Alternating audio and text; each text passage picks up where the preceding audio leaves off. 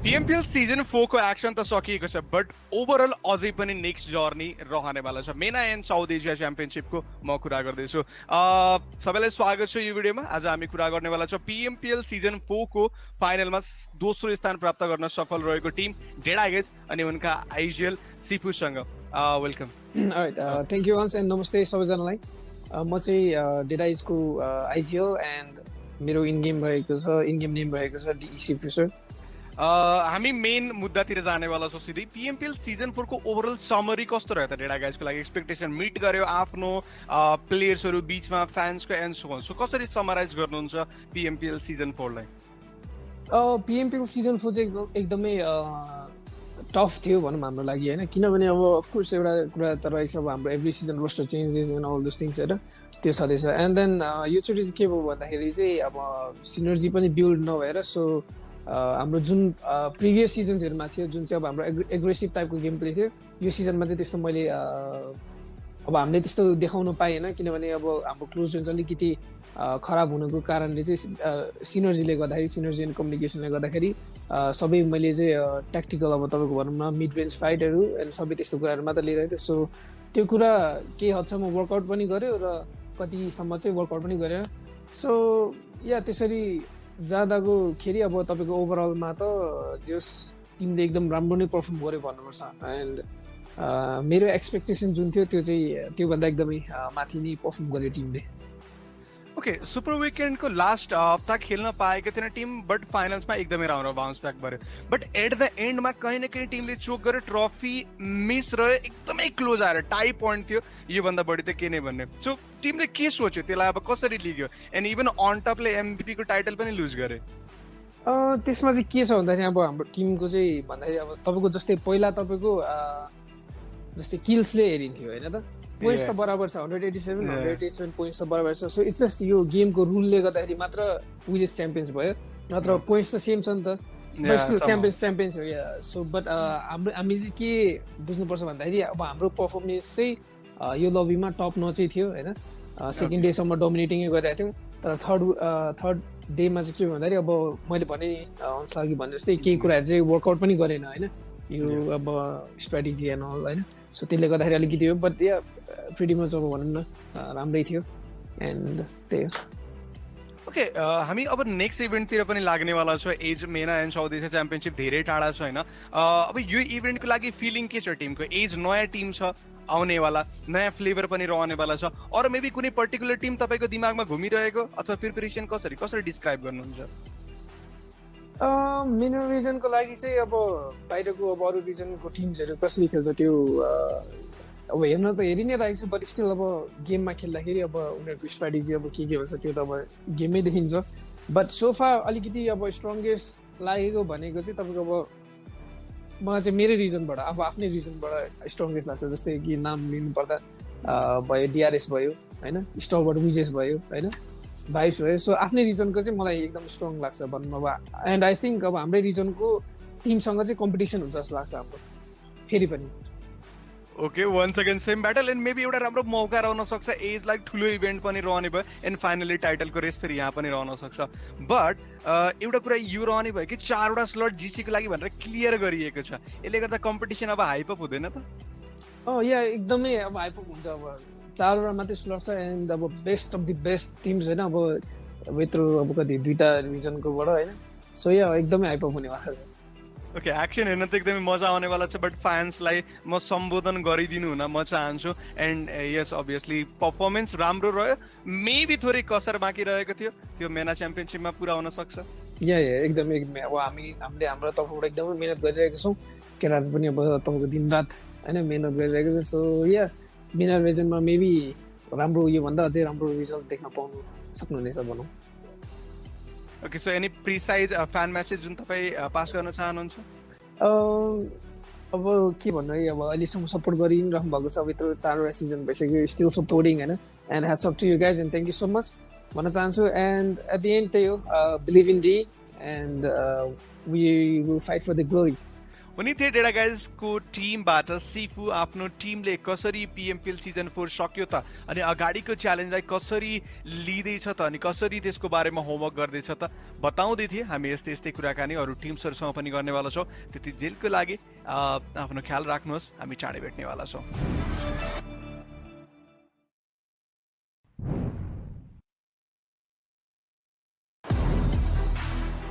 Hello everybody, फेरि पनि स्वागत छ। मेना एन्ड साउथ एसिया च्याम्पियनशिपको लागि टिम्सहरू रेडी हुँदैछन्। त्यो मध्ये एक टिम हामीसँग आज सानो चिट च्याट सेसनको लागि रहनेवाला छ। कुरा गर्नुपर्दा मसँग छन् आज साउथ एसियाको सबैभन्दा कन्सिस्टेन्ट टिम DRS गेमिङको आइजिएल माफिया निन्जा। स्वागत छ। धन्यवाद। ओके, म कन्भर्सेसनलाई सिधै बढाउन चाहे अगाडिपट्टि PMPL सिजन 4 को ओभरअल जर्नीलाई चाहिँ तपाईँ कसरी समराइज गर्नुहुन्छ? के तपाईँको एक्सपेक्टेसन मिट भयो या केही कसर बाँकी रह्यो त? अब एक्सपेक्टेसन मिट त भएन भनौँ, किनकि फाइनल जित्न सकेन, तर जित्न सकिन्थ्यो। जस्ट हल्का आफ्नै गल्तीले गर्दा हारे भनौँ न। त्यही भएर अब त्यही एक्सपेक्टेसन चाहिँ मेना च्याम्पियनसिपमा मिट हुनेछ भनौँ। ओके, सो मेना च्याम्पियनशिपकै म कुरा अगाडि बढाउन चाहे। नयाँ रिजनको नयाँ टिमहरू आउँदैछ, केही पर्टिकुलर टिम तपाईँको दिमागमा घुमिरहेको छ और तपाईँलाई के लाग्छ साउथ एसिया टिमले नै डोमिनेट गर्छ या मेना टिम्सहरू पनि आएर उत्तिकै कम्पिटिसन दिन्छन् त? अब त्यो त तपाईँको टुर्नामेन्ट आएपछि पनि थाहा हुन्छ है कसले डोमिनेट गर्छ भनेर त। तर अब जित्ने चाहिँ हामीले नै हो। यसपालि चाहिँ गल्ती गर्दैनौँ हामी, जुन PMPL फाइनल्समा गऱ्यौँ भनौँ न। ओके, लगातार गल्ती भएको छ होइन र? इभेन्ट वाइज कुरा गर्ने भने PMNC, त्यसपछि PMPL एन्ड देन अब मेना च्याम्पियनसिपमा गल्ती गरिँदैन भनिएको छ। फ्यान्सहरूले कसरी बिलिभ गर्ने DRS गेमिङको स्टेटमेन्टलाई? बिलिभ त उनीहरूले यतिकै नै गर्छन् होइन, किनकि अब फ्यान्स त हुन् होइन। अब पहिलेदेखि सपोर्ट सबको छ। अब जहिले जित्न पनि सकिन्न नि त, जहिले जितिराख्यो भने मजा नै आएन। त्यसैले हल्का मसलाको लागि पनि कहिले हार्नुपर्छ। यसपालि हामी जित्ने हो। Okay, interesting statement. म थोरै इन्डतिर जान चाहे। अब आउँछ ग्लोबल च्याम्पियनशिपको कुरा, but DRS gaming already qualified रहेको छ ग्लोबल च्याम्पियनशिपको लागि। सो मेना जुन इभेन्ट हुँदैछ मेना एन्ड साउथ एसिया च्याम्पियनशिप, यसमा केही नयाँ कुरा एक्सपेक्ट गर्न सकिन्छ? जुन प्रिभियस एग्रेसिभ DRS थियो त्यो देख्न पाइन्छ कि केही झलकहरू? अब त्यस्तो त अब सधैँ त्यो टुर्नामेन्ट आएपछि थाहा हुन्छ होइन, तर सकेसम्म धेरै पैसा जित्ने हो यसमा पनि। अब त्यसको लागि फर्स्टै हुनुपर्छ भने फर्स्टै हुने हो, धेरै पैसा जित्न, त्यही त हो नि। ओके, सो PMPL मा पनि म्याक्सिमम प्राइज पुल निकाले भनेको थियो and then maximum second dinner निकाल्न सफल पनि रहेको थियो। सो म यो कुरामा चाहिँ थोरै क्रेडिट दिन चाहे DRS गेमिङलाई। सो एट द एन्डमा फ्यान म्यासेज केही पर्टिकुलर तपाईँ दिन चाहनुहुन्छ भने एज अभियसली DRSले धेरैको मन जितेको छ and then back to back टुर्नामेन्टमा आफ्नो डोमिनेसन देखाइ नै रहेको छ। सबैजनालाई धेरै धेरै धन्यवाद अहिलेसम्म सपोर्ट गरिदिनु भएकोमा। अस्तिको टुर्नामेन्टहरूमा मन जित्यौँ, अब यसपालि चाहिँ टुर्नामेन्ट जित्ने हो। तपाईँहरू हामीलाई सपोर्ट गरिदिनु होला यो च्याम्पियनसिपमा पनि। Thank you. सो उनी थिए DRS गेमिङका leader IGL mafia Ninja. पुरै नै कन्फिडेन्ट देखिँदैछन् यो पालि त ट्रफी आरामले जित्छ हामी पनि एन्ड धेरै इन्ट्रेस्टिङ बोल्ड स्टेटमेन्टहरू पनि दिँदैछ। होपफुल्ली यो एक्सन देखिनेवाला छ मैदानमा पनि जब एक्चुअल इभेन्ट सुरु हुनेवाला छ मेना एन्ड साउथ एसिया च्याम्पियनसिप। हामी यस्तै यस्तै कुराकानी इन्ट्रेस्टिङ सेसनहरू लिएर आउनेवाला छौँ। त्यतिन्जेलको लागि आफ्नो ख्याल राख्नु होला।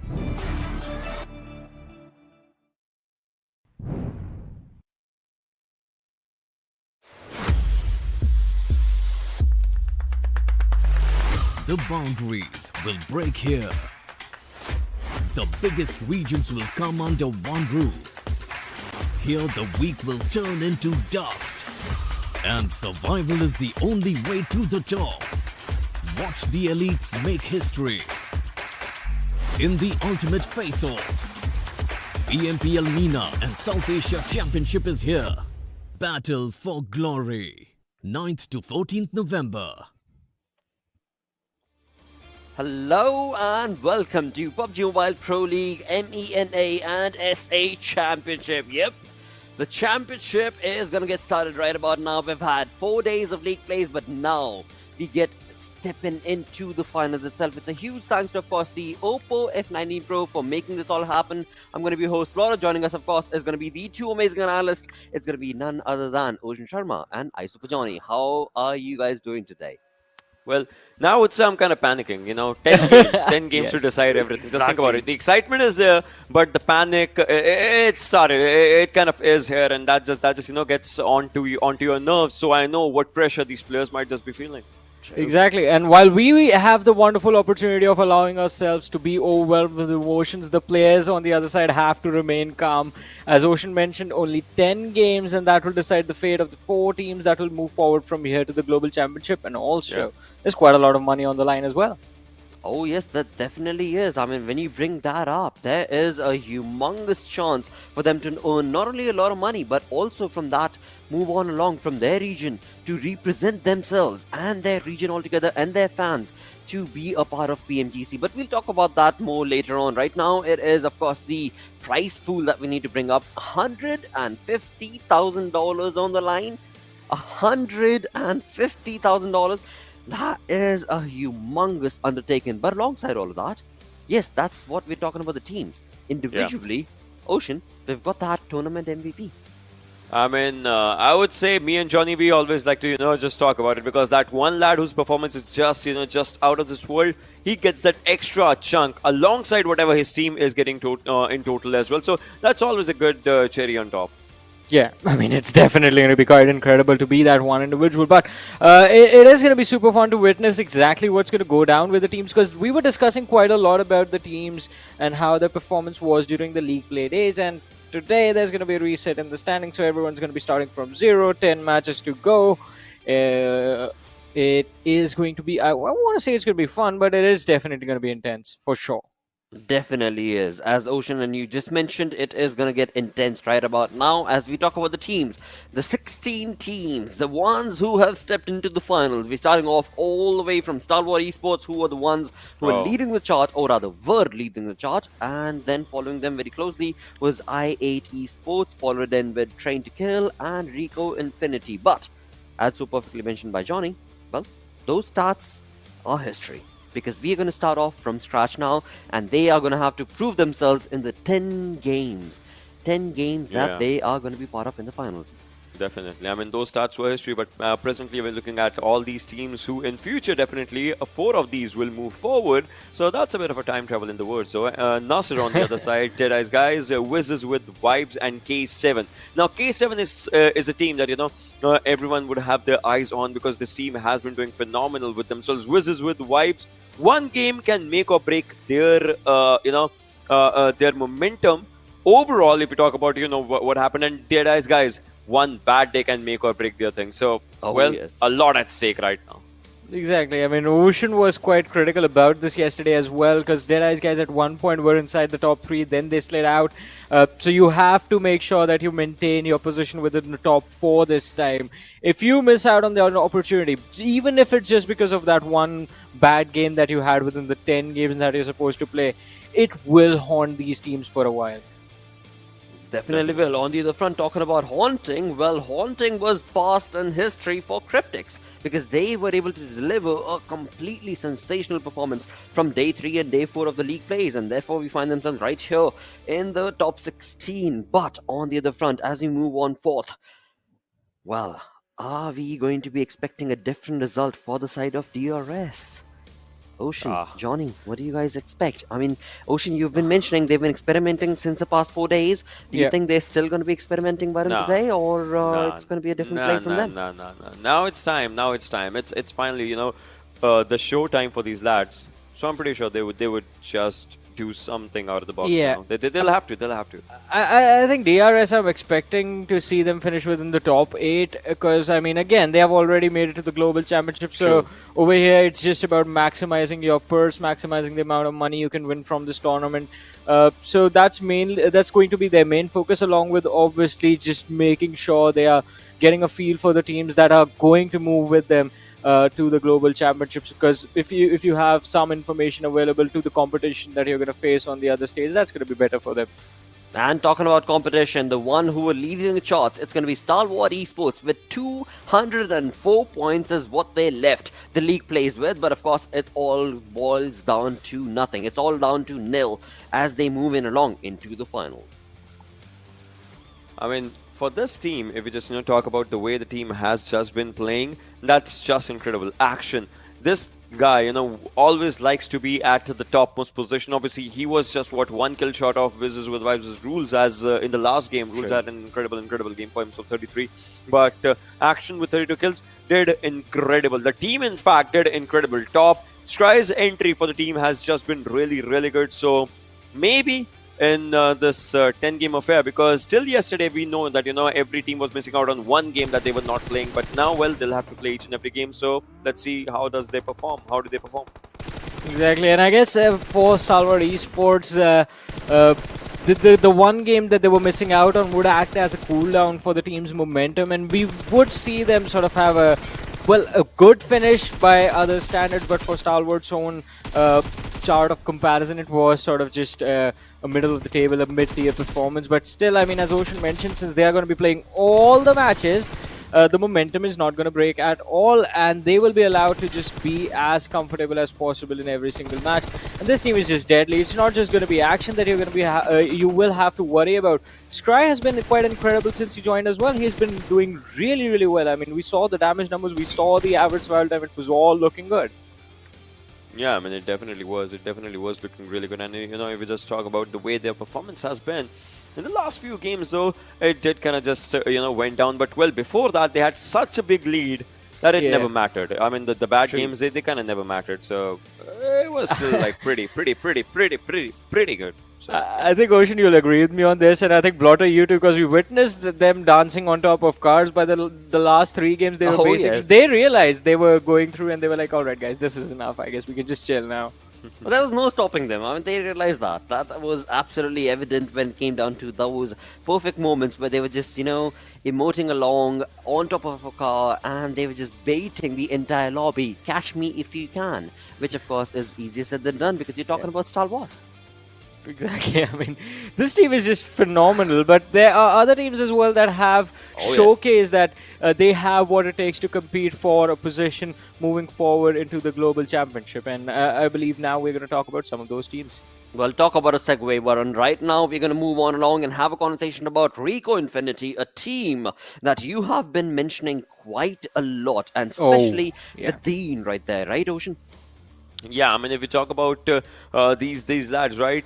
So Anas has been doing really good. Skitan has been doing really good. Prestige has been doing amazing. Fidan, I mean, these lads have had an impact, which I won't say, obviously it's not phenomenal as of now, but it's incredible enough for them to make up their marker right now. Obviously, it's all about the pressure that they just take on themselves. So yeah, it's good because look at this, right? We see a variation from 16 minutes of survival time to 20 minutes of survival time. We see a variation just coming down on all these players of only one team, right? So it just shows that the impact that they're creating, it's kind of in the mixes, but well, more or less, it's a good one.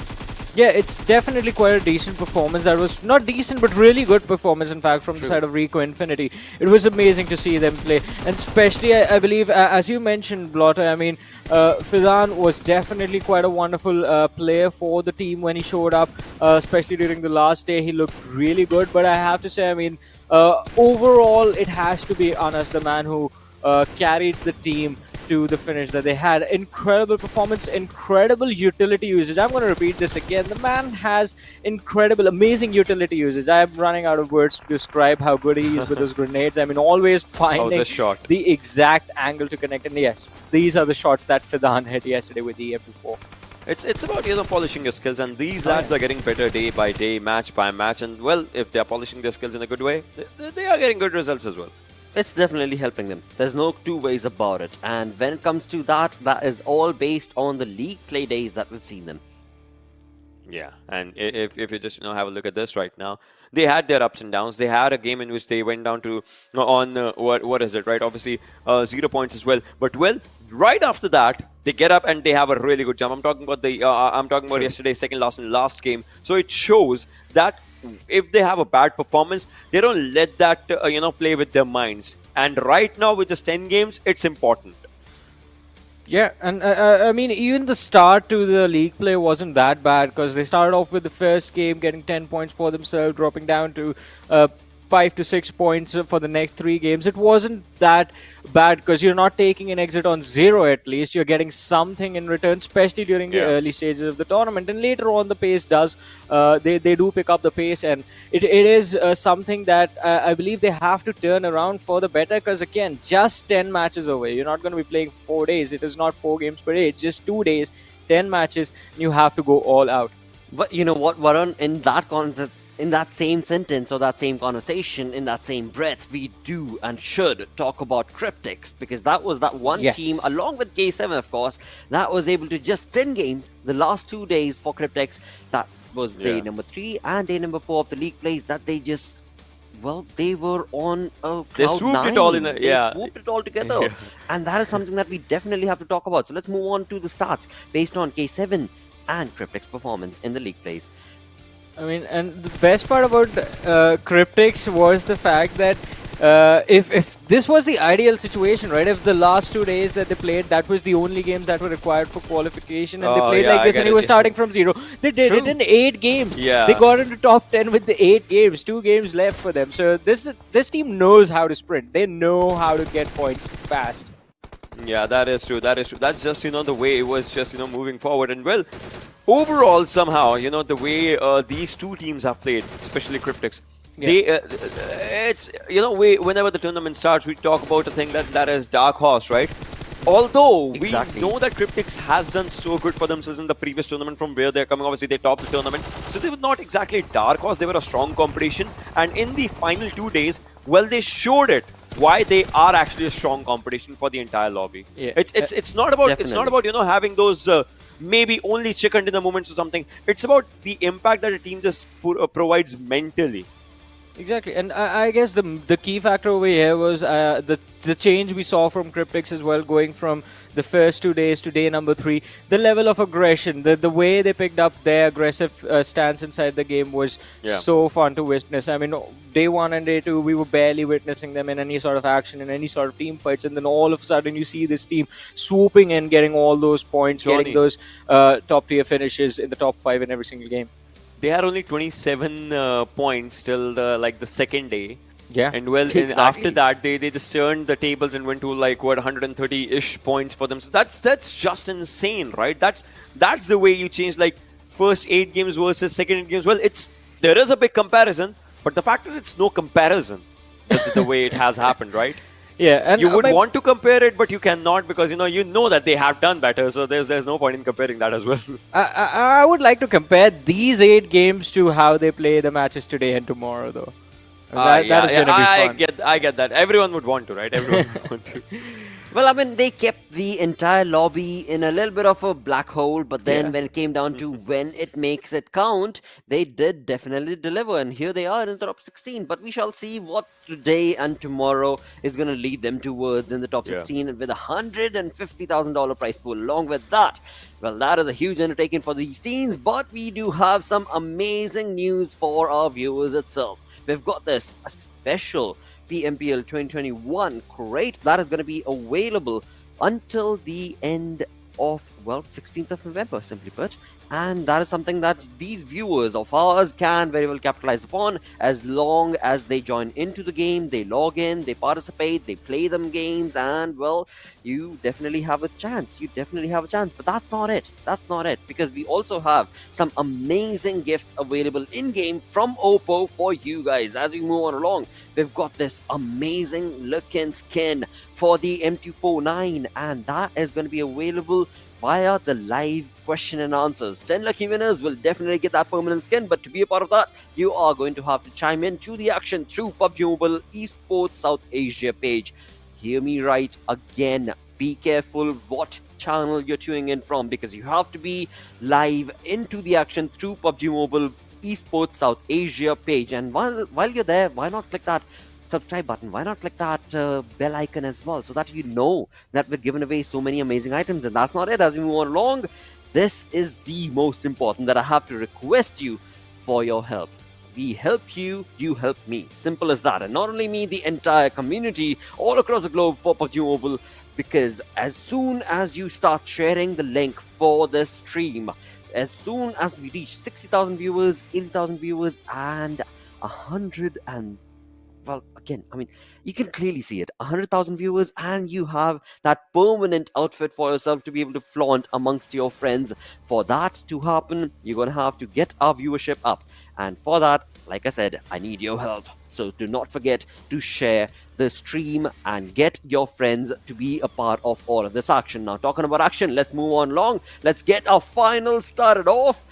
And it is time to bring up the schedule, where we've got 5 games for today, 5 games for tomorrow, in total 10 games, and these teams are going to start things off on Erangel. Top 16 teams, well, they've done whatever best they could in the league plays, but now the top 16, there's no two ways denying it, there's no groups. They are going to have to bring their level up, and for that, I'm going to have to ask our analysts, what is your anticipation? What is your prediction going to be? All right. I'm gonna pick I8. I want to see this tournament being theirs. I want to see this tournament be this team's. All right. That's I mean, that was supposed to be my pick, but since Ocean has taken my pick, I'll take his. I'll go with Stalwart Esports now.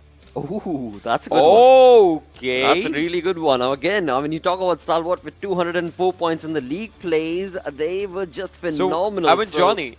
Yeah. Both of us are playing safe, just picking the top 2 it's teams the start. yesterday. It's the start, Ocean. It's the start. We'll spice things up. Yeah. Yeah, that's true. But I would personally want to see, how I8 plays, because a lot rolls down on the shoulders of these lads. And Stalwart as well. I mean, talking about these 2 teams, right? Both of them, if you talk about it, military base is where they start off. Yes, military, like the Southern Island is where they start off. And well, from there on, they roll in a really good fashion. Talking about I8, 43 kills, Stalwart 57. We know obviously the lads have been just incredible when we talk about it. So yeah, it's looking brilliant for the lads.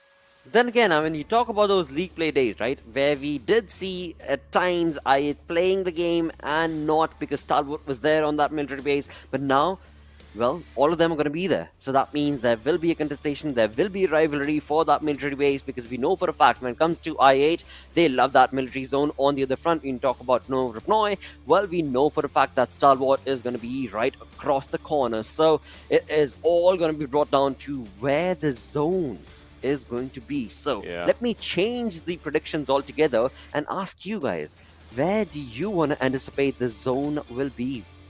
Surprisingly in this tournament, Johnny, you'll agree with me on this one thing. We've seen a northern circle, we've seen a southern circle, we've seen a circle around Shengal. We haven't seen a circle around Gatka somehow, though. I would want to see a Gatka circle. We haven't seen that zone. I knew you were going to mention that. Gatka, Ferryfair-ish zone. To be fair, I agree with him. I mean, Gatka circles are going to be they're going to be slow in the early stages, but it's going to be fun to watch how these teams, especially with the aggression I8 and Stalwart have been displaying inside the game, how are they going to take those challenges? Yeah.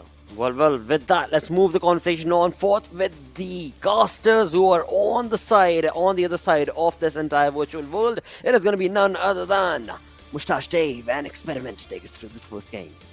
Thank you so much, Blotter. Lovely seeing you boys there on the analyst desk. Well, Dave, we've made it. We're at the end game. The league finals are finally here. How are you feeling today, mate? It's going to be an epic day for PUBG action. Yeah, I'm feeling good, man. 10 games, leaderboards, clean, fresh, 0. All these teams on a even level playing field now. Hopefully, they learn some decent lessons during the league stage, and they are prepared. They are tight. They are ready to go here today, because you got to start strong here, XP. You got to start strong, because again, you're not going to have any second chances. This isn't the league play where you have 4 days to do whatever you want to do. You just have 2 days to basically show the world what you are made of. And well, 16 teams have made it across. Unfortunately, Dave, we did have to say goodbye to 4 teams, but I'm sure we'll see them in the future. Yeah, Yala. One of the teams I was hyping up, it seems like they just didn't make the cut.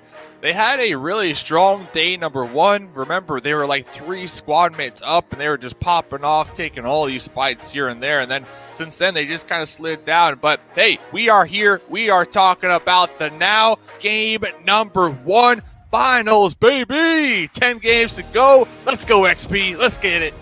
Well, we're kicking things off with Erangel, ladies and gentlemen, as we are going to be in the skies. But before anybody jumps out, a little birdie just came and told me that, wait a second, we're going to have to go back to the lobby because, well, there seems to be a little connectivity issue which has definitely been fixed. All the players are going to be coming back on your screens shortly. But again, Dave, I mean, you know, all these little minor technical issues aside, it is a big, big day for a lot of these teams. Now, out of the 16 that are playing, we already know 2 of them, they've already booked their slot, they booked their berth for the Global Championship. However, we still have 4 slots up for grabs. And again, it's going to be a dog-eat-dog world out there. Everyone vying to get that little ticket, the golden ticket.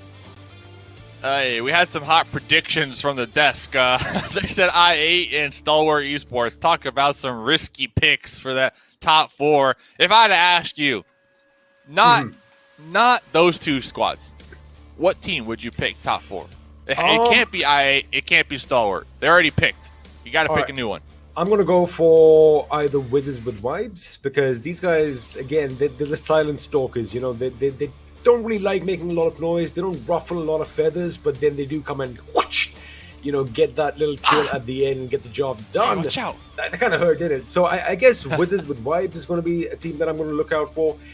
Deadeye's guys, maybe if they just keep their composure about them this time. And not that I'm saying they haven't been a consistent team, but just a chicken dinner or 2 could propel them to greatness.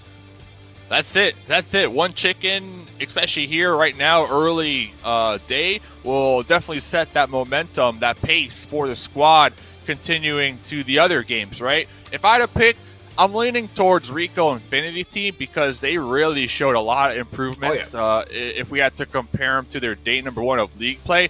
But you know what, XP? That's who I would have picked. But if you recall, I'm the conductor of the hype train, man. I'm on the train. I'm going for Cryptics top 4. I need to, dude. I'm still... Hey, leaderboard 0, all right? Cryptics, where you at? Today's the day. I still got you in my top 4. Now, here's the thing, though. I was going to bring up Cryptics next, as it is, because we kind of seen one thing that, especially towards the end of the league stage itself, they were thriving. And, dare I say, they love thriving under pressure. Now, of course, there is going to be that pressure right from the beginning, but I wonder if they have another characteristic slow start as they did a couple of days ago.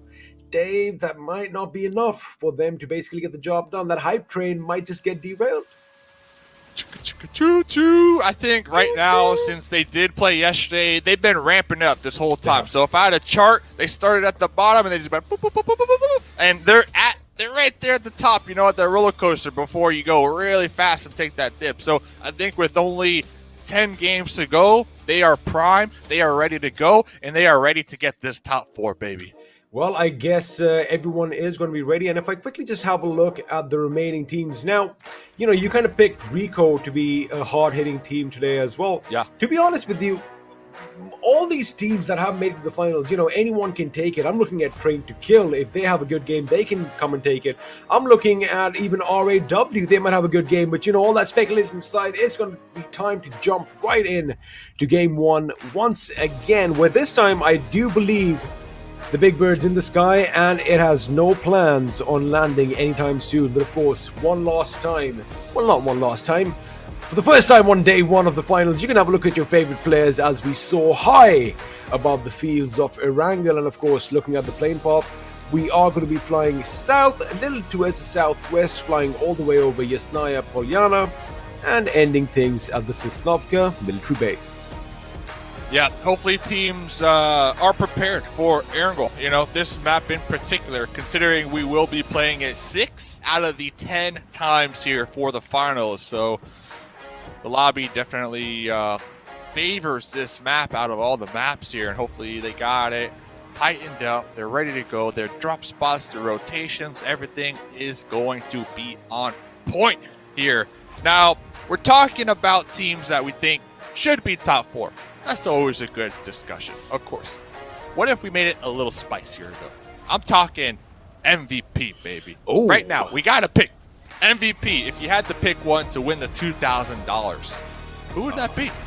Well, I mean, I'm pretty sure you're not going to give me a chance to, you know, let the first game get done and dusted. I got action. All right, you got action? I got crypto. Yeah. I got crypto then. I guess we gotta go that path. And if you're gonna pick someone from Stalwart, I gotta pick someone from I8. That's just how this world works. And well, the first circle is gonna be an interesting one, as it is gonna be a little bit down south. We have the entirety of the military island in the circle, and of course all the teams jumping around are going to be a happy bunch. But what kind of pops out for me right now is that Fate Esports are going to be joining two teams on the military island as well. Of course, I8, we've seen them at the military base time in and time out, and Stalwart Esports, who love heading to Novo. This could be interesting because I haven't really seen something like this before as far as Fate is concerned. Maybe they have something up their sleeve, Select. Heck yeah. Heck yeah. Game number 1, man. I'm feeling it, dude. I'm excited. And especially with the zone, we got about 50% on Erangel. And then, of course, the entirety of military base will be favored here. So if we can get a nice little southern zone shift, oh, yeah, baby. That's going to be looking mighty good for STENI8. So I'm picking Action for my MVP. That's kind of, it's like an easy pick because I was looking at the numbers. Action, second place with total kills for the league play. But the thing that stood out to me, they had over 8,000 damage. Oh. I'm like, whoo, I had to double check. I had to rub my eyes. I had to splash some water on my face because I was like looking at the other numbers. Ahead of them, it was Rules from Wizzes, who got that number 1 spot, 35 kills with 5,000 damage, right? So first place from league play got 5,000, but you got 8,000. We'll get back to that here as we're getting some action here. M249, some pre-fire shots on a Sinister. A1 Esports also, I mean, they did kind of scrape through towards the end yesterday, but right now, I8's Uzum, again, I love the fact that it's a clean slate for everyone. We are down to 0, so basically, may the best man win over the course of the next 2 days. But A1 Esports' Sinister is playing a little dangerous game. He did go past I8 just moments ago, but right now, Ragnarok from Fate Esports does hear the enemy coming in, and I'm pretty sure as of this moment, Sinister is oblivious to the fact that his movements are currently being monitored, and at any second, if he's out in the open, he might just get shot at. And unfortunately, Ragnarok's weapon was on single fire. That AKM is not going to be rattling off bullets as we expected it to, and as a result of which, the M762 does a bit more work. Down goes Ragnarok, and looks like that was not in his fate here, Dave. That was an ouchie. Yikes. Yeah, yikes. Hey. A1 Sinister definitely catching a big time break right there, right? Because you're running in the open, you got an AKM locked on you. You would assume, hey, that's it. You know that, yeah, you're done. But definitely catching a huge break right there.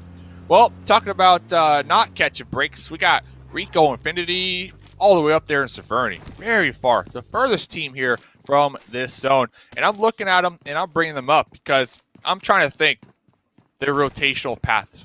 Where are they going to go? Are they going to go towards Runes, where they might clash with Cryptics, or are they going to go near Yesnaya, where they might clash with DRS? So Rico Infinity, they're going to really need to be aware of their surroundings to make sure not to get gatekept here in this zone.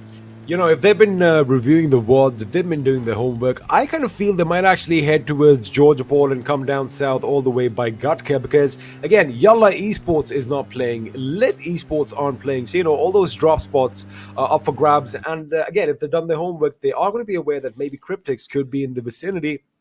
But, again, that Western Front looks like the right path for them to choose right now. But again, R8, I mean, Rico, these boys were kicking off yesterday with Anas especially, you know, leading the charge for his team, dishing out a lot of damage, making sure they play as a tactically sound team. So I do expect big things coming in from them. But now, as the circle is going to shrink in due time, teams are going to be coming in, but I do expect a little skirmish breaking out at Milta because we do have 3 teams really close to one another.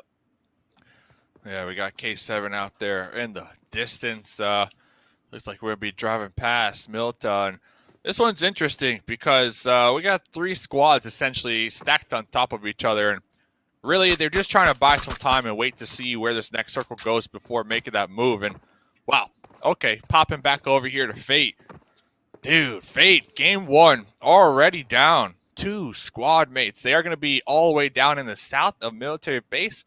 So if you're Fate right here, right now, I think the goal, honestly, XP, and I want to get your take, I think the goal is just to, like, remain undetected, don't take any fights, just be underneath the radar and go for those placement points. Like, that's all you can do, because for me, with only 10 games here, I don't think you can afford a lot of games where you get 0 points. Maybe two. Maybe two. I don't even think that. I think maybe one, if I'm being honest. You can only get one game, 0 points to have that chance. Because remember, we're looking for teams to get top 4. Top 4. Like, you need to get points every single game if you want that to come true. That is correct. It's going to be a fourth of the teams that, made it to the finals. It's going to be going forward. But right now, I'm going to come to your point because Seth is going to be holding his own right now as K7 are going to be pushing in. Now, Hojuan and Wanwo are going to be going up the steps. A little preemptive grenade let loose over here. Almost getting the job done. But right now, it looks like he spotted someone out in the distance. But again, he's going to get engulfed by all sides. K7 is like a pack of wolves out on the prowl right now, basically devouring the enemy, and all Cotton can really do is just look on helplessly as his teammate Saif has been pretty much put down under. But again, K7, a different kind of aggression on display right now. They are, to be honest with you, I get it that it was only one person in the house, but again, they are playing as a tight-knit unit.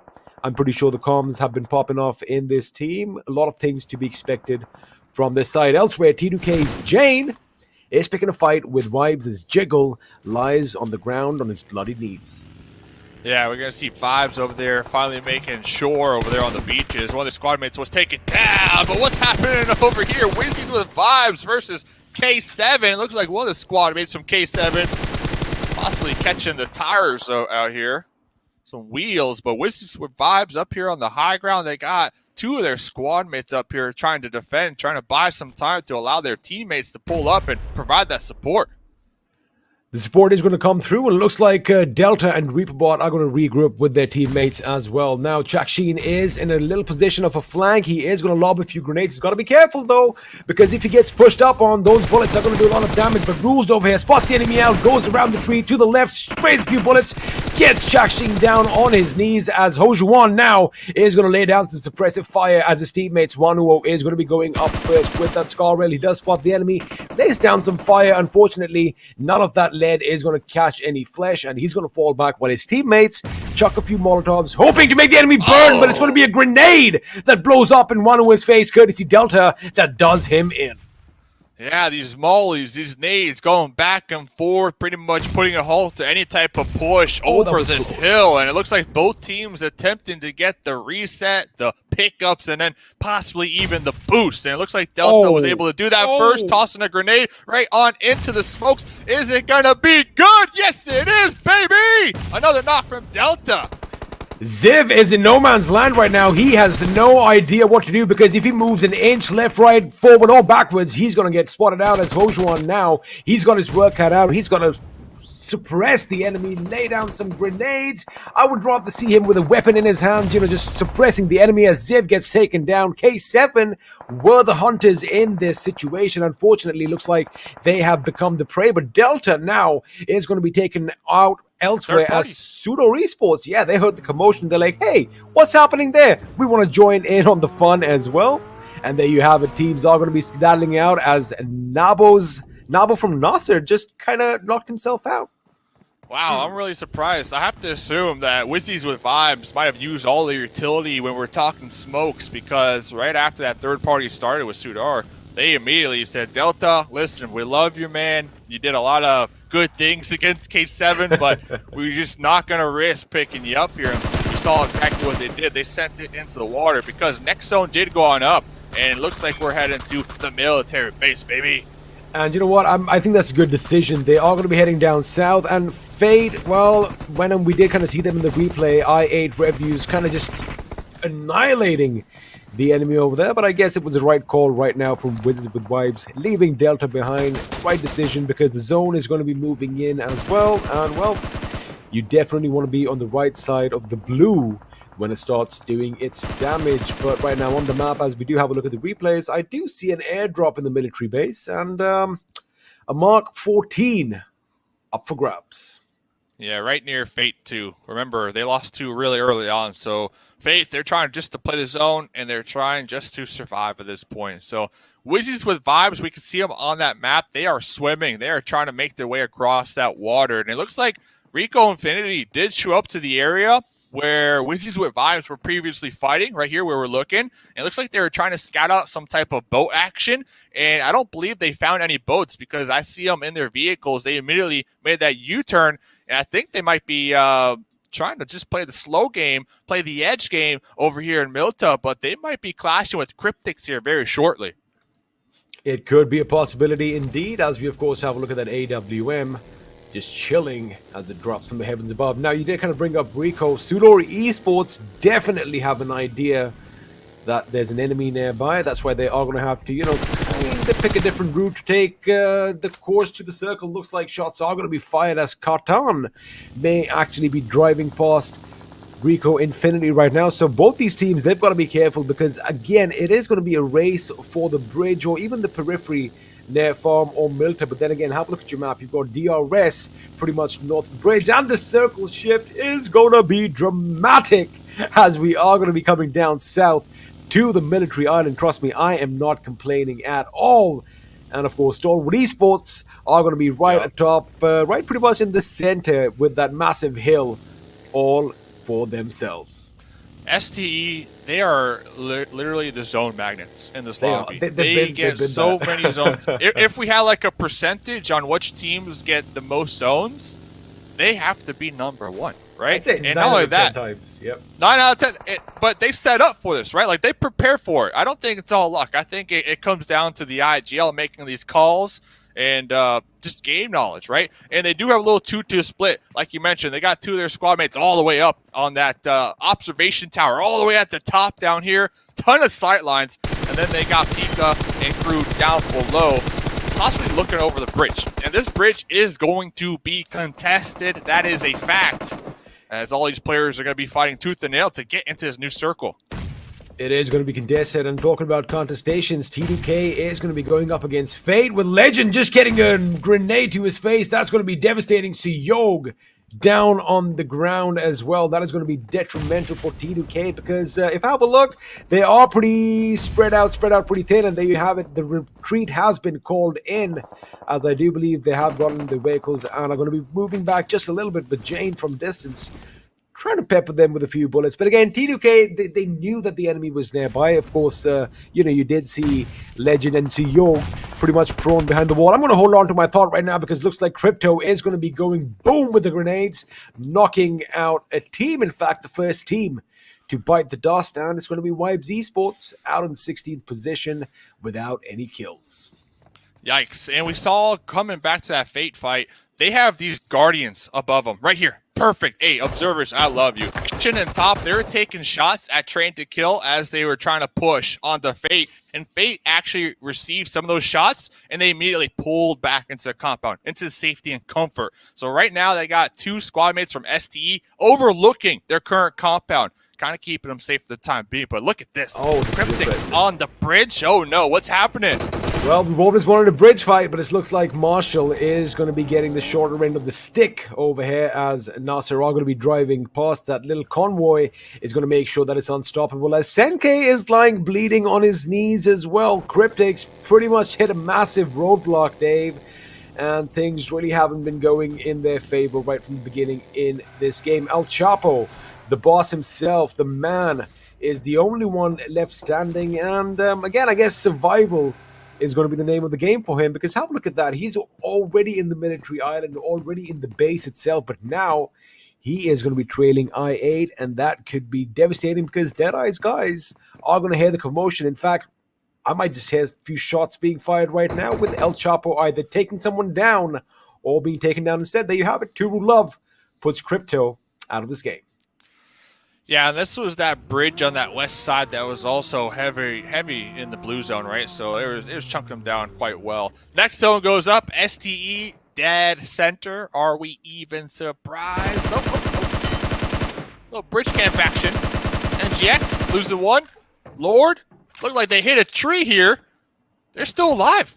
Oh, blue zone taking them out. Yep. blue zone's going to take them out, but now Batika is going to go down to the blue as well. He knows it, but he does manage to take a kill with him. He did. No, the blue zone just comes in and annihilates everyone, claims their lives for its own. Now, T2K, we did see them, Sandesh and Jane, a two-man squad in no man's land right now, because at one end we've got A1 Esports, although Sinister is going to be on his knees. 6ix9ine boy could still be a thorn on the side, because elsewhere reinforcements are going to be coming in. That was a timely revive over here. I thought Sinister's done for, but no. Dante is going to be there for respite. But Jane, on the other hand, Dave, things are not looking good, because DEADEYES guys could possibly be using him as bait right about now. Yeah, and right now what we're seeing is a lot of teams that decide to rotate late to military base. They're being punished hard, and it's really benefiting those teams that decide to hit up the island early on, right? Because they have a nice position, they have a nice spot to defend, and they are set up to take out these enemies on their rotations as they try to deal with these challenges here. Talking about that, I8 on the high ground, one of the teams, they dropped military base, they're set up pretty fine, and they're going to be overlooking those foothills that DEADEYES are trying to scale their way up, and we can see just so many players getting picked apart right now on this west side.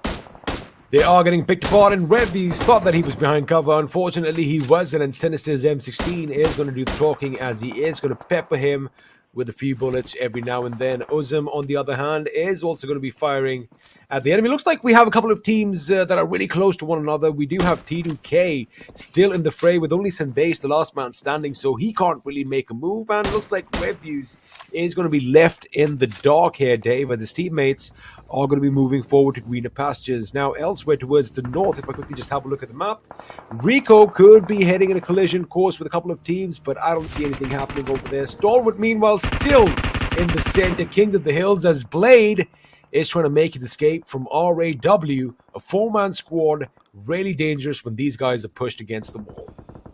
Raw out here, man. Raw snakes in the bush. They're all just snaking it right here, and for good cause, because they're going to be down here in the south. They have a nice position. Now, I'm just looking at the map here. Wizzes with vibes, pulling off that fight early on and deciding to swim across the water.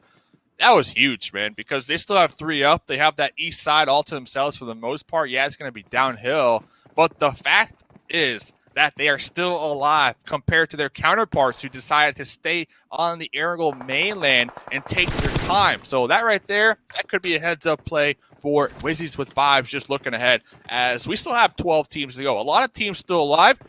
And for a third circle, XP, Stalwart, you can have it. Okay, yeah, we love it.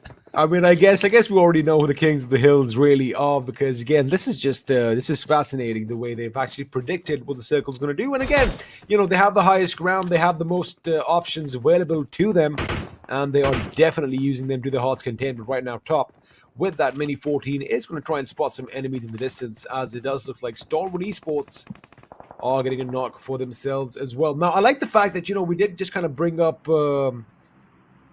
wait, I forgot. Wizzes with vibes. There you go. You know, all the teams that had that skirmish in Milta, Dave, are still alive, although a couple of them just have one man standing. I'm talking K7. I'm talking SUDOR Esports. They did make it, although they did lose a lot of personnel, but right now it does look like RAW is going to be coming under fire. Elsewhere, DRS's AJ finally making some noise as SUDOR Esports come under heavy, heavy fire, while Stalwart Esports are going to open up on the DEADEYES guys.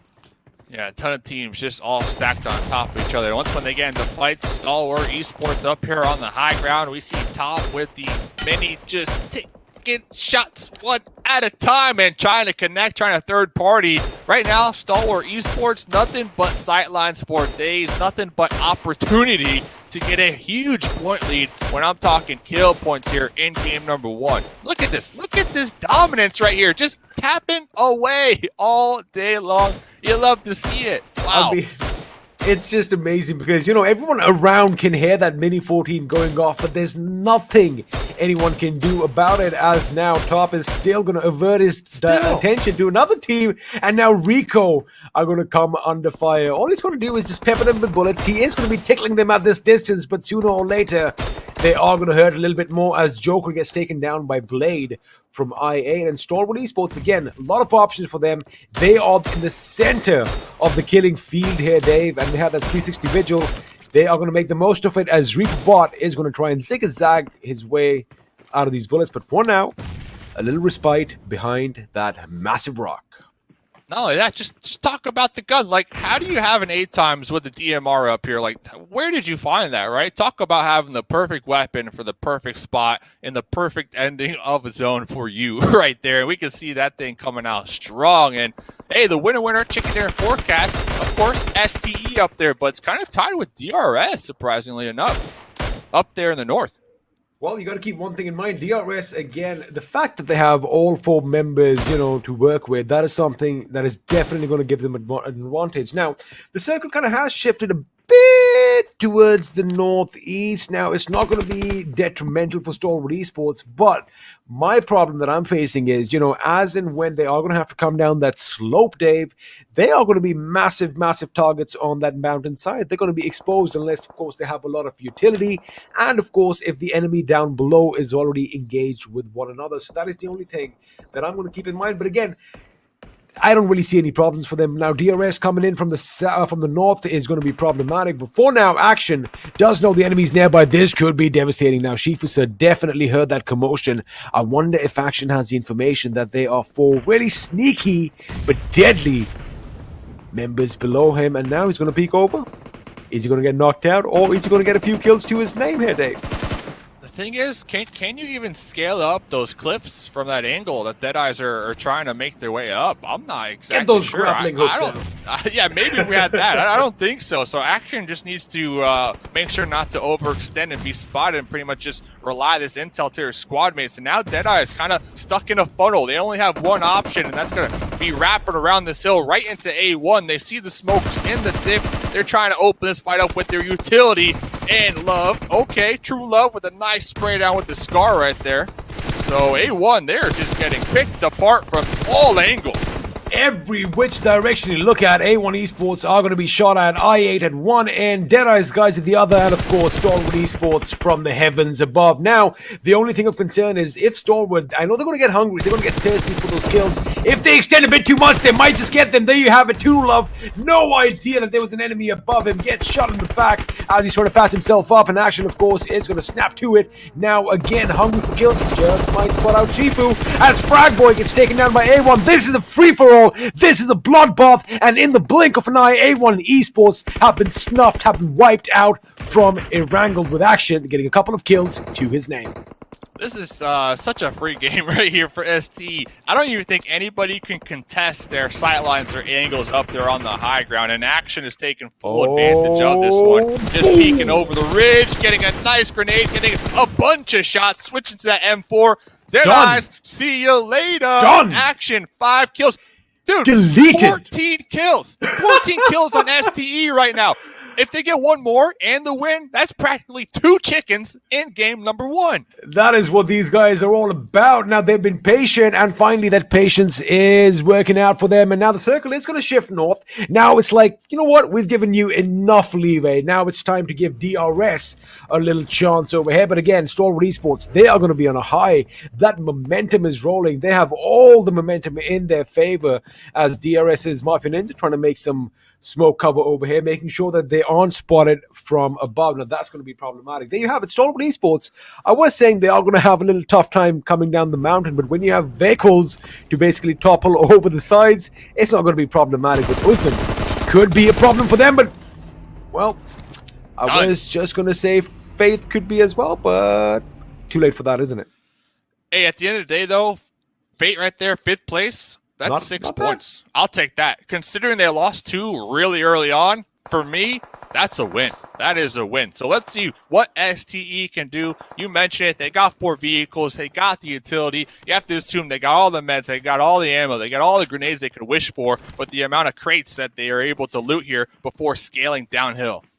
Now, if you have a look at the position, if you have a look at the terrain, DRS, although they have the circle, they don't have an outright advantage over the terrain because they are going to be on the slope. And again, when you are on the downslope, you are going to be exposed, and it's all going to be who can aim better, who can be more accurate, and who can shoot quicker.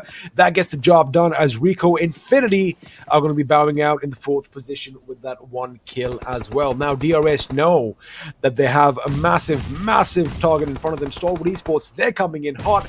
Uzum is still alive in the distance. However, he's not going to be making a peep right about now. But of course, he has been spotted out. The blue zone is going to do its damage. And knowing Uzum, he's going to go out with the fight.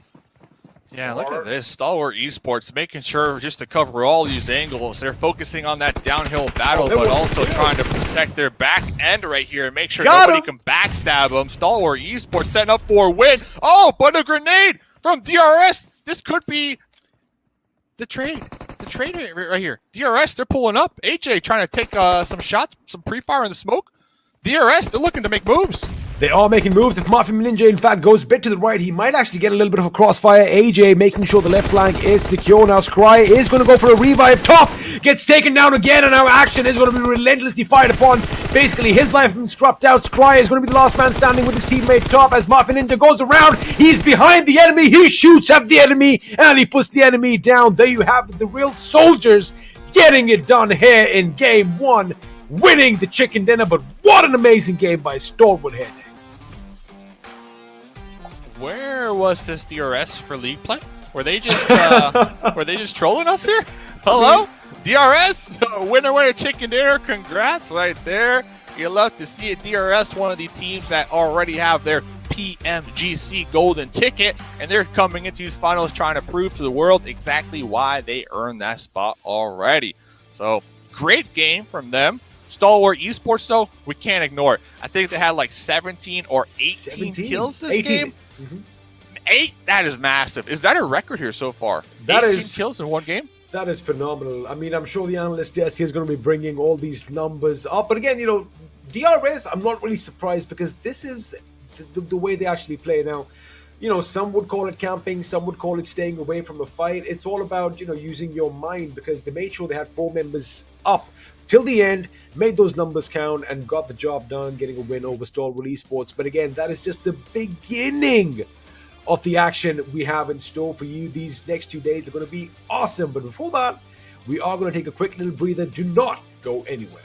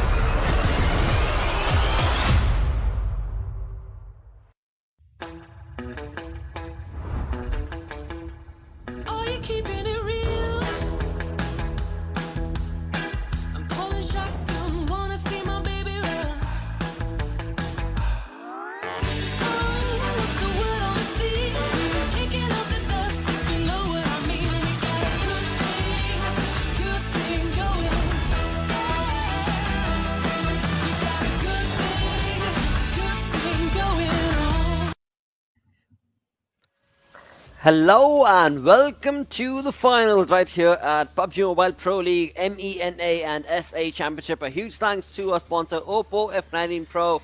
But what a game this was. I mean, we were talking about Stalwart, we were talking about I8 and the zone. Well, they were just handed it. I mean, definitely what a game it was. I'm What a wearing game this to for a start reason off. now. What a game to start off the day, right? True. Definitely. Everything, as Blotter, I guess, brought the things in question to perspective. The zone, Stalwart Esports, DRS coming in a little bit late. And Ocean, we were questioning this, right, during the league play days. Well, DRS exiting their drop location a little bit earlier on. This time they took their sweet time. It was a standard DRS that we saw, and they did, in fact, get the victory. But MVP from Stalwart Esports, it's going to be top 9 kills secured, 1,688 damage. By one guy. By just one person, exactly. Yeah, and with the 9 games remaining, 9 kills by this lad, I want to see someone go to the double digits as well, right? That's where my eyes are going to be if that happens. But his own teammate, so look at this, right? 1688 by this lad, then 1020 by his own teammate. Talk about the overall damage that their team would have had in the charts. And well, after 9, 6, there's Muffin Ninja with 3, Trula with 3, Batika with 3. So good multiples of 3 coming out here. 2,708 damage just by 2 people. Yeah, by these two. That's what I'm saying, right? Obviously, so Scree also had one finish on I8's last lad with that molly. So obviously they have had the numbers. But talking about this one, 3405 versus 1244. This shows the dominance that Stalwart had in this game, to be honest, and the 7-point lead already. I get it. DRS had a chicken. But the lead, it's with Stalwart. That one high area, that higher area that they had, and the communication, the call-outs that they would have been just giving out in the fights. Think about it, right? The covers, the person who's just being a support player, the flanker, everything being done really good by Stalwart. Well, at the end, though, the chaos, their own chaos, took them down. Exactly. I mean, not even their own chaos. I believe there was this one evil guy from DRS known as Gyalson. You might have heard his name. Has lifted a trophy or two in the past. His flank was what broke Stalwart apart. Because the attention, exactly. Because he went in from the right, and Stalwart Esports were caught completely off guard. After which Mafia Ninja was able to capitalize quite nicely. But look at the difference. Only 2 nade kills. Yeah. Only 2 nade one kills. is Crypto and Action, because these two lads always want to compete with each other somewhere. So there it is. Yeah, definitely. There Absolutely. it is. Wow. But we move on to the match rank, and well, we do know who got the chicken dinner, but the 18-kill start of the finals for Stalwart Esports, 30 points to their name. 7-point shy is going to be DRS, and then slightly off balance is going to be I8. Somehow I'm happy. As of now, I get it. It's just the first game. There will be a lot of changes. But somehow what I feel is these were kind of the names that I wanted to see in top 4 right off the beginning. Just think about it, right? DE, we were talking about this team, right? Top 4, that's important for DE. They are in top 4 right now. I8, well, this is what we were talking about, right? I8 should be there. Stalwart, well, obviously their gameplay shows it. DRS, well, they are there. That means if they are there, obviously the 5th team will be getting it by the end of the 10 games. But right now, Cryptics, well, what is it? That's my question. Is it going to be like, staying a bit calm today and then maybe coming back tomorrow? I don't know, but well, tomorrow will it be too late? So, true. On the other front, of course, there's going to be also Nigma Galaxy, another team that was not able to outshine the competition in this game, but maybe again they might just do so. GC. But before we talk about all of that, they've already been confirmed for the PMGC. But before we talk about all of that, let's move on to the rotations that were made from these teams through the zone analysis. Yeah, if you're just talking about these rotations and all, so you already see out here, this is DRS, right? And this is Stalwart. And Fate and A1, like these teams kind of surprised with those early rotations, to be honest. Because, then they actually just read it out that, the circle's going to go south and that's important. But as soon as circle shifted, not this one though, this is kind of still an ugly circle because obviously everyone's just here and there. But after this zone, as soon as this happens, this is a cue for a lot of teams, right? I8, they always like to stay on this side. Again, they were outside the zone, if we talk about it. Well, Stalwart, they had a really good upper area advantage for themselves. They got a lot of confirmation.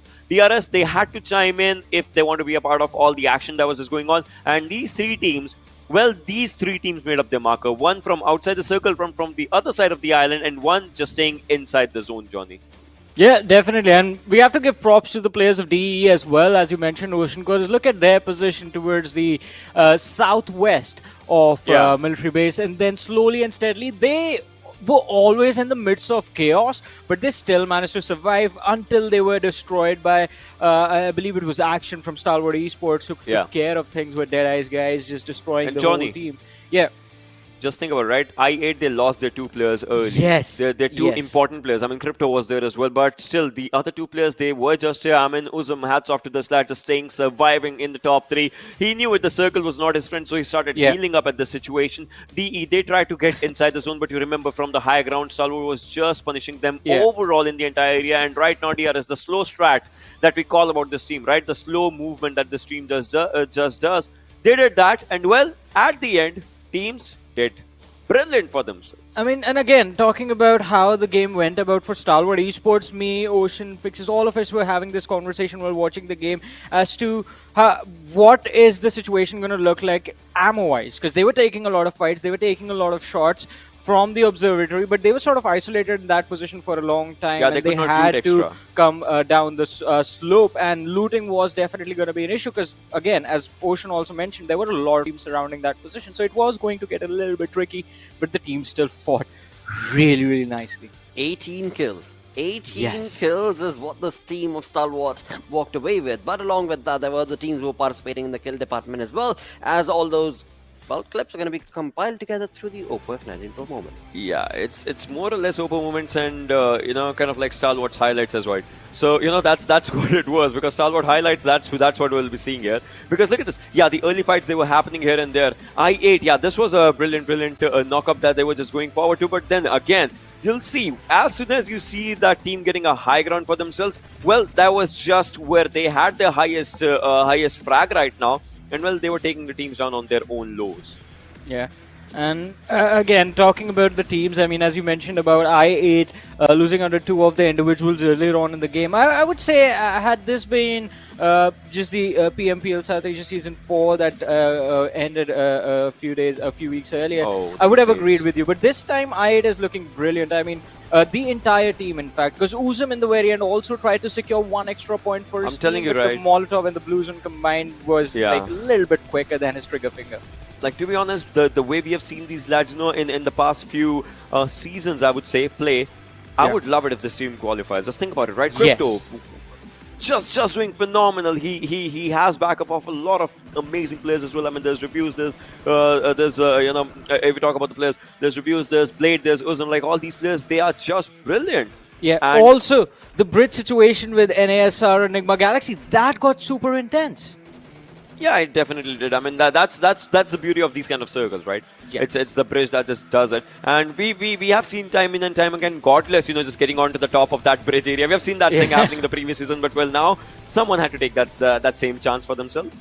Yeah, and it was the lad from DRS. But talking about DRS, had an incredible run throughout the match. I mean, the rotations were looking so clean.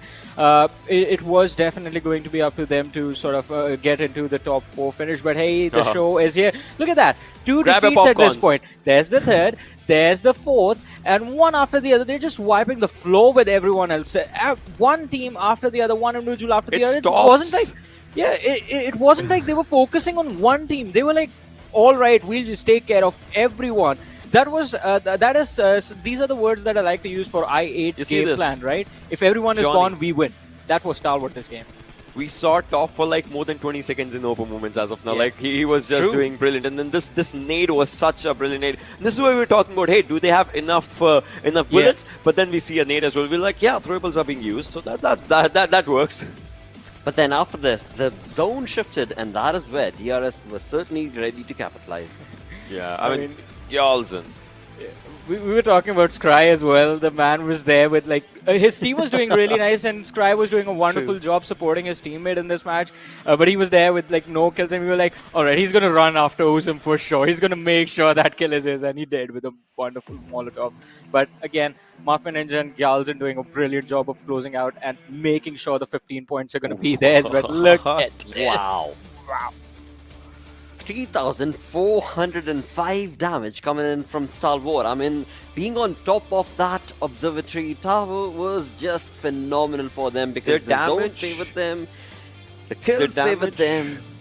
It's 2.6 times higher than DRS's damage, almost. Just think about it, right?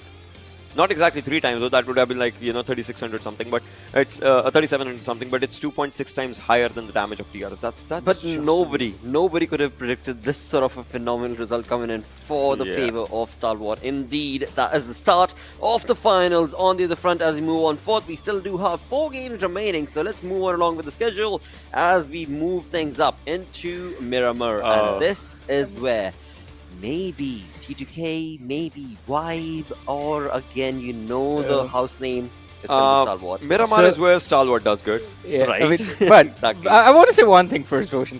I mean, Yeah. Blotter, you said no one could have predicted. I picked Stalwart Esports, bro. They knew.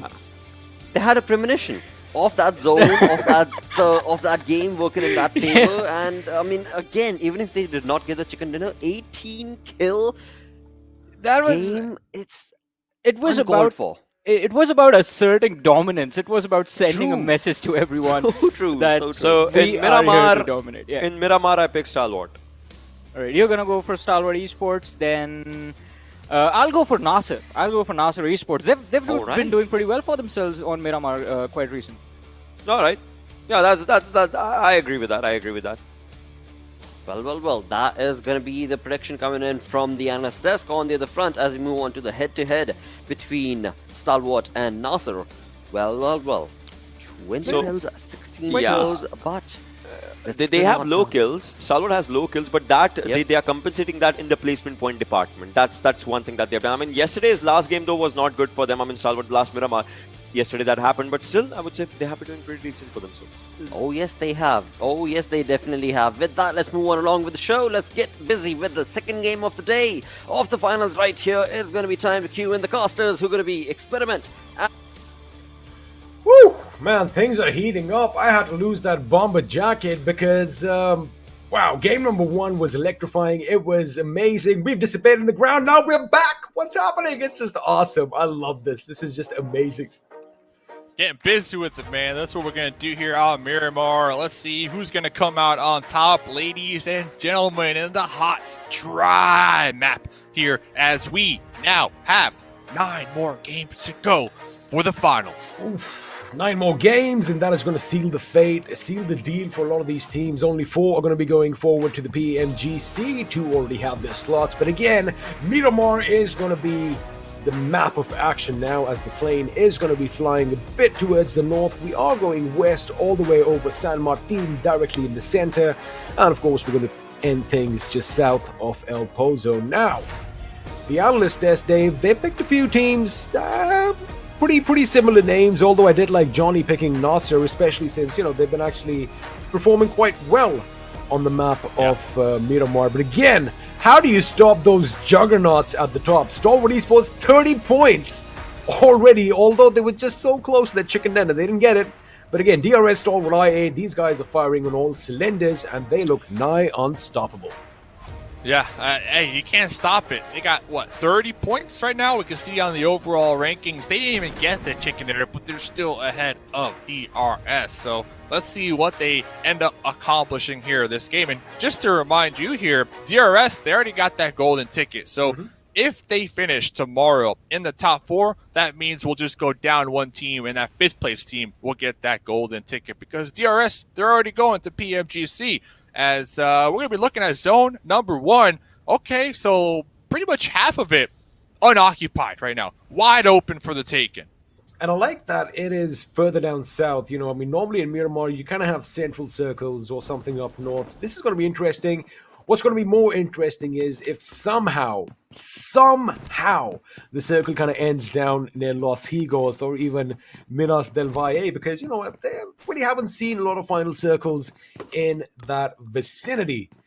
But of course, it is going to be an exciting time because anything can happen now. It is just game 2 out of 10 that these teams are going to play, and one good game can pretty much, sway favor in sway the games in your favor. That is what these teams are going to be going out for. But right now, a lot of teams in the north, near San Martin, near Hacienda del Patron, that is where I'm expecting the first few skirmishes are going to come from. I love how Cryptics, after game number 1, we can see them 0 points. So they're going to be rotating really early on, going down there towards the south where the plane, didn't favor it. So they have to assume that's going to be wide open for the taking right now early on. So they should be able to get some decent loot down there. And I was talking last game. Oh, hold up, though. 9 kills? Remember, MVP, they get $2,000 in the pocket, in the bank here. I said top. No. I said action. You said action. I said action. But look, right now, we got top contestant for that spot.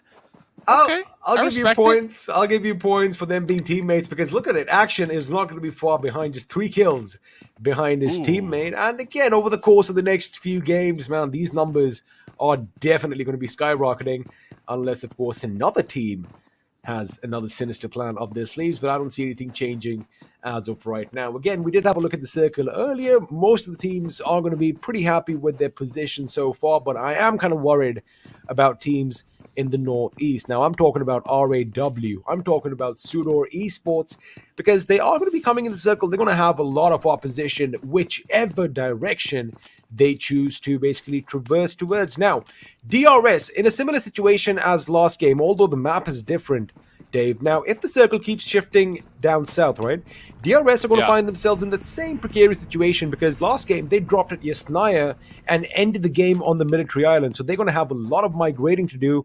And let's see if they pick up a few kills on the way or whether they're going to do all their killing in the last few circles.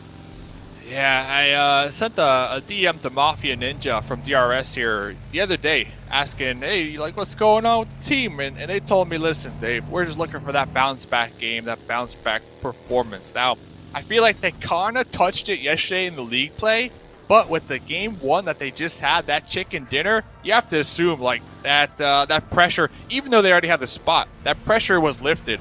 Yeah, they might have the spot XP, but remember, first place, $40,000. Like, there's a lot of money. Second place, $28,000. Third place, $18,000. Fourth place, $10,000. So, yeah, you might have the spot, but guess what they don't have? That's the money from this lobby. So they're on the hunt for that money, and I think with that winner chicken dinner in game number 1, we might see a completely different DRS team compared to what we were watching during league play.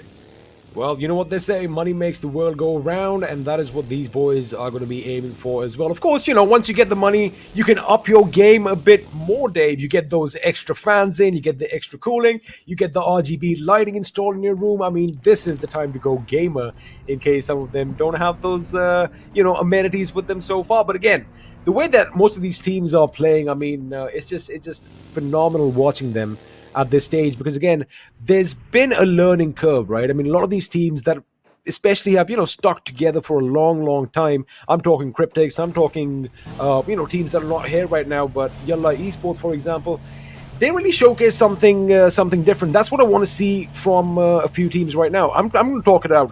T2K, they need to definitely wake up because their caliber of gameplay, of their level of gameplay, Dave, is so much higher than what we have kind of got accustomed to in this championship. But again, anything can really happen, and one good game is all it takes for their fates to be flipped aside. But right now it looks like T2K could come under some fire as Ziv11 from K7 has them in his crosshairs. You know who else needs to wake up? We just saw there a couple moments ago, Vibe. They are currently in last place, 16th with 0 points. I saw them, I think all 4 of them in one vehicle. They need to wake up and make sure to get a couple vehicles because they don't want to get sprayed upon and taken out and get 2 back-to-back 0 games because I truly believe if you get 2 games, 0 points, that might be it, man. Like, unless you really ball out, you pop off and get a game similar to what STE did last game. If you're at the bottom, I don't know. I don't know if you can come into these matches just kind of playing your same old tried and true peanut butter jelly strategies. Like, you're going to have to turn it up a notch. You're going to have to try something else, and you're going to have to try to get a lot of kill points early on, in my opinion. You got to pop off. Like, that's a fact, and there's nothing around it. If you're at the bottom, Cryptics, NGX, 5, K7, they got 0. They got 2 points. You have to pop off. You have to have that in your mind. Like, listen, of course we want the chicken, but we need those kill points. We need to catch up because right now they're playing catch up. STE, 30 points. DRS, 23 points. I8, 16 points. Like, they need to capitalize on the fact that it is early on within the tournament because as every game finishes, you know what? That's one less game to get those points. There you have it. That's going to be one less game to get those points. And just to add to what you just said right now, I guess you're right because there's two types of teams, right, or two types of players. Now, when you are cornered, basically, either you're going to buckle up, you're going to give up, get in the fetal position, and just pray that all this is done and over with, or you basically whip out your claws, unsheath your claws, and just go all out like a cornered animal. So again, it is going to have a detrimental effect on the confidence, definitely, if they do go out with another pointless game. I am of course talking about the teams at the bottom, Wibe Esports, Cryptics, even Nigma. Although Nigma don't really have to be worried because they already have their spot for the global championship. But again, they really don't have a lot to lose. I say that it's they don't got the money. XP, they don't got the money, man. It's the money. Need the money. That's what it is. I'm looking at the need that on money. the team. Yeah, I'm looking at the team. I'm like, listen, boys, we got the spot, but I need the Lambo. All right, I need the down payment on the Lambo. I need something, right? I need the money. I need to take boys out to a nice, classy winter chicken dinner at the end of the day. So I think that's what they're competing for. Yeah, they got the spot. And with that in mind, they could play really risky, right? NGX, they can hot drop, they could gatekeep whoever. They could do whatever they want because they're kind of playing risk-free here, in my opinion. That is something that, you and I, in fact, were expecting right from day one, not just from NGX, but from DRS as well. But looks like it really hasn't been the case so far. But again, anything can change. Now, NGX, again, they don't have a lot to lose. So, maybe in the latter half of the finals, maybe tomorrow, we might see them go YOLO and just hot drop and just, be a thorn in the side of a few teams. But right now, Deadeye's guys dead smack center of the circle. They do have a compound all to themselves, but sooner or later, they are going to be surrounded by enemies, by wolves or hyenas in the desert who are going to be coming knocking at their doors as all teams are now trying to make sure they get in the circle. But my eyes, Dave, are going to be glued to the north as we have a few teams heading in a bit of a collision course. I'm talking DRS, I'm talking Wizzes with Vibes. Stalwart Esports could join the commotion as well, and have a look at that. RAW is converging in south of San Martin as well. You picked Wizzes, right? You picked them, top 4. That's May the best man win. That's who I picked. Okay. That's a good pick. Hey, that's a good pick. I like that pick a lot. I respect that pick. And we saw last game too, like they're kind of popping off. Delta getting some nice grenade lobs across the way. They were really sticking it to K7. And then I like their smart decision making.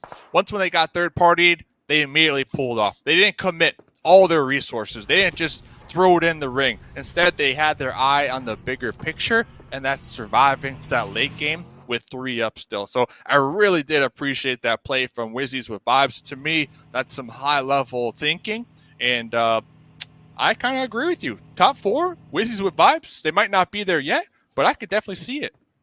Could definitely see it. And again, the anticipation skills were basically what was on display in the last game because, every single team was kind of getting like in a bottleneck situation, was kind of getting funneled down south near Milta Power. And, sooner or later, well, they would have pretty much been crushed by the weight of all those teams, coming on to their position. As an airdrop is going to fall in the distance as Miracle from NASR still trying to see if he can get a sneak peek on the enemy as Galzin is going to make sure he moves away from that compound towards the circle as Rules from Wizzes with Vibes is going to look on. And there you have it. We have some music in the car for a little bit. All right, let's just enjoy the tunes. Oh, no. Where'd the tunes go? Oh, man. Right when we started to get the vibe going, once we started to really... Okay. Oh, MG3? Vibes. Talk about getting the vibe going. MG3, they could definitely use that weapon, right? I'm curious if they're going to kind of risk it to pop out the safety and comfort of their compound. I think I do see Killer on the move out there. Now's the time to get it. It just hit the ground. Get that gun, get that level 3 gear, pop back into the compound, and just turtle up and wait to see where the next zone goes. And I think that's the story right now for a lot of these teams. Everybody found their spot for the time being. Right now, fingers crossed that it favors them. If I was anybody else in the lobby, I would honestly just review the VODs from STE and try to mimic them, because for the most part, yeah, they're not favoring the zone, but they are awfully close to it, right? Like, they are set up. They're already in their vehicles. They're already ready to reposition. STE are really on the ball here. Now, one thing to note, though, Deadeyes right ahead of them. So STE, they might be caught with some static here early game. Now, this is what Miramar is all about. It's all about that vehicular manslaughter. It's all about the drive-bys, Dave. And sooner or later, a lot of vehicles are going to go boom. But Dante, right now, almost getting run over, is going to lay down some lead in K7's direction. But he's got to be careful now, because Hojuan has alighted from his vehicle. And now the hunter has become the hunted, as Dante is going to have to fend off an entire team, as Jakshin and Hojuan are going to be at one end. They are going to be joined by Ziv11 and Vanu as well. Dante does the right thing. He falls back to his teammates. Yeah, let's see, though. Grenade trying to catch him on his approach on out of here. And looks like K7 going to be taking this moment as well to call it quits. Vibes. Oh! Road. Yeah, the road being the kind of that middle factor here between the two squads. Deadeyes looks like they got a couple trades across the way. We do see the smokes, but Assassin not able to get a knock right there with that nice grenade. And it looks like both teams, since they are in the zone, they don't necessarily need to take this fight. And I think they realize that. So they're pulling back a little bit here and covering up in these compounds.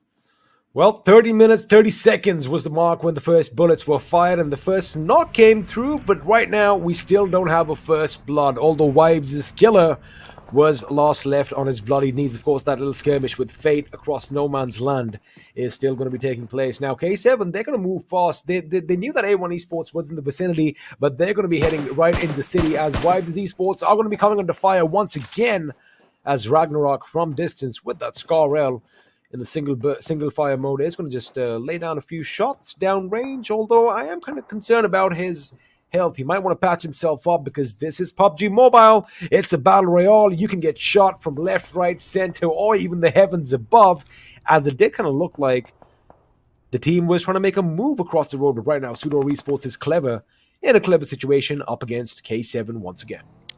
Yeah, I don't know if that's the call from Deadeyes. I know they're thirsty. They want to get these kill points, but right when they take the passage across the road, I believe at least one of the squad mates from Fate might have sightlines on that road, right? So they also want to keep in mind, I talked about it a couple moments ago, STE, they're in the area, right? So if STE start to hear these shots, what's stopping them from third partying, right? So I like Deadeye's position right now. I think the play is just to hunker down and just see where this next circle goes and make sure that your vehicles are safe and secure as well. Thoughts on what we just saw right now. Cotton now was kind of crooked that grenade. Jiggles kind of just ran past him.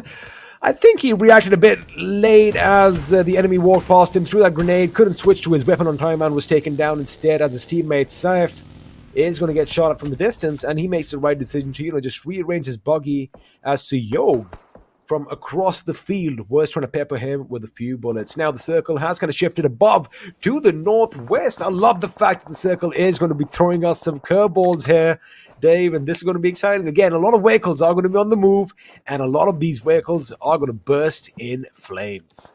Yeah, Deadeyes get the next zone too up there to the north, so I'm pretty sure they're happy that they didn't opt to just throw all their eggs in that one basket across the street and try to get that one kill point, because right now they're set up really well to get some kills up there in the north with Train to Kill awfully close to them. And talk about getting some kills. Well, K7 out here taking some shots. Okay, all the way out here on this east side where we have about 4 to 5 different teams. They're all going to be fighting for the same little sliver of this new zone. They don't have any kills to their name as of right now, but K7 have been pretty active ever since the action did kind of start off, and it looks like they are going to go in for the hunt. They are split as 2 men, no, 3 in 1 car. They're going to go around, maybe stop at the building and go in for the kill, while one of the teammates, Hojuan, is going to go up on the left flank. Now, Hojuan is going to make some noise. They are aware Clever's going to be the first man in the line of defense for SUDOR Esports in this house. Jakshin just might spot him. He goes on the left. In fact, he gets spotted out, almost getting knocked out, but now Ziv11 and Vanu are going to be coming in. Where is Hojuan? I expected the left flank to be lit open right now, as Vanuo and his teammate are going to go through the building, making mince meat of SUDOR Esports with Seth, the last man standing. Man, he's got a lot of weight on his shoulders. Can he do anything with that UMP at close range? Ooh, I don't know. Now smoking themselves, so it's going to come down to what they hear. And the Molly's going to be inside the smoke, applying some additional pressure on that left side. And as a solo squad member against 4, well, the odds definitely stacked against you here. And we'll see if they can even get 1 kill point out the mix. Nope, they cannot. And we'll see them later on, as now we're going to be popping over to some more fights down here in the south.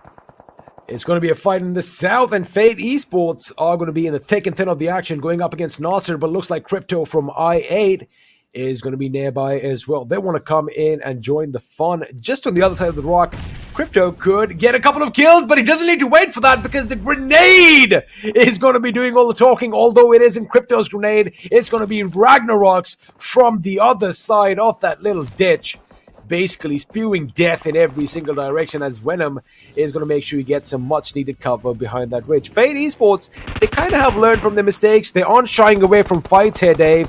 2 kills to their names. Let's see if they can get some more, as Assassin tried to breach this building but is taken out instead.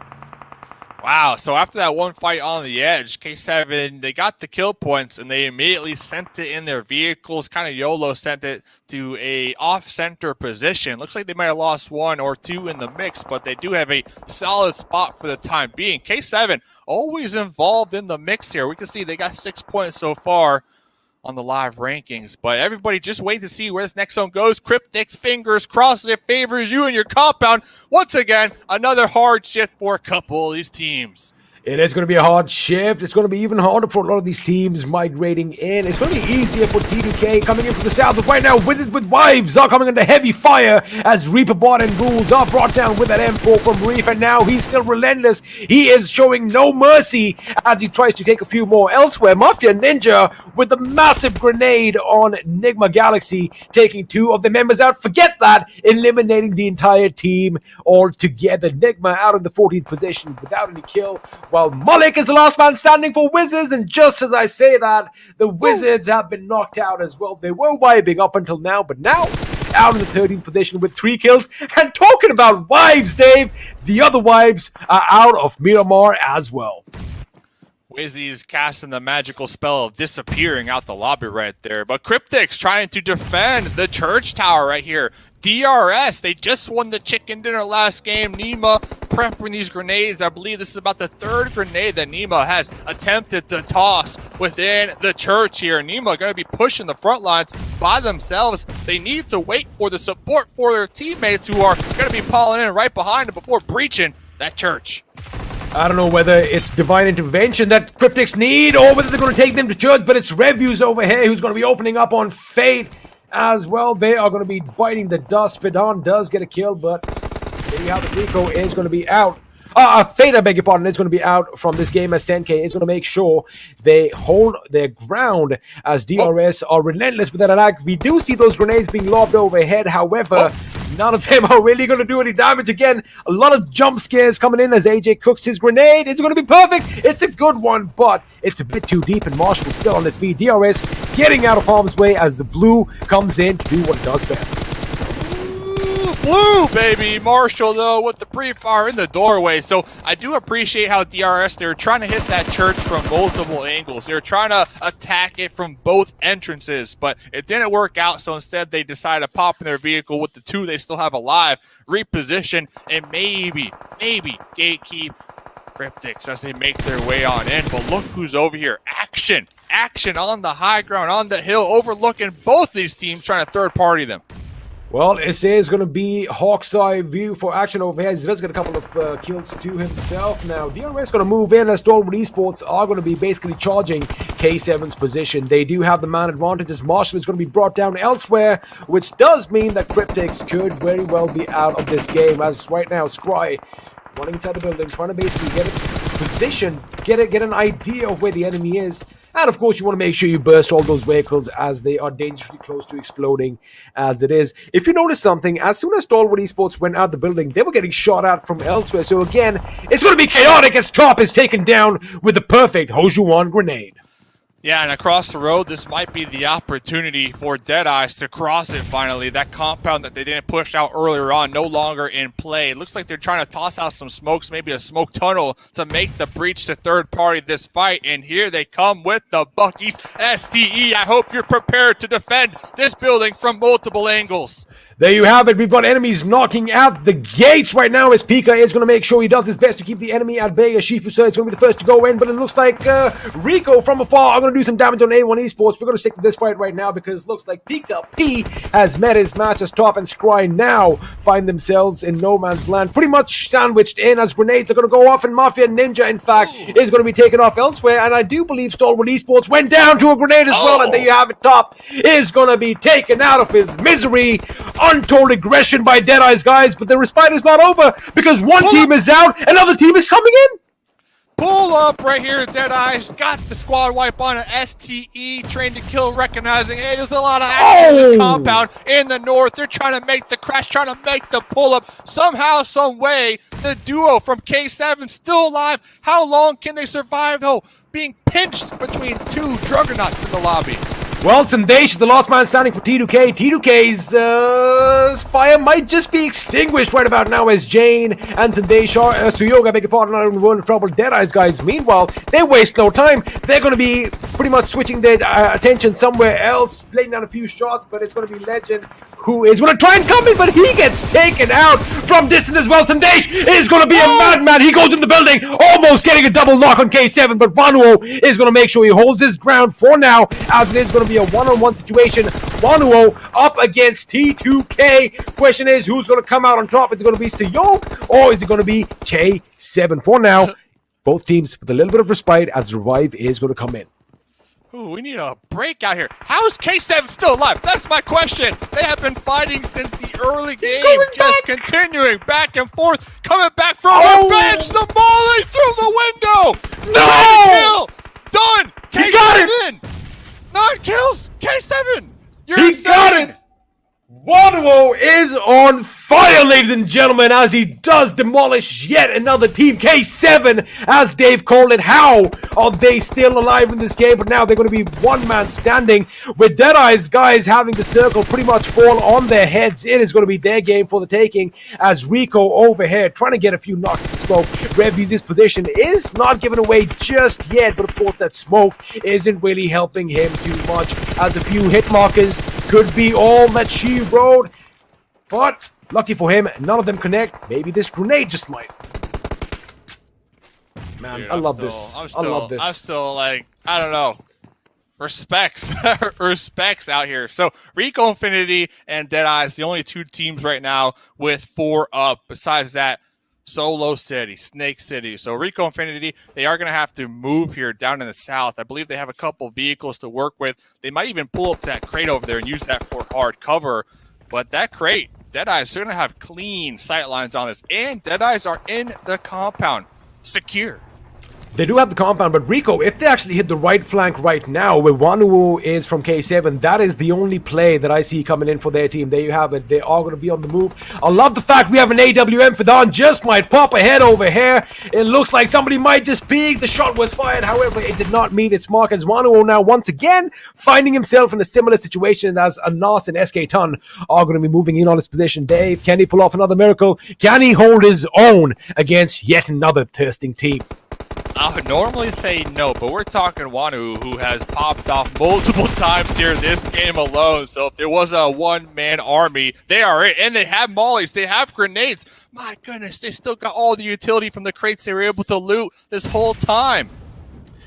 Mind you, during this entire time, oblivious to all the action, Senk from Cryptics in the distance, not moving a muscle, not making a peep. He's going to make sure he keeps it down as Vanuo is going to deploy some smokes. Did you say shotgun? He's got a shotgun. He's got the pump. We're going to have shotties in close range. This is it. Vanuo is determined. This man. Whoa, that grenade was so powerful. It sent that McLaren flying. Wow, I really like this. Rico Infinity decided to go on the rooftop right here. Instead of taking the fight with Deadeyes inside the compound, they're like, listen, we'll just go on top, and we'll have to flush you out here because the blue zone does pop. And it looks like Deadeyes, they are going to need to reposition, but Wanu still alive. Can't count him out. Senke also 2 kills. Senke's got this bush for cover right here. Top 4 situation. Cryptics just trying to survive. I like how Senke can actually spot out Anas as well right now. But of course, he's going to keep that trigger discipline, not giving his position away elsewhere. Vanuo is going to finally reap the benefits from all that killing, all the murder that took place inside. But now True Love is going to be brought down. Looks like action is going to break out. Anas is going to be the man who opens things up with that Ratata from the AK. And now Shifu comes in the line of fire, as well as, of course, Anas is going to make sure he puts some first aid, some boosters on. In fact, you want that extra speed. You want that health regeneration, baby. As Vanuo with that pump action wants to join the action as well.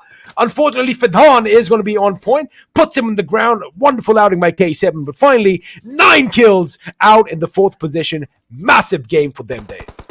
Yeah, finally somebody was able to take him out right there. Cryptics will be getting that 3rd place spot, which will equal 10 points. Now it comes down to Rico Infinity on the rooftops right now of the Deadeye's compound.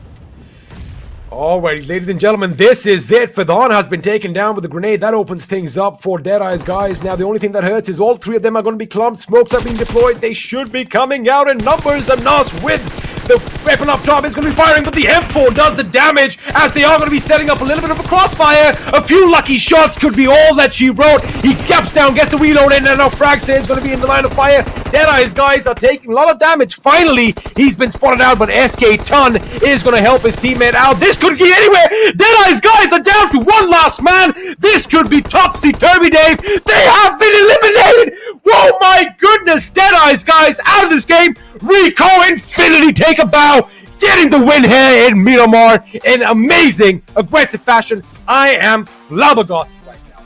Wow! The call to rotate on the east side of the compound, take up the crates, and get onto the roofs. To me, that shows map awareness and knowledge, because they knew exactly what angle they had to hit. They knew Deadeyes was in that compound, so if they were to YOLO send it straight towards them, they would have probably got wiped. But instead, they rotated on the blue end and then got on the rooftop. Deadeyes, though, I appreciate that they tried to toss out as many smokes as possible, but those smokes also blocking their sightlines, kind of just setting up a death funnel there at the end. Rico Infinity, though, we saw a little bit of this. We saw a little bit of that. Hey, they're saying, hey, you can have it. You can have it. All the Rico Infinity people, chicken dinners all around. 17 kills. 17 kills is what they're going to be walking off with. But again, Deadeyes, guys, the moment that smoke was deployed, the moment I saw those 3 men in that doorway, and I did kind of say that, they need to scatter out. They need to run out in every which direction. Had they done that, maybe it could have been a different story. But Rico Infinity, man, they're getting the job done. Dave, I'm going to lose my voice over here right about now. I've been shouting nonstop. Woo! Hey, K7 too, dude. Respects the one-man army out there slaying it. Ladies and gentlemen, that was game number 2 in the books. We got 8 more games for the finals. Top 4 go to PMGC. Don't go anywhere. There's a lot more action coming up after the break.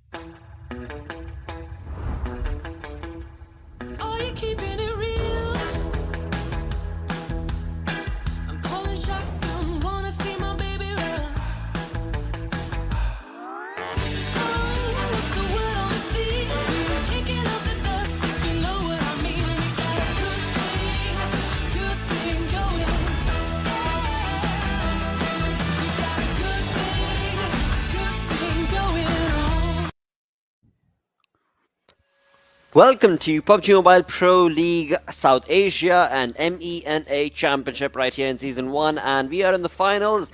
Game number 2 coming to an end, all thanks to Oppo F19 Pro for making this all happen. Hashtag Wook up your fun. But boy oh boy, what incredible finals this is turning out to be. From one game to the next, high kills is what these teams are showcasing. With that, let's move on forth and move the conversation towards the most valuable player coming in from this game.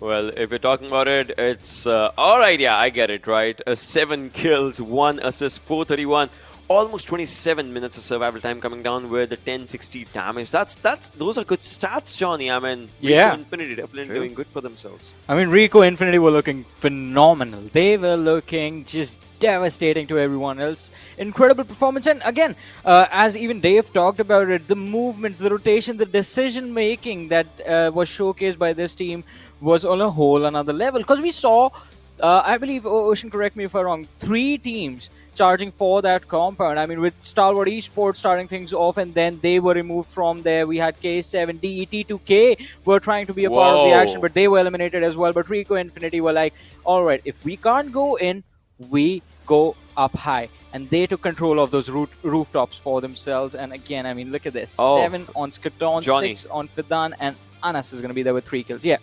Talk about one who's that one before that he just Yes, did, right? The moving around one house, just taking down players. But well, this was a high fragging game for Rico Infinity. First game we saw 18 maximum kills. This time as well we're getting good kill number. I want to see a 20 bomb if we just get to that area. Like overall, and how many can we get in 2 days? How many? Well, this final definitely is leading towards that. I mean, every single game, I mean, we've only had 2 games thus far, but yes, every single game that we've been part of, we're looking at some real high frag and skills being showcased from these teams, and this time it was Rico Infinity.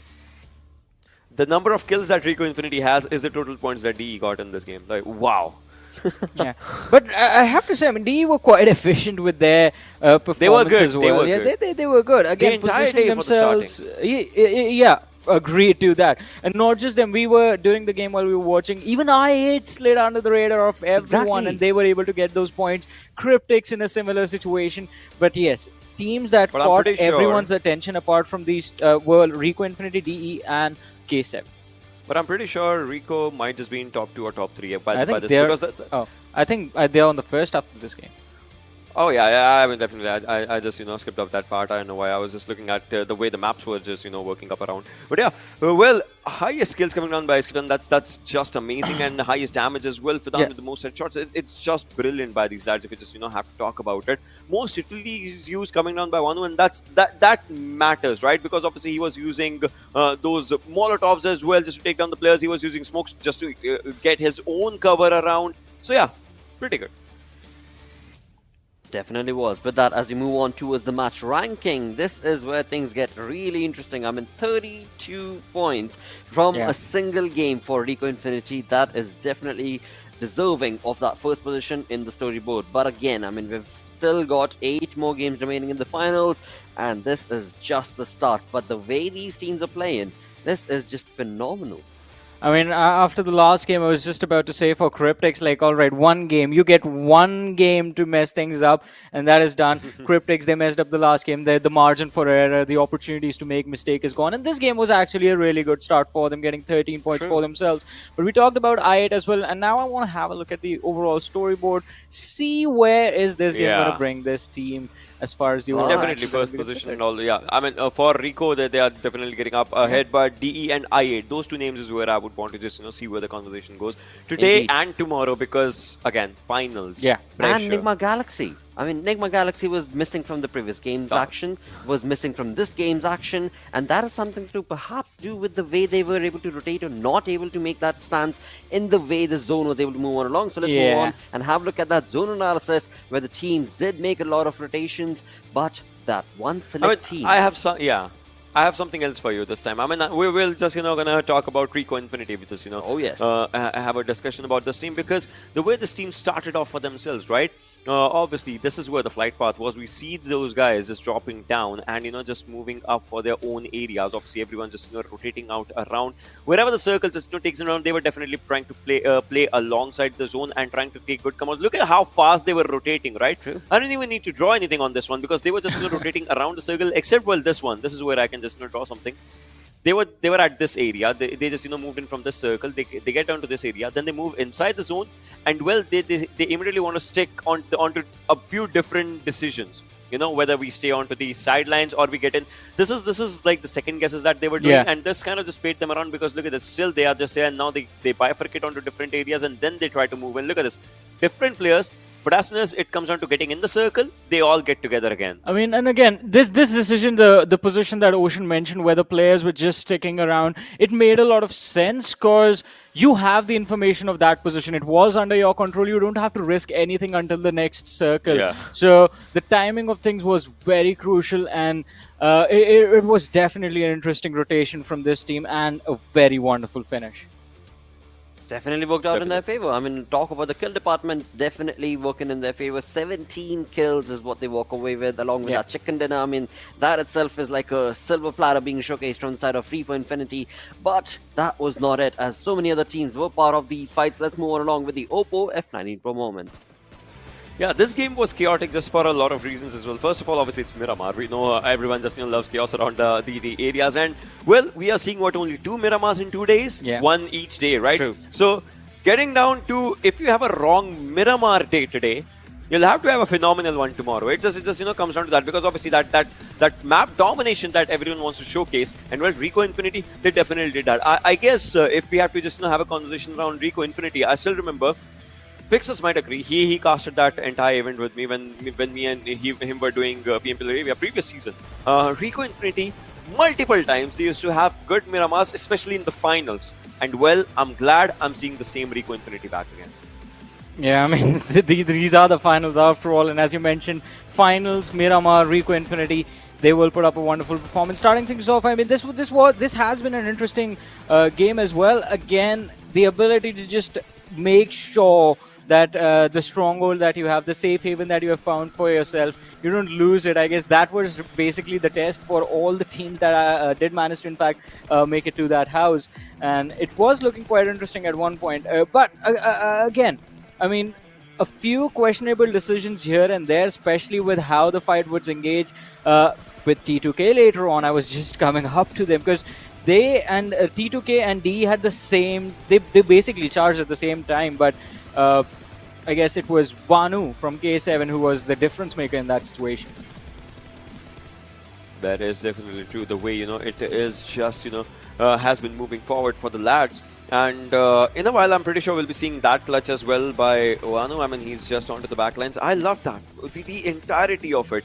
The way it was actually like a symphony that the lad was just going forward to. And well, this one, one knock on one side and then on to the other side. Look at this one. This is the presence.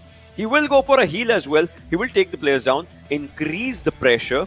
This way he increases the pressure one by one, and now he heals back and then moves forward as well. And it was the 200 IQ moment, like him going inside the bus, healing up, and then just charging forward. Yes. And even every single detail in that charge was quite critical. I mean, the molly he tossed was perfect, took down one player. And then he was using a shotgun. Yeah, exactly. I mean that the second weapon. Yeah, the secondary weapon before, right before he was taken down. I mean, but by then it was like the points were already secured. So I guess the best case scenario was him knocking out one more individual and securing this point. And again, Rico. So I got worried at this point because 3 players from Rico Infinity and all of them were super low. Securing the win would have definitely been tricky, but hey, these guys managed to do it. And again, well, there it is. I mean, yeah, there it is. But alright, let's talk about the teams with 0 kills, right? We have Raw, we have Stalwart, we have Nigma Galaxy, we have NASR, and we have SUDOR. Now, talking about Nigma Galaxy, just like Blotter you were talking about, right? We have to have a conversation around them, like what they are doing. Obviously, they are there for GC, but well, if they are there for GC right now, they got to fight for the prize pool as well at this moment, right? Because that's important. Talking about Raw, again, the conversation just comes down to one thing, and that is, I want to see this team succeed as well. Remember, we have had this conversation, right? This team does incredibly good on the first days, but this time looks like the story is opposite. And well, Stalwart, one game incredibly amazing, second game taken down. This shows that, well, even the best of the best are facing the pressure. Oh, they definitely are. Again, you're talking about $150,000 on the line. As you move on to the storyboard, it will indicate what team is doing really fabulous. It is going to be I8. It's going to be Stalwart. It is now from this game going to be also including a Rico Infinity team. 41 total points. I'm just surprised 21. looking at I8. I am loving this scenario right now. I'm pretty sure this is going to change in the next game. They'll again have more kills. Once again, just think about K7, the jump of 7 placements. Think about Cryptics. Exactly. The jump of 8 placements. Deadeye's guys, they are there. If DRS still isn't top 4, the next team moves forward. It's just 2 games, but still. But this is where things get a little tricky. On the second page, where we do have a team that has been invited already into PMGC on the 16th spot. 2 games done, only 1 point for Enigma Galaxy. I mean, we were talking about this during the league plays as well, right? That we anticipated both these teams, DRS as well as Enigma Galaxy, to move on into the finals and showcase that front, but it's not delivered yet. Ocean, please. NASR, 0 placement points, everything they got from kill points only. And even those kills came in from the last game itself, from the match on Erangel. Also, just above NASR on the 11th position, let's not forget the team with the most amazing debut we have ever seen. Wizzes Vibes on the 11th with 7 points. I mean, it's still close, right? It's still really it's close. just Single digit one amazing game can actually just, take you forward. So I would love to see what happens. It's not that moment yet to talk about the Ayayo, but there is a different conversation to have where indeed PUBG Mobile X Arcane collaboration, well, it is happening. Game mode is going to go live on November 16th. Unlock daily clue in game and get rewards. Don't miss out on the action. Go to the game and play to win all the rewards. With that, as we move on along with the show, we have 2 games done, 3 more games remaining, and now we move back on to Erangel. Of course, all 16 teams are going to be playing, but where are your, anticipations going to be? Dudes, what do you think? Ocean, Warren, which team do you want to follow along with and give that chicken dinner to? For Erangel, I know. I just want to go for it. I mean, Johnny, let's pick the same teams of what we did in the first Erangel, because both of those teams, they were second and third. Right. Maybe let's see which one gets first. Alright, so this time I'll go with I8. Alright, this time you go with I8, I'm going with Stalwart. Done. Okay, well. That is definitely going to be set in stone. With that, let's move on along and get the game roller coasting across our entire show. It is going to be the time to cue in Panda Bros. Well, what a start are we having, ladies and gentlemen, over here. And the first game start, which is absolutely bombarding the lobby. Then we've got Rico Infinity absolutely raining the map of Miramar. Now again, we head into the good old map of Erangel. And my dear friend Necro, what are your speculations? What are we expecting over here? I mean, it has been a crazy day for sure, man. Even to start the day off with Stalwart Esports just completely dominating the field. DRS stealing the chicken dinner away. We can talk about it some other time. But then now in Rico Infinity with 17 freaking kills. That's absolutely some strong showing, that's for sure. Third game, I really feel like it might just be I8s because they're still missing out on one. Oh, they certainly are. I mean, I really felt the first game could have gone into I8's favor, or maybe it was actually Stalwart's. But again, considering how the zone had formed out, had they rotated a bit early, that could have been a completely different story. However, they've been very consistent, but they have to keep this consistency going on. As we take a look at all these players, different positions, everyone just wild up, excited for the game to begin. But, the nerves are definitely going to be shaking. Everyone's going to feel the heat because it's just those remaining 8 games to decide your fate. The top 4 teams heading in for the GC, also including DRS and Enigma Galaxy. That being said, we do have the flight path trajectory right in front of us. We've got it all heading towards Starboard. But, the only thing running in my head is, where is the zone going to be formed? Exactly. That's what I'm also thinking. Like, where the kind of zone is going to be forming over here? Because it also is going to be deciding a lot of teams' fate. The plane fly path as well is kind of heading towards like the northern side, so teams that want to go all the way down military base, especially teams like i8 and Stalwart Esports, they're going to be having a lot of time to waste over here because they will have to find themselves a vehicle, then make the rotation all the way down south in the military base. Oh yeah, 100%. And this is going to be a little bit gruesome for them, right? But well, they are well versed with it. They know the exact areas where to find their vehicles, and I do not think that's going to be a huge issue unless and until they get they get some vehicle clashes, right? If some team does want to contest it. But here we have Wizzes with Vibes taking the drop well nearby. In fact, onto which the Georgia Paul City. And even the containers. Now, right beside them, we've got the players of Team Fate, and nothing really out of ordinary, right? This is one of the circles that we really acquainted with in this particular rendition of this tournament, because you know, just before the show was starting off, Ocean and I were talking about it. This time we did not get a lot of those common Gatka circles, not a lot of those ruin circles. Rather, we were having circles, just panning around those Yasnaya certain areas, maybe sometimes around Pachinki. That is the go-to circles that we've seen this time. Maybe a few. I think we've seen quite a lot of certain circles as well this time.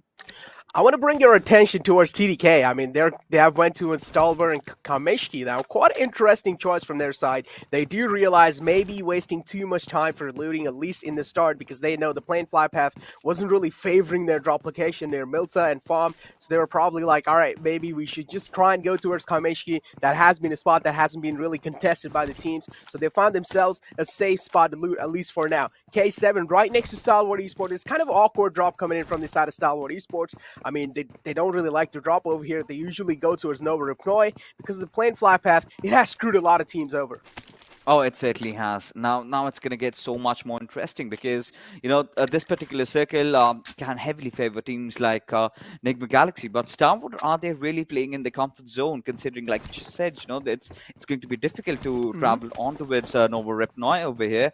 You've got NASR and rather, Case Heaven right beside you. You've got Hojuan, but again, he's just a single player alive over there because the remainder of his teammates are right onto the eastern side looting around Lipovka. So it's definitely going to be some time before they can, come in or just shine and show the support. But right now, I think Starwood still they're going to enjoy their own sweet time looting.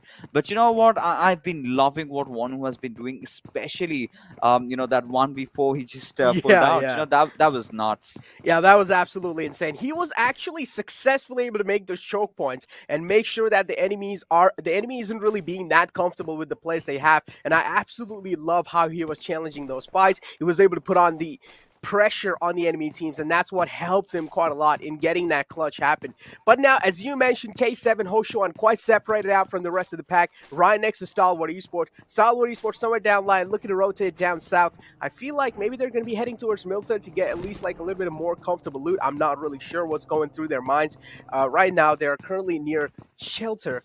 Maybe that's where they're going to be finding themselves, kind of a temporary house. But Hoshuan is right next to them. As soon as he gets alerted, I'm expecting some fights to be happening.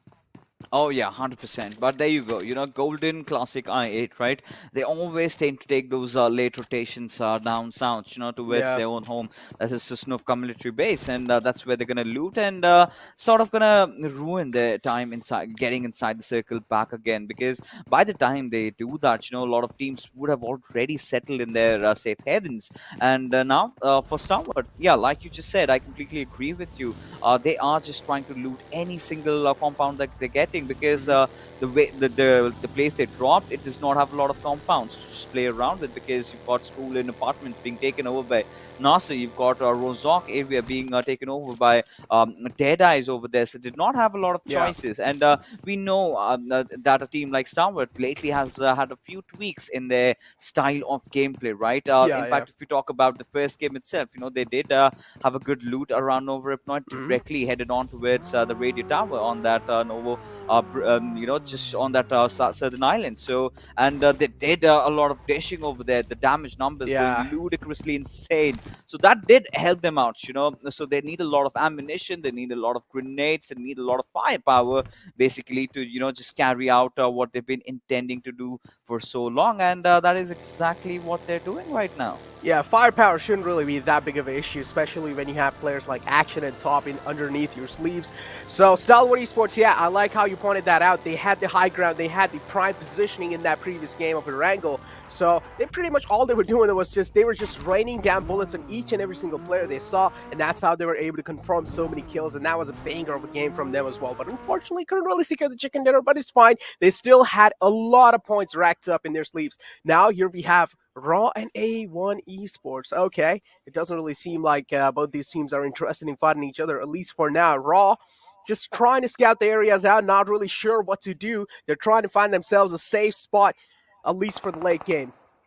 Oh, yeah. I mean, right now, the way they're traversing around, they're completely unsure of themselves. And there you go. You know, once you start second guessing, that is when the bodies start to fall. And, well, the IGL Chari just getting melted over there. And, I mean, it's been quite some time. You know, we've not seen him in action, right?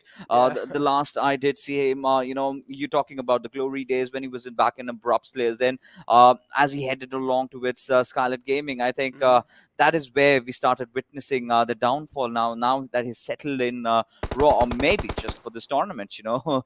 This is the thing with the Nepalis, right? They tend to keep on changing their rosters after every single tournament. It's something like a custom these days, apparently. But again, you know, this hasn't been working so well. Initially, when they started off, they were looking really good, but then slowly and surely started just fizzling out. And team vibes, you know, the same can be said for them as well. You know, take a look at the lineup in front of us. You've got Jiggle, Probeen, Assassin, Killer. Now, on good days, when they are actually feeling themselves, they start to absolutely cause ruckus inside the whole lobby.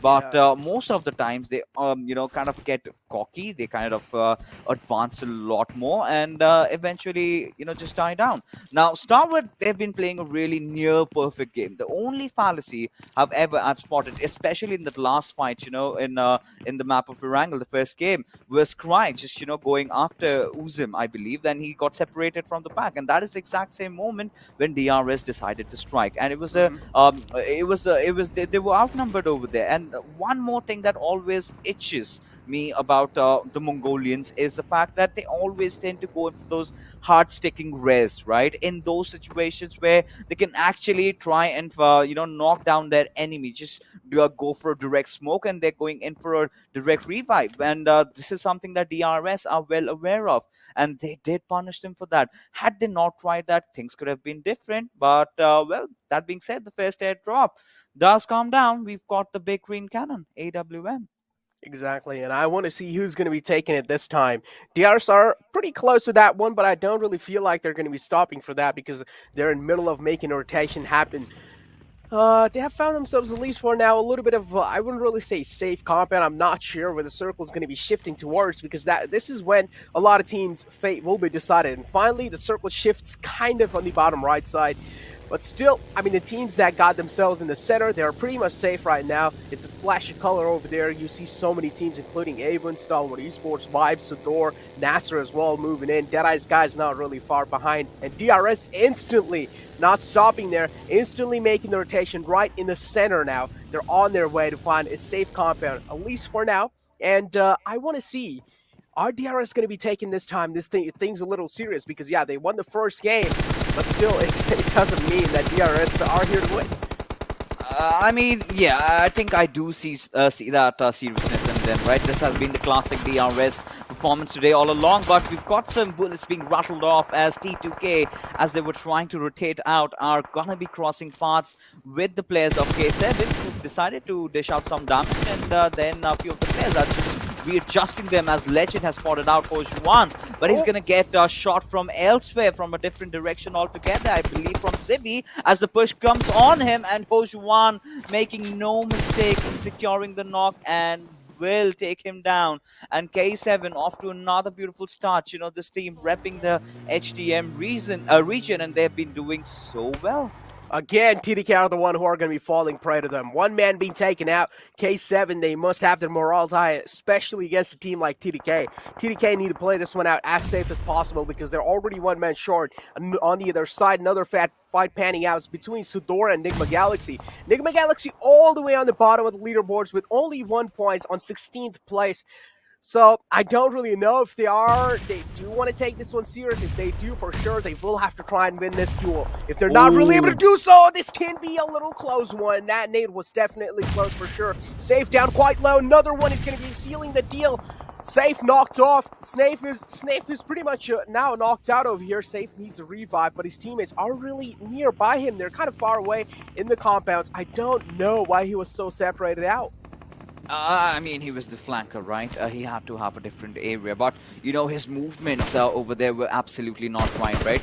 All he had to do was just let the players of Nigma Galaxy come over. Like Al-Shamri did have a vision at them. You know, he should have kept himself down low so that his teammates could have provided him cover fire. Instead, what he did, he was starting poking them, and that is where Nigma Galaxy did capitalize on that situation, and as a result of which, well, Seth now is bleeding with no one to really come for his aid. And this is what I was talking about, you know. This is where had Seth maintained that lower ground, had he had a few cover, the moment Nigma Galaxy just overstepped over the hills, they would have been punished just like this. But, you know, the reses are back up for them. They still have a good position, but the only thing that, you know, they've lost is Lord must have damaged his helmet and vest in the process. But Rauf, taking a look at him, he's starting to form his own flank angle.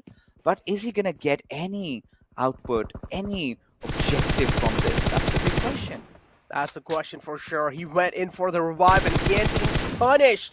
Rauf doing a great job giving that cover fire for his teammates. Clever also down. Now SUDOR in such an uncomfortable place. They found themselves a pretty good spot in the circle, but still somehow they managed to screw things up.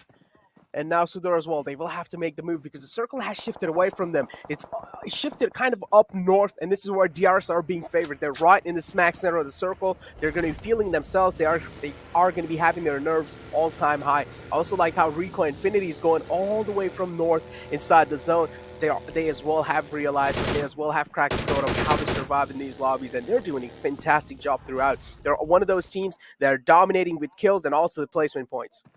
Oh, there you have it, you know, the push coming up and Rauf already heading inside the barn house. He's got just that one player to deal with, and it's going to be Al-Shamri. He's going to hold his horses over there, you know, hold his grounds as Rauf. He's taking all his sweet time. He's got nothing to worry about. He's still got the numbers that the players have already come in. He's just about to push inside the compound any single time, and there you go, not even needed at all. And SUDOR, you know, you've got to talk about the domino effect, right? After Seth did get knocked out, they should have left him there only. I mean, he died all for his own mistake, and you know, for Clever going in there for that revive, that's where things started getting even worse. But here we have T2K, the players, you know, they've lost one of their teammates, they've lost IGL in fact, and who's apparently going to guide them, you know, from their perspectives. So, you know, that is one of the only good things about, you know, your IGLs falling off.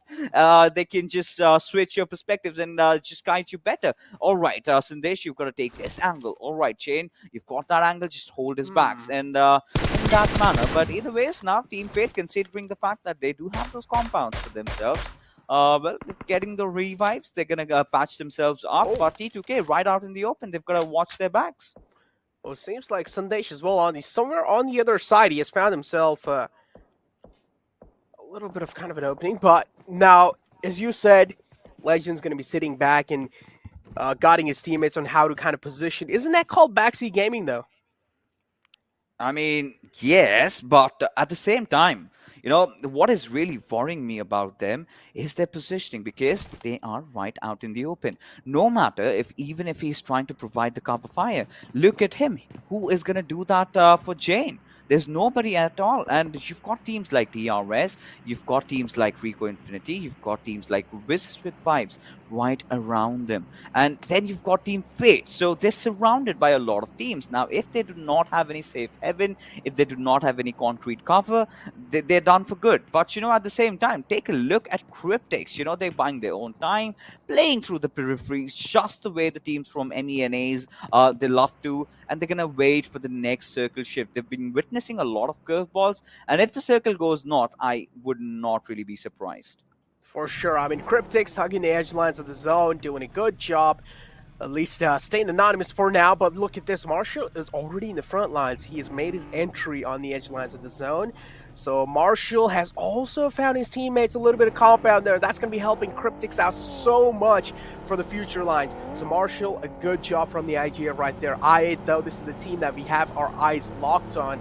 I8 as well, not really kind of rushing things over here. They have realized the circle is not really far, but far away from them. So they can take their sweet little time to at least make some decisions and then maybe try and head inside for a safe kind of a way in. DRS, though, they have found themselves a decent compound right on the edge of the zone. On the other hand, though, hold on. Wizzes with Vibes taking a few shots onto Rico Infinity. Connections being found. Rico Infinity kind of down low, but not really enough to take him down. So Rico Infinity, still, they have a little bit of edge to work with. So they will at least call themselves a little safe, but they also need to realize that the position they have found themselves in, somewhere down the line, they will have to move inside the zone. Oh, they certainly have to. And I don't think, they're going to have a lot of trouble. They're just playing around the trenches. They're going to hard dash, make a mad dash, right, inside the circle.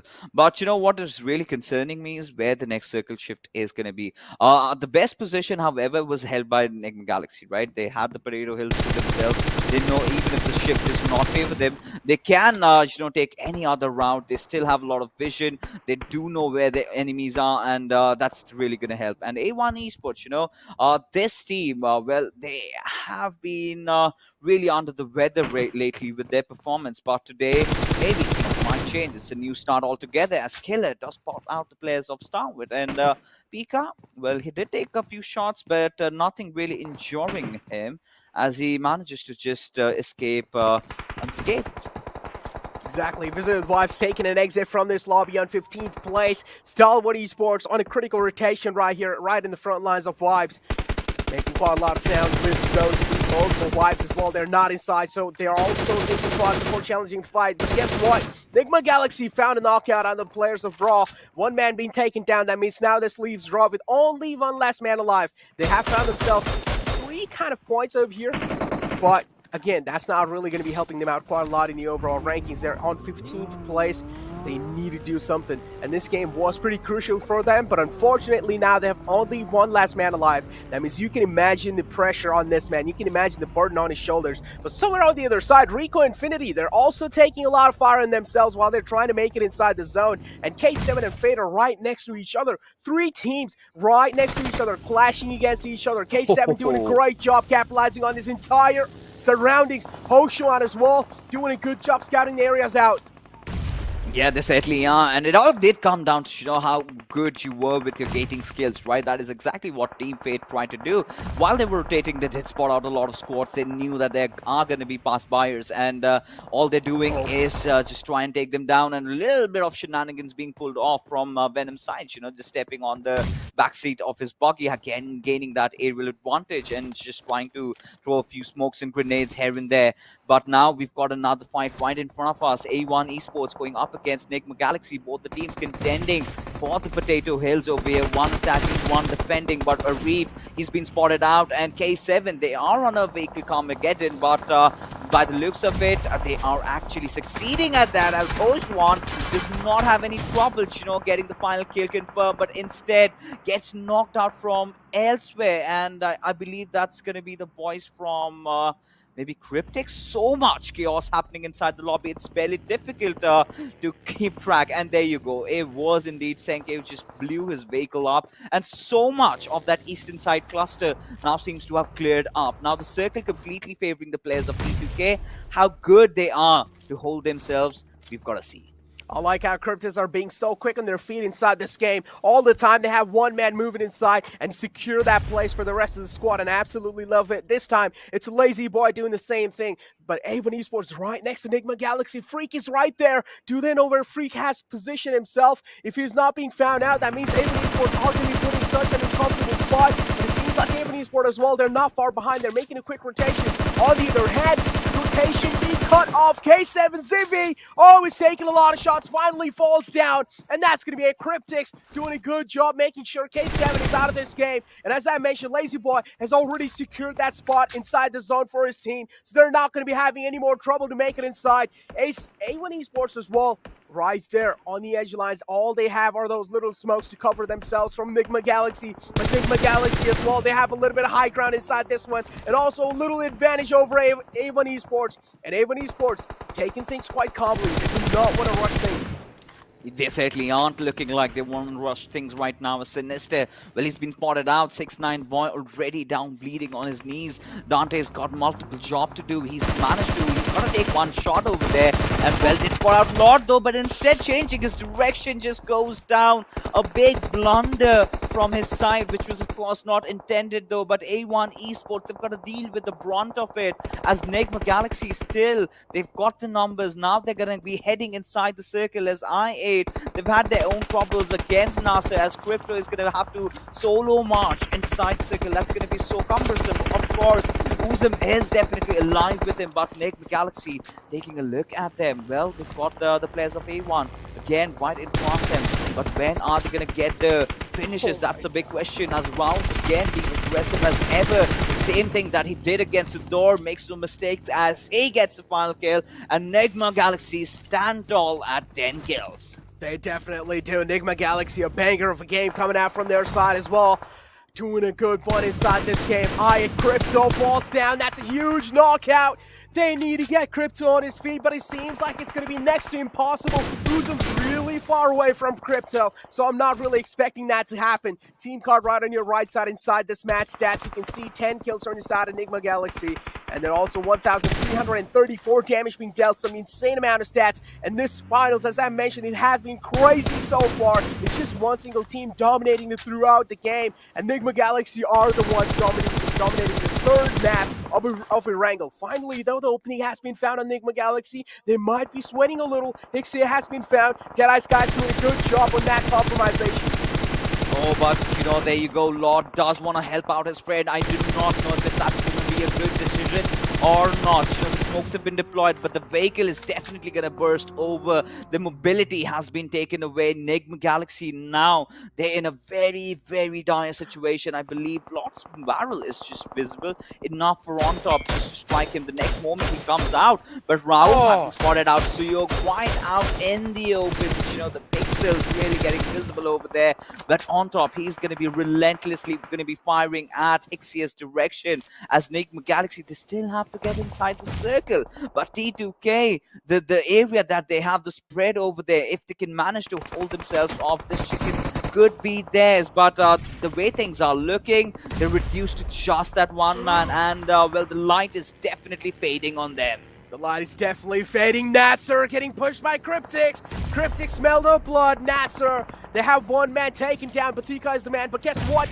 Lazy Boy as well goes down. Senke now has a lot of pressure on himself. It's a 2-2 split from Cryptics. Are they going to be able to hold it on? That's the question. NASR as well, they're bleeding from the back. They're getting shot at. DRS, look at the push that Galzin made. Not really able to withstand the damage though. El Chapo doing a good job capitalizing onto it. Cryptics with only one last man alive in this fight. How are they going to be able to hold this push from both these sides? From above, it's NASR. From the front lines, it's DRS. What's going on? It's a complete ruckus being caused. Oh, and there you go. Getting sandwiched completely. Cryptics have been wiped out. But DRS, they are in a really tricky and dicey position as Nima, well, his position has been compromised. It all comes down as on Muffin Ninja, if he can be a ninja and clutch things around. But Deadeye is again being consistent than ever, making it to the top 4, definitely going to help them in those position points. But Miracle, well, the moment he tends to overextend, that is where I believe Mafia Ninja is going to strike. The nades are going to be lobbed at his direction, giving Miracle that important information that there's someone behind the rock. Now, considering the fact that Miracle does have that high ground advantage, if he can lob a grenade of his own, Mafia Ninja is done for good. The high ground also has a lot of info, but that nade, oh, takes Miracle down. Nabo with such less HP is going to be backing off this time, looking to confirm the kill. Mafia Ninja with some incredible utility placement, but here comes the backup. NASR as well, they're trying to create a wall over here, making sure they're not getting pushed on by DRS. Mafia Ninja's position being compromised behind the rock. Nade comes in from their side. Another knockout. What's going on, DRS? This is what we know them for. Another nade coming in. Oh my god, this is a crazy final battle. NASR, they were looking so strong, but DRS with their utilization, just making sure NASR is not able to overextend themselves and taking them down one by one. DRS, there's no way you're able to fight against this. The real soldiers have woken from their long sleep over here. They are looking undefeatable the way they are marching in. And Nabo, he's got to clutch those res up. And now DRS, they are trying to get another angle. Mafia Ninja, he's got to pick up anything that he can get, any few grenades that he can get to work around with. Because one good grenade and 3 go kapoo! Oh. And Miracle does go down as Nabo and Hudson are staying low. HP Nabo's got to throw him down. And Mafia Ninja is going to be relentless with those spray as On Top is going to capitalize, going to be poking from the sideline at the players of DRS. Oh my goodness, Necro, what are we watching right now? This is the classic DRS fixes. They're so good with their nades, and this is what they're exactly proving. Nima and Mafia Ninja, single-handedly, these two lads are making sure that the lobby's feeling the pain that they're trying to instill. Their lobby's feeling the fear of DRS. NASR, they were one of the most strongest inside the zone. They were expanding themselves so well. They had the most amount of zone control, but still they came crumbling down. But guess what? One man from DRS has fallen down. The nades from On Top are doing quite a lot of damage on Nima. He can't really make sure he's leaving this position that he's found himself in. But Nima, all he can do is just suffocate behind that little rock, but he also needs to kind of get himself a little bit more breathing room. He's not really able to do so. Mafia Ninja, I'm pretty sure, has spotted the last man alive from Enigma Galaxy. Position being compromised. Nima knows where exactly he is. Same thing goes with Hixie as well. He knows where exactly Nima is, but the only difference is that Nima has found himself a little rock that's helping him as a cover. Yes, indeed. And in this 1v1, only the smartest can get the win. As the direction of the grenade, well, there was that, but the velocity was not just too much. Nehemiah is just going to lob another Molotov, just have the 5 bandages on himself as Hexie does finally find out one more good cover. But now it all comes down to who's got the better utility over there, who's got the better grenade, do they even have one? Does it resort down to the healing battle? But either ways, Nima's getting a little bit of a breather just to heal himself up, and the same can be said for Hixie. He's got to patch himself up rather with all those boosters out there. But right now, this showdown, DRS going up against Enigma Galaxy, both these teams do have their slots in short for the GC, but which one is the better one from these two? We've got South Asian region going up against the Middle Eastern region. This is looking so feisty. I want to find this one out, because the problem now here for DRS is that they still need to make it in the zone. On the other hand, Enigma Galaxy has found themselves a pretty much safe spot. Here comes the push from Nima. He realizes it's time to go. If he doesn't, then things are going to be going south. But guess what? Nima connects that headshot, and Enigma Galaxy crumbled down, even though they had all the advantage in the world. And look at their smiling faces, Mixes. They're definitely happy after this one. This match was absolute bonkers. The real soldiers, ladies and gentlemen, they are back. They are back to take what is there. They are back to claim the trophy for themselves. The kind of a start they've had, you know, out of those 3 games played, getting 2 chicken dinners, and both of them in Erangel. And this one had to be one of the best that they've secured ever, considering what's on the line, considering you've got limited amount of games. wow is the only word that really comes out of my mind right now, and also my mouth, of course, because Morphin Ninja, he certainly has to be the MVP in that particular situation. The way that lad held himself up, and this is where, experience comes into handy. And right now, Necro, you and I, we both need a breather because we certainly can't believe what we just saw. So what we're gonna do is take a little break, and coming right after is the desk to break the fights down. But no, a voice in my mind says just to hold on. Because, yeah, I mean, I love that. We're all suited up, but DRS, wow. We still have a few things to discuss about, right? Enigma Galaxy, they also had a really good time. That ruckus being created between them, gave Hixie enough time to get inside the circle. But hey, that's the job for the desk. So we're going to just go for a break, and they're going to be right after this.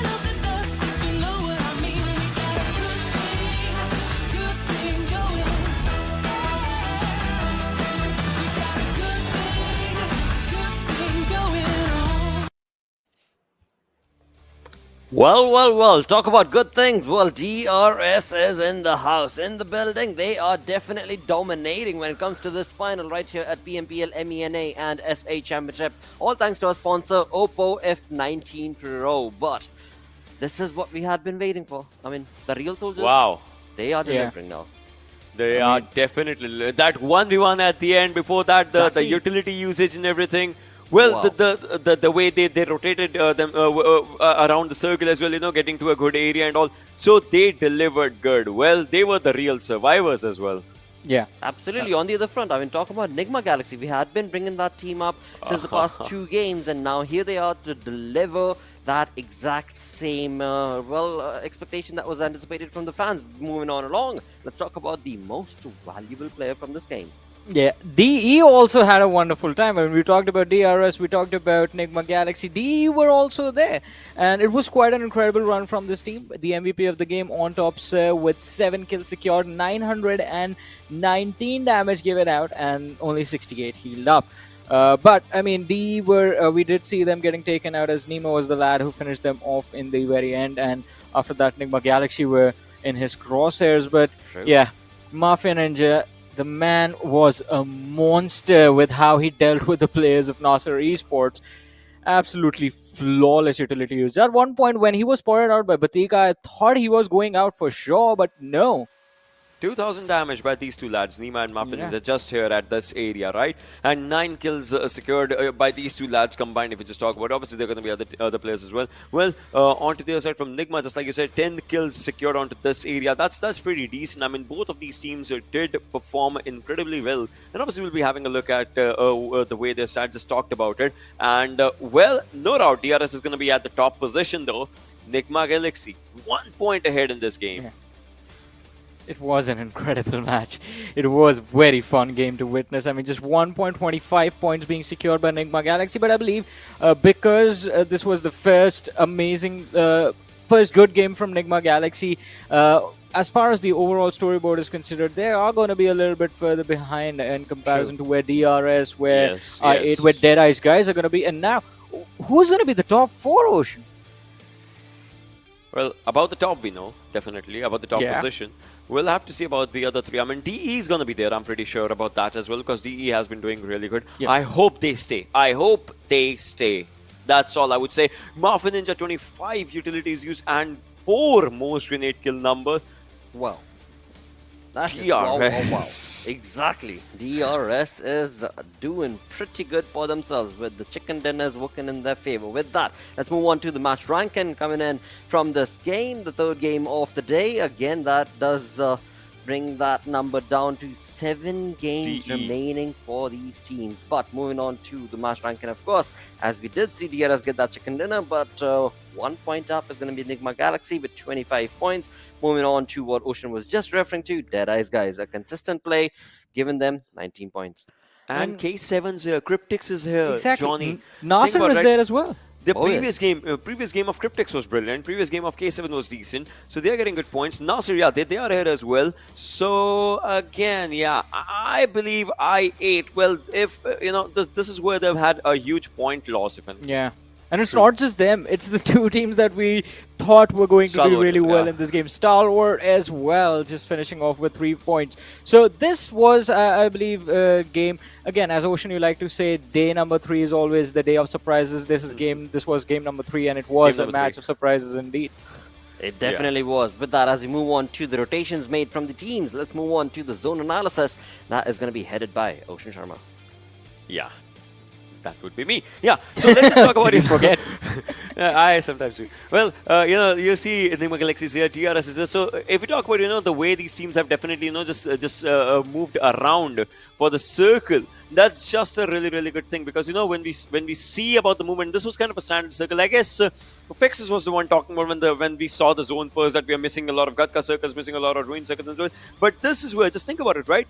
Previously, what used to happen is, Johnny, maybe DRS used to have like one corner for themselves, something like this, and the circle would shift down, right? They would not have the circle. We've seen that happen multiple times in previous last few days.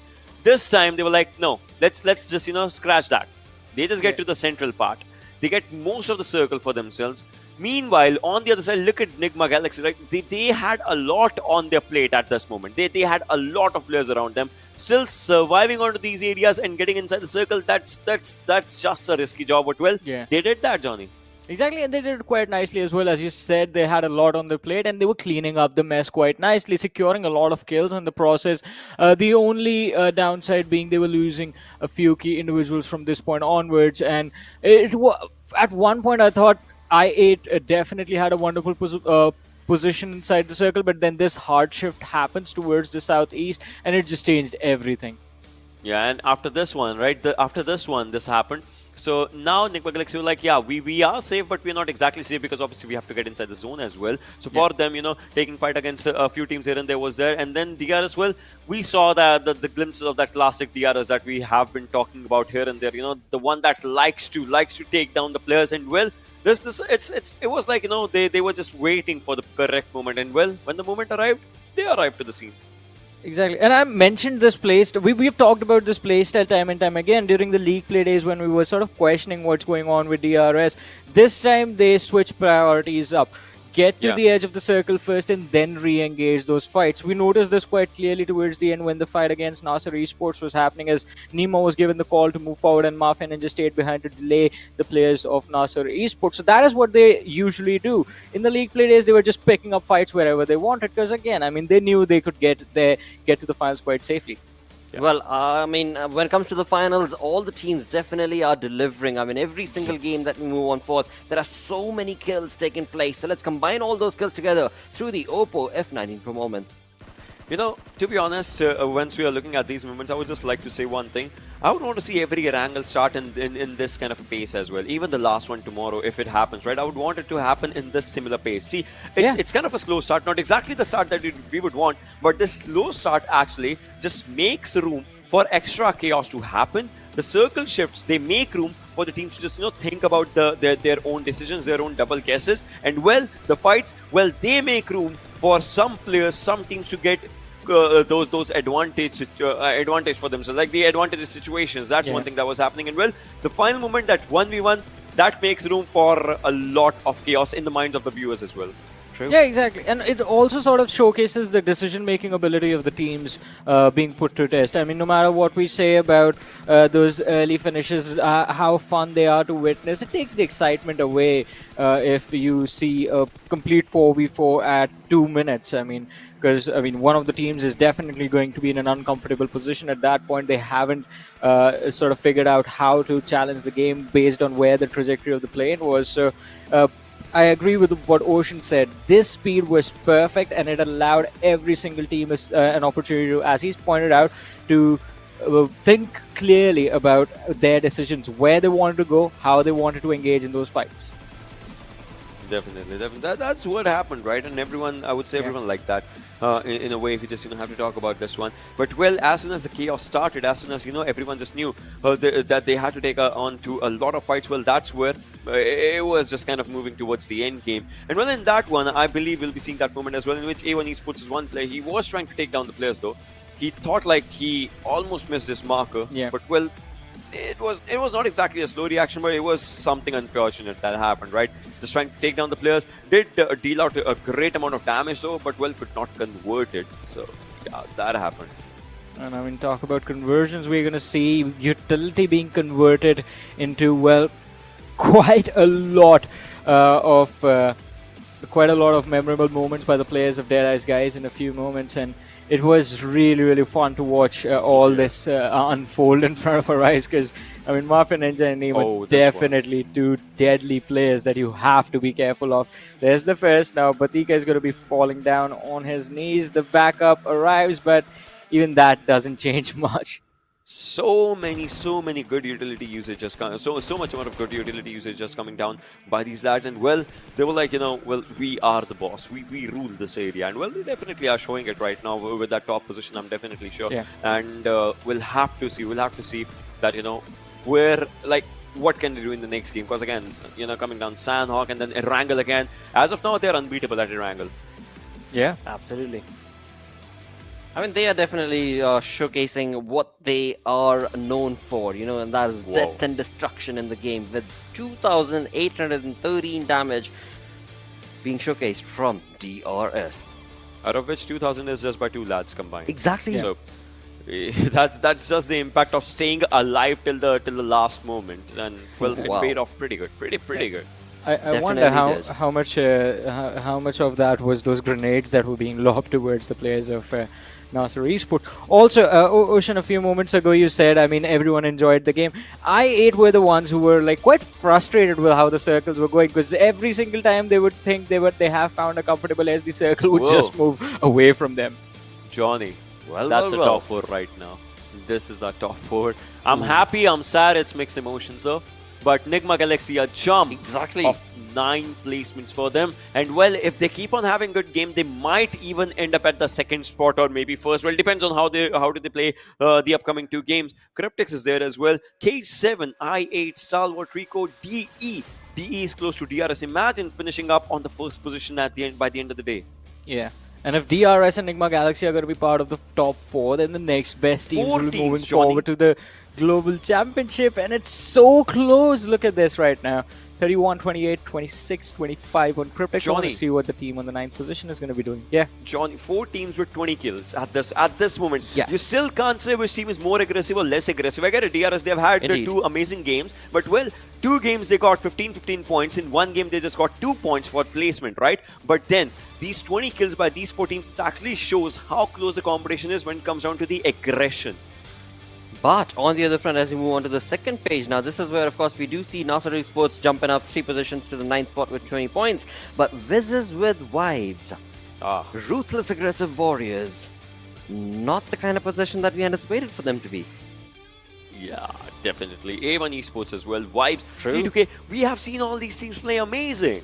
Oh, yes, we have. Talk about amazing. Well, I've got some amazing news for our viewers right now as we move on to this incredible party. And that's going to be the PUBG Mobile reunion party, where you need to join the game to participate in this exciting global festival, which is only available for a limited time. All the modes that you've played previously are coming back, from, well, Survival Till Dawn, Vikendi, Payload 2.0. Well, the list just goes on, and all of this is going to be for you to participate in. And why? Well, because we've got daily rewards and login to get permanent free items, limited time UC, and a new character. A new character called Anna, along with her flashy outfits, is going to be available for you guys. And that's not it, because we've got a collaboration in place with the football team that you all know as Liverpool to win a permanent backpack. Yep, you heard that right. A Liverpool collaboration to get that permanent backpack. But last and not the least is going to be this world-leading hypercar, a custom-made Jesco by Koenigsegg, is available. Try out the lightning-fast ride. Go to in-game and get one for yourself. Only available till the end of November. So there's a lot that is going to be on stake. But that's not it. That is not it. As we are in the finals, we've got this wonderful show match that has been set up in, well, for you guys, as we have some rappers tuning in, as we've got some influencers tuning in from SA as well as MENA. This is going to be a bonker of a game. 2 games going to take place right about now. And without further ado, let's jump into these guest matches. It is going to be, well, Fan Bros to take you through these 2 games. Well, we did certainly need a breather, before we head into the action, because it's so heated up right now. Yeah. And we need that cool down moment just a little bit. And what a perfect time, We were actually talking about the South Asian region going up against the MENA, and here we have in a rumble, a 4v4, and the first map is going to be in Sanhok, so let's just head in. But, before we do that, it's going to be a really interesting format for us over here, because in Sanhok, we're not going to use guns, buddy. It's just going to be those nades and those melee weapons. So, starting off, repping the South Asian region, we do have Ducky Extra, 2B Gamer, Rap Demon, and Doshi. And right there, opponents, we do have repping from the MENA region. We've got Randa, we've got Aboelm, we've got Powerful. Well, I know this lad, and we've got Emmett. And so, well, taking a look at these 2 teams, got a little bit of a shift here on towards the MENA side. They've got a professional player. Yeah, they definitely do. I mean, Powerful. Even though, he's not in the top 16, but still, I mean, he does have the professional tag on his name. I do personally want to see how things going to be looking like. As you mentioned, things have been really heated up on the grand finals day 1, so we want to chill things out a little bit over here, and this is why we have a show match. Some influencers coming in over here, some rappers over here, and as Fixes mentioned, you cannot use guns inside this one. The only thing you can use is your utilities and your melee weapons. So this one's going to be an interesting one. Yeah, this is the moment, you've been searching for. You wanted to ban your opponents. There you go. You certainly can do that. And we've seen rap battles. Well, I'm a huge fan of that. But when you've got rappers taking over, pans or maybe a sickle or maybe a machete, anything can happen. Or maybe the good old fist, the good old Royal Rumble. Just get into that. But as we can see, both the teams, they're dropping off right at boot camps. They do not really want to waste any time looting. Just want to head in and go up against each other. We've got to see which one's the better region from the two we have. Exactly, we definitely do want to see, and I feel like this one is more kind of going to be like a wrestling match as well, so we might as well announce it in that way, On the other hand, we have Ducky right next to him. We have another player, and I feel like things might just go south over here for some teams. Oh, they're also using meds over here, which is fine, I guess. But now, here we go. He finally found himself a sickle, fixes, and I do want to see who he is going to be cutting off this time. He's already swinging it in the air. A little bit of practice. I mean, at this point, Necro, I really love the pan. It's just got that extra damage. Imagine trying to block off maybe an opponent's melee. I just like the sound. Yeah, we also like ding. But considering the customized skins that we have, a lot of people flaunt the sickle, right? You've got some katanas, you've got some various type of different weapons, but Ducky, he wants to stick to the basics, the good old cast iron ban, and a few grenades are being lobbed over. We've got to see who's the better one out there, and powerful, of course. We do know he's got that little bit of an edge over these players. But again, he's been handicapped. He cannot use any weapons that he excels at. So this is the first face-off. We've got a grenade. And what did he just throw at his direction? It was a flash. I think it was a flashbang, if I'm not wrong. No, he did not get flashed. I did not hear the sound. I think it was... Yeah. How do you throw a painkiller these days? Well, I guess he used painkillers as a fake flash. I guess that's a new strategy, guys. But yeah, now we have Powerful with a sickle. Looks like a Grim Reaper right there. He's chasing Ducky down. He wants Ducky down over here. Just swinging it in the air. But Ducky as well got some jukes. He's jumping around. Ducky has the pan. If he's able to do so, this can be a happy moment. This can be a funny moment. And there we go. Ducky takes Powerful down. A professional player down. But instantly, the trade is there, Fixes. Well, there you have it, All right, so races are coming up, but we've got that good old fist fight right in front of us. Darby with the Molotov, and he succeeded with that. Just backing off, but Toshi did manage to get off. This is ludicrous. I think now it's down to a 2v2, I believe. Yeah, we still have Rap Demon alive. Both the rappers alive, and one does have the machete.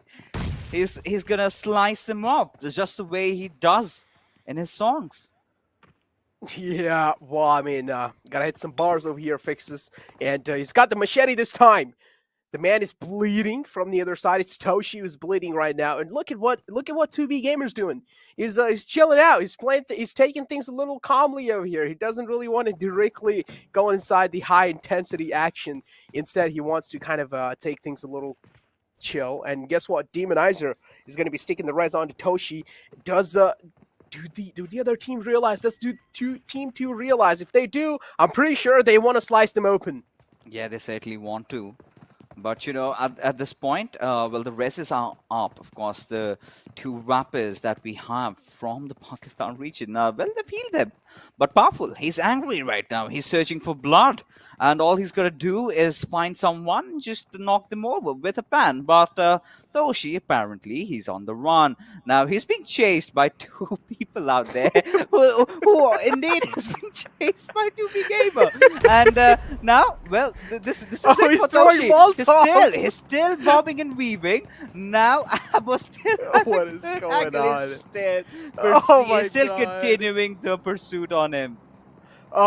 Two players behind one little man. It's a cat and mouse chase over here, and they're not gonna let him go. Like, quite close. That was a close one, Toshi. You don't realize how close that got. No, I don't know if waltzing was a good idea there, but still, he's safe for now. He's found himself on the high ground. He wants to slice someone up, finds a free hit onto the lad. He's looking to get another one, but he's not able to. Both of them are whiffing quite hard, and still, he's able to run away. He's able to make it out alive. I like that door shut right on his face. Yeah. Back off. Back off right now. Where are my teammates? Why aren't you here? The ban being yielded and powerful. Oh, he's gonna chase him down. There you go. Getting the knock and will Please don't slice your teammate. Yeah. I mean, that's the last thing that they would want to do right now. I think this is it's it. I mean, right now it's a 4v2. And Powerful gets one more. That, I believe, leaves just with Rap Demon alive. And seems like it, the MENA region, they're going to win the first map. Because it's not just over with one map, right? We've got one more surprise. And we're just going to wait. Yeah, the surprise. That's why it's called surprise, right? We're not really going to be revealing what the other one's going to be. But yeah, this one so far is pretty interesting, and it's cracking me up for sure. The last man alive is going to be a Demonizer. He's on the run. He does realize if he stops anytime soon, he's pretty much going to be dead. Swinging those machetes onto each other. Finally, Demonizer comes out on top in that fight, but that doesn't end right there. He needs to fight without wasting any more time. He doesn't even get a time to catch a little bit of breather over here. Oh, definitely. And you know, this is still not going to be a lot, right? All he could have done, could have gone a little bit thirsty, right? Just slice his throats up. But no. That being said, he's all by his lonesome. Just has that first aid, few energy drinks. He's gonna get to full HP. But at the same time, the reses are back on. Now, what I really want to see is someone just throwing off that machete and maybe take one down. Because Powerful, well, he did have this energy drink, but no, a knock right on his head and sends him home. As we've got, you know, the team from the bottom corner winning the first bout. Wow, I mean, yeah, I kind of feel bad for Demonizer, man. He felt all by his lonesome, and in the end, well, just got pinned to his death. But yeah, I would say that was a fun time for sure, and that definitely helped us kind of calm things down of how the matches have been going so far. This was a great kind of, I would say, a time off from that intense battles. Yeah, and I desperately needed that. But, you know, this is not just done yet. You know, there is still time, you know. South Asian region, they can make a comeback over here because I believe right now is the right time to spill the beans. And Necro, would you want to do the honors? Yeah, exactly. I mean, the second map is going to be played on Karakina, and it's going to be quite a good one because this time you can use weapons. And let's find out who has those gun skill pretty much maxed out. I mean, I would say over here the MENA region for sure has a little bit of edge because they have powerful. Yes, 100%, you know, but I still remember when I used to play, you know, this particular map, just for the heck of it, I used to carry a lot of remote charges, the C4, right, just, you know, blow up any sort of walls that can possibly blow, and then find those secret bunkers, and you have those little gold mines, you go into that, you loot them. And talking about weapons, I really love to use the Winchester over here. But I do not know if teams are really going to be opting for that because I believe I think they're going to be sticking to Tommy guns. But what I really want, imagine, you know, just dropping off those C4s, then waiting for that to explode, someone just goes down. That would be fun. That would definitely be fun, but again, it comes down to are these both teams going to be dropping at the same location? If they do, then that's when those kind of chances are really, those kind of fights happening, the chances are really high. Here we go, the plane fly path in front of us, and I want to see where they're going to be dropping off. No one's going to be the answer. They're not going to be dropping right next to each other. Instead, well, the MENA team has already dropped off, and now we're waiting for the South Asian team, and here we go. They've also dropped off, so now they're going to be going for those guns first, looting themselves up, making sure they're feeling good, comfortable, challenging those gunfights. All right. So, teams, now this has gotten personal. Now this has gotten serious, right? They both want to have their fair share of loot before they engage against each other. One of them dropping off at Bashara, and we've got the entire MENA team dropping up top north. Now, both of them, different cities, no problems with their loot. But I really want to see the action starting off, and some emotions. What happened to him? Yeah, Oh, no. 2B. He's starting to feel himself, right? Some moves, and I've seen this on the internet. Something resembling. Like you want to tell what it is? Like what is that resembling? I have no clue. Guy dancing just like that. He was just a little bit passionate about it, but now. All right. He was just trying to yawn, and indeed, I mean, from what really happened with him in the first game, I'm not gonna blame him. He just wants to get this over with. But MENA, they are looking determined as ever. Especially having powerful playing in their own ways, because he's a professional player. I've casted that guy. He's pretty good. You're racking up against you've got legends from their own field. He's certainly gonna have that extra little edge, and in fact, that was statistically visible. He did manage to rack up 3 kills even after being the first one getting knocked out. Fixes.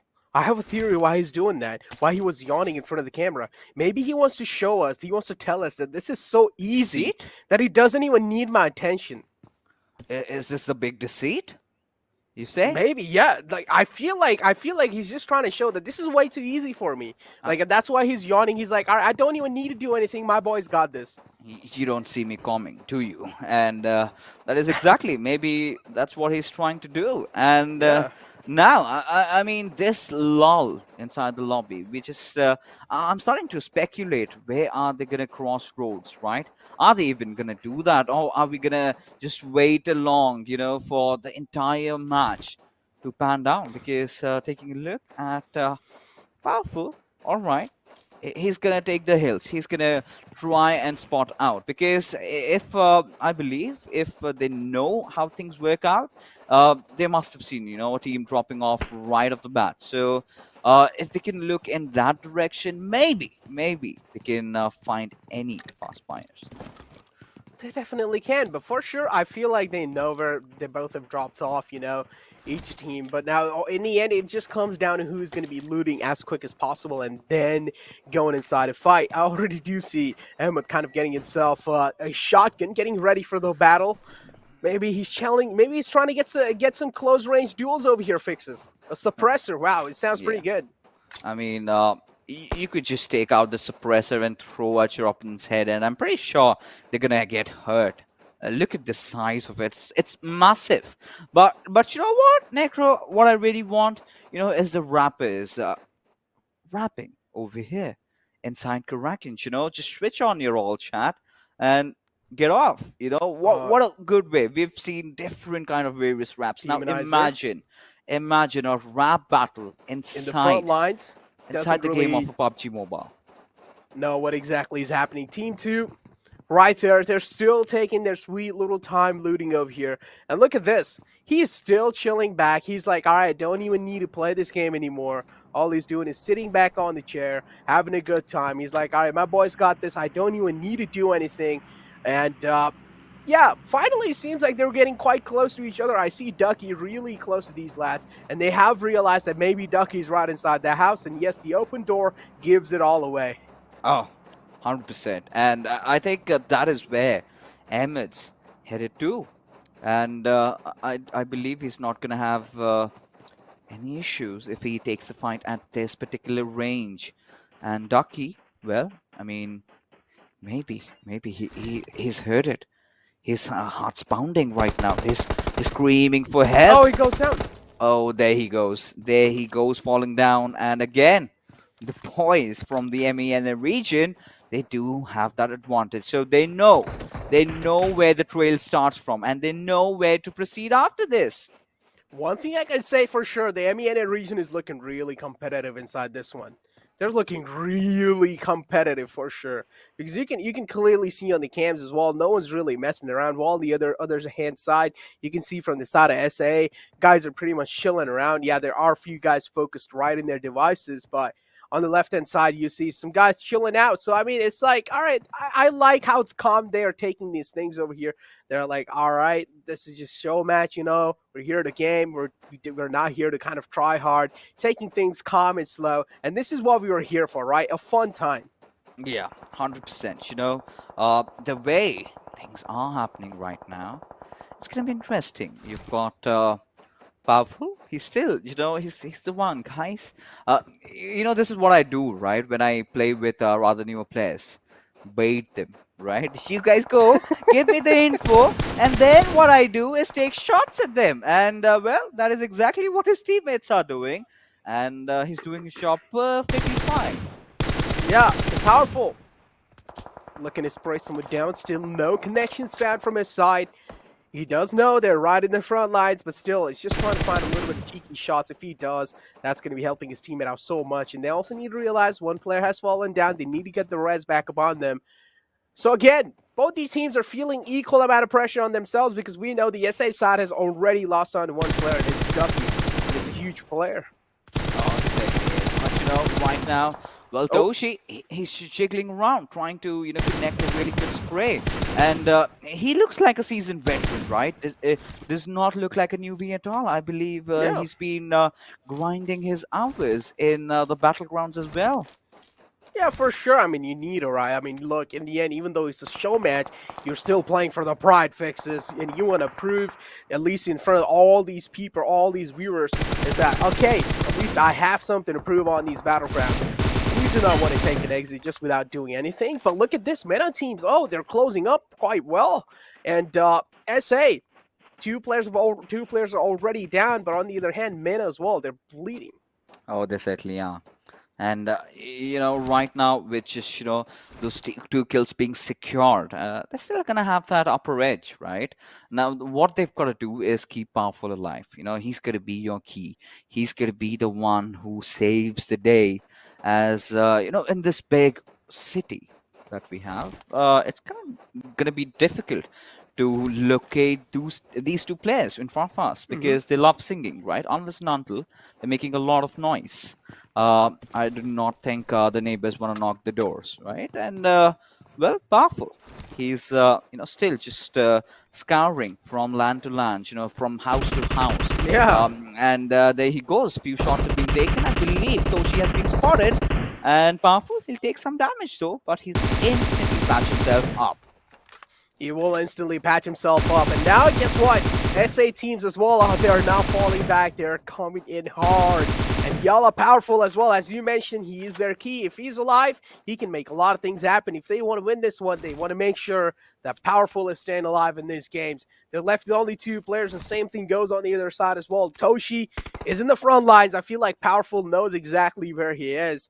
And Toshi, a single small mistake being made, and he will be taken down. Oh, that was quite lucky, though. Toshi knew that no one's maybe looking right on himself, so he crossed the road. Yeah, I mean, a 2v2. Or it's a 2v1 right now. Toshi just being the last player. Surviving. And now, you've got to see if he can clutch things out. He's been doing good. He's kept off his grounds really well, right? Considering the powers that he's going up against, he's done well. Oh, I do not know why Powerful did that. I have no idea. Maybe he was just checking if his buttons do work, right? I think because apart from that, no other explanation at all. Maybe he was just like checking. Yeah, maybe he was just like checking like the Molotov, just making sure that it works. I'm not sure why he did that. But yeah, keeping all the jokes aside, here we have now finally Powerful. It seems like he realized where Toshi is. He's making the push happen. He's pushing in. And now over here, Toshi is going to be feeling a lot of pressure. Two players moving in on the clotheslines, getting up close and personal. Toshi is going to be feeling the heat. But guess what? He's not someone who's a rookie. You can't just push him like that out in the open. Toshi's going to reply to you pretty strongly. And Now Powerful realizes his position being compromised. Powerful now making the push happen, realized he ran out of bullets, and he found the right opportunity to strike, and he's going to be striking in hard. Oh, he certainly will. But, a really valiant effort being put by as a region over there. Especially but again, 2B Gamer. Yes. I mean, especially Toshi for me. I mean, the way he raps and the way he converts that and channels his energy inside PUBG Mobile, that's commendable. I never really expected that they would be this good, but yes, he was. But that being said, we've got to get back to the desk because they still do have a lot of things to talk about. Yeah. Well. Talk about rap battles, that's one thing, but move on into the battleground. That's a complete different story altogether being showcased from the MENA region right now. But that is just a show match. As we continue on with the championship, let's move on along. Let's bring up the schedule. We've got 3 games done and dusted for. And now as we move on forth, it is time for the 4th game of the day where we jump on to Sanhok. 16 teams all prepped and ready. Certainly hope that the few minutes that they had of relaxation, well, they've been able to capitalize on them. Hope so. Yeah. I hope so, that happens, because in this one somehow, I don't know, it's a weird one, but I want to go for A1 Esports. Alright, A1. Alright. So, I mean, Ocean and I are on the same page. Not in terms of me picking A1 Esports, but we're going to go for weird pickups. Because I have a feeling like K7 might be able to bring themselves in a really wonderful position in this map. That is a possibility, of course. But as we move on along, let's have a look at the head-to-head between the two that you talk about. We've got A1 not having a good day, and K7 on a complete different roller coaster. They never had a good day, but maybe today's day. Exactly. We need to keep in mind that the stats represent the performance they had in the past, and today we are starting off fresh. So yeah, it's a fresh start. Obviously, they haven't had a good fresh start. I get it, but I'm hopeful. And again, hope is a dangerous word, but again, I mean, we definitely can talk about the speculation, but in the end, we shall have to see what these teams are going to be bringing to the table. With that, let's move on along and let's have a look at the game itself altogether. Let's go on to our casters, the Panda Bros. It is Necro and Pain Fixes. Yeah. Well, now, yep, exactly. I mean, we need to definitely take things seriously. The weather is turning pretty cold by those show matches, but now it's time to heat things up again. It's time to get the super hot fire inside these games, and we know what better to start the day off on this Sanhok. I mean, of course, smaller map where it's going to be fully packed with high intensity action, high octane games are awaiting. I mean, already we saw what was kind of aligned with those first 3 games that happened. It was complete action-packed games, and now I want to see what teams have gone inside the map of Sanhok, because we're already seeing teams try harding to their best. And I want to see what they have even in the map of Sanhok, because again, we know how this map can be sometimes. In the end of the day, it does really comes down to that zone, if the zone is favoring your team or not. If it's not, well, then we know things are not really going to be aligned good for your side. Especially I like the circle when it's kind of being formed in the top left island. We saw that yesterday, and it was one of the most fun times to witness. But now I also want to see teams like DRS again kind of performing consistent. Now I do know, yeah, they have gotten the previous chicken dinner, but again, I like the momentum that they have set themselves up on, and I want them to continue in forward, because from that kind of a utility utilization that they showed in, we know how they can perform in the map of Sanhok as well. This is where you need to use the utility to perfection. If you're not going to be doing so, you might be third party, you might be taken down from anywhere.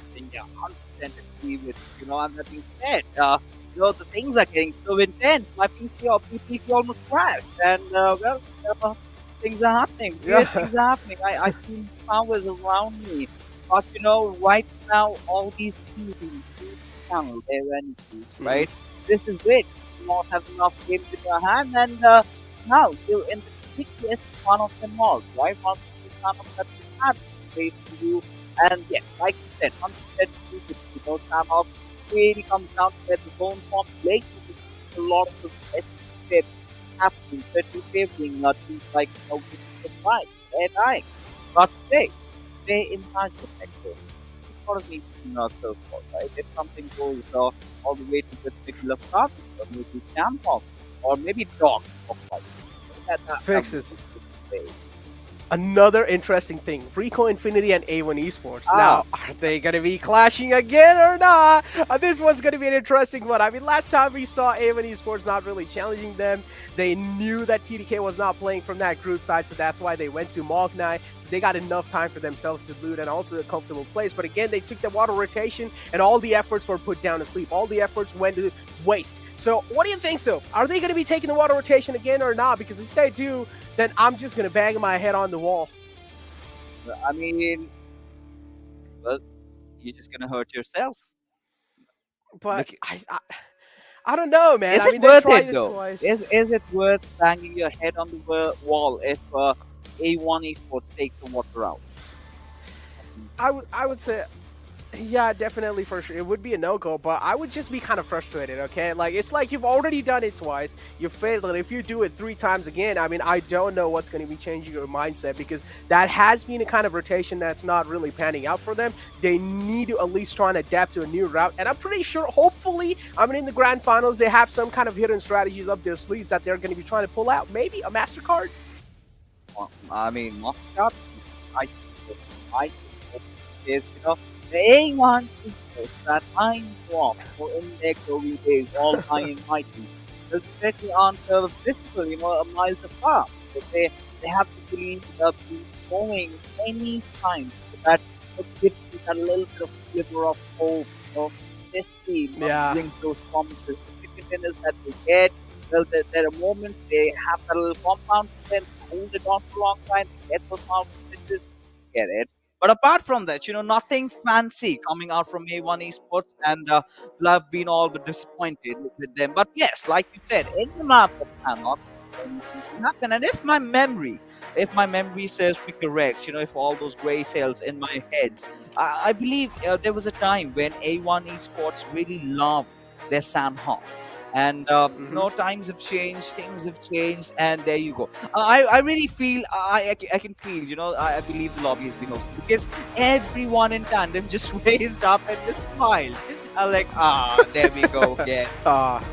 There we go again. Where I personally look at it in the center, right? The red room kind of thing that they have made. It just gives you kind of like a more intense vibe, right? We know the red is kind of a color of aggression, especially when you have that red color in your kind of thingy as well. It looks kind of cool, It just gets your blood flowing pretty good. The RGB gamer room is what XP likes to call it. And yeah, personally, I like those kind of rooms as well. But unfortunately, I don't really have RGBs in my room. Maybe I'll get it in the future sometime. Back in those days when we were kids, right? We used to go to those internet cafes. I mean, we weren't really owning those PCs down here, right? You've got to go to those cafeterias, pay some money, and play your good old games. I'm talking about the days when even smartphones weren't even a thing, right? Technology, we've come a long way far. So they used to have those red lights, just rotating around like this, like police sirens, right? Once you sit, it's a 5v5, and the lights start glimmering, and that's when it's game time, baby. And yeah, I mean, it's already game time for all these lads out there, feeling the heat and the gravity of the situation over here. Exactly. Within a few minutes, of course, we're going to be heading in. But the overall storyline so far, ladies and gentlemen, has been the fact that DRS, they've been absolutely clobbering down the Erangel maps that they've had. They've been decent in Miramar as well. Starward, they've had a really good start, but then they're again starting to fizzle out. They've been struggling with their rotation. I8, they've been consistent. Same can be said for Deadeyes. Exactly, yeah. Consistency definitely is being shown from the side of Nepali side, but again, there are a few teams that are also crumbling down. As you mentioned, Stalwart Esports, yeah, they had quite a banger of opening, but then later on in the next Erangel, they seem to kind of fizzle out. So hopefully inside the map of Sanhok, we do know they're pretty good in the map of Sanhok as well, so I want to see them at least up the pace a little bit more. I want to see them third party more. I want to see them just try and dominate the entire field. because we know what they're capable of. I don't really need to kind of elaborate on that occasion. You have man like Action and Top already just dominating the field, feeling yourself. Then you have another team coming in like DRS. They're hitting the deck, they're hitting those nades right on the mark. And what else do you need, right? Two of the best teams performing for sure. Then you have a team like K7 as well, not really shying behind. You had a man from K7 who almost did a 1v4 on the map of Miramar. So that as well, I can definitely tell for sure that teams are feeling that adrenaline rush right now. Oh, they certainly are. But now we've been talking about the top guns, right? Let's talk about the dark horses, the ones that are having a Cinderella story. I'm directly talking about Wizzes with Vibes, Yeah. The way they've started off, they haven't really been looking good, right? Maybe this is the map where it all changes, because Rules, the way he played in those 4 days we had, he impressed me, man. Not just me, a lot of girls out there in Nepal as well, making his parents proud, his organization proud. He deserves a raise. But there you have it, the game finally starting off. And without any further ado, let's head in. Here we go. Finally, the map of Sanhok and Buri are going to be tied directly into it. And here we have the plane flight path starting from Camp Bravo all the way towards Camp Alpha. That means we know DRS are going to be having no problem. They will also have their loot pretty much right on their hands. They will just going to be dropping in Camp Bravo, getting that loot as quick as possible, and they can also try and book it inside the zone quickly. On either hand, this plane flat path is pretty good. No matter what kind of team it is, you are going to be getting to your location pretty quickly and at least try and get the loot in. But now I want to see again, as we mentioned, the Rico Infinity and Avon Clash. Is that going to be happening again or not? Rico Infinity dropping straight up in Paradise Resort. No two ways about it. But Avon Esports, though, look at the split that's being shown from their side. Nineboy kind of close to Paradise Resort. Then you have Dante and Sinister right on the quarry, including RX Jax. Yeah, I mean, things have started off... well, there you go. Oh, there you go. I like it. Again, a Western Circle, nothing really out of ordinary, right? This is going to favor teams like Nigma Galaxy, maybe SUDOR. SUDOR have a really instrumental role to play in this game. Are they going to be holding off that bridge? That's going to be really crucial. Now, K7, they're going to be having the better of Painan. They're going to have no trouble. I believe they're in a really good spot, right? Considering if the Circle does pan down south, which I believe will. They have a good chance in getting a chicken, and I think this is the best we've seen from the HDM region so far, right? I think you were also there with me when we casted the SA Championships last time, and we were just looking out for them, and they were just not there. But this time they do come with a lot of promises, and they're delivering. That's for sure. Yeah, they're definitely delivering. But I also want to elaborate more on the zone is that what I like about these kind of zone is that now the zone has been divided into 3 compartments of island, right? Is it going to be shifting on the left side? Is it going to be going on the right side? Or is it going to be going on north? And this is what I really like, right? This kind of zone brings in that mysterious aura that teams all as well get kind of confused in. They don't really know where to make that quick rotation happen. Including a team like DRS, but hold on. Okay, Rico Infinity finding a man of Avon Esports. Nineboy was out in the open, not really able to find any connections. So Nineboy, is going to be making out alive from this one. Rico Infinity are always on Avon Esports' tails. Oh, they certainly are, aren't they? And they love doing that, right? That one really satisfying wipe that they did cause, inside of Paradise Resort. And A1 Esports have been dropping at Paradise since time eternal, right? We've seen them a lot of times. They've even I believe we did see Dante clutching out. They did wipe out the players of Zeus once, and getting completely clapped by Rico Infinity. That does instill that fear amongst them, and now they've got to make that move. They've got no option. They're just moving around, and that's concerning for me. I'll tell you why. Because they're not getting enough loot to sustain. They do not have that backup plan for going in for that med battle, which teams like Wizzes with Vibes and Deadeyes resort to. So A1 Esports, they're in shambles, and I must say, after this tournament is done, they really need to start from scratch again. Right with their roles, their IGLing, number 1, needs to be fixed ASAP. Yeah, for sure. Sinister has been kind of questionable. Yeah, as you mentioned, the IGLing definitely is questionable from their side. But again, as you mentioned, things can be changed, things can be rerouted, and yeah, they will, at least for sure, because of Rico Infinity, they are pushed out of their comfort zone because they're not really able to drop in the Paradise Resort area. So that means they are forced to at least find themselves a new drop location. This is where they dropped in near Quarry, but now they didn't really, I don't feel like they found themselves that much comfortable amount of loot, right? Even though it's the map of Sanhok, but still, they had to move in pretty quickly, and they have done a good job in that. But again, the circle is going to be the main thing, because as I mentioned, this kind of circles really brings up that mysterious aura. You don't know where it's going to be shifting towards. Oh, yeah. I mean, this is going to be interesting because, you know, the holding those junctions, that's going to be really important. Now, look at Nasir, right? In fact, Hassan, he's away from his pack. He's nowhere in near contention. And I believe the players of Starwood, they've spotted a few, unwanted people around them. But here we have a fight about to break down as Jiggle. I believe he's aware of Freak's positioning. And this is where I would really want him to lob a grenade, right? That's the best way you can flush someone out from this little guard post over here. Or maybe a Molotov that pretty much takes over that entire area.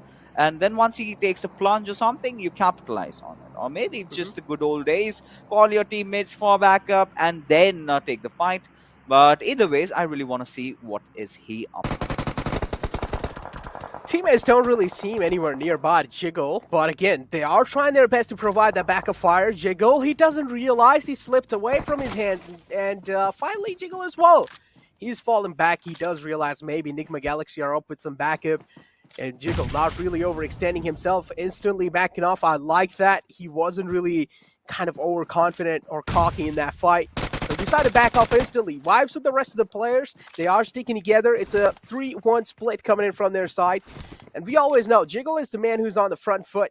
And again, being the IGL, he's still on the front foot. And he most of the times deliver. He tries to find the entries. He tries to find those infos as much as possible. And Vibes, I mean, they do a good job in that.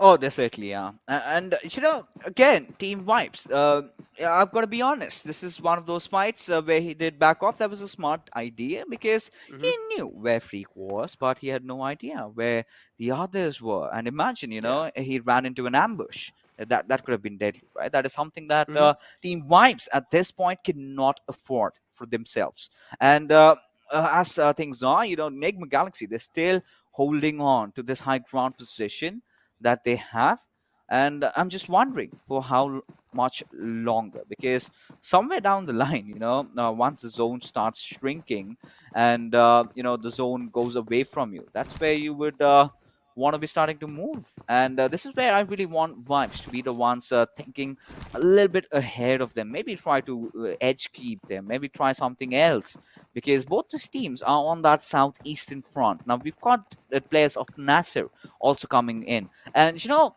Sanhok, it is also famous for all those third parties happening, right? So and I'm pretty much sure, considering what is on the line, you've got limited amount of matches remaining, teams are going to be taking those fights slow, and which sort of will resort to the fact that we are going to be heading into maybe a 5th circle or maybe a 6th circle, and that is where let's say we've got 10 to 12 teams alive, and in a jiffy, half of the population just gets wiped, just like Thanos doing things Snapped in his Avengers. fingers. Yeah, just snap it and wiped out.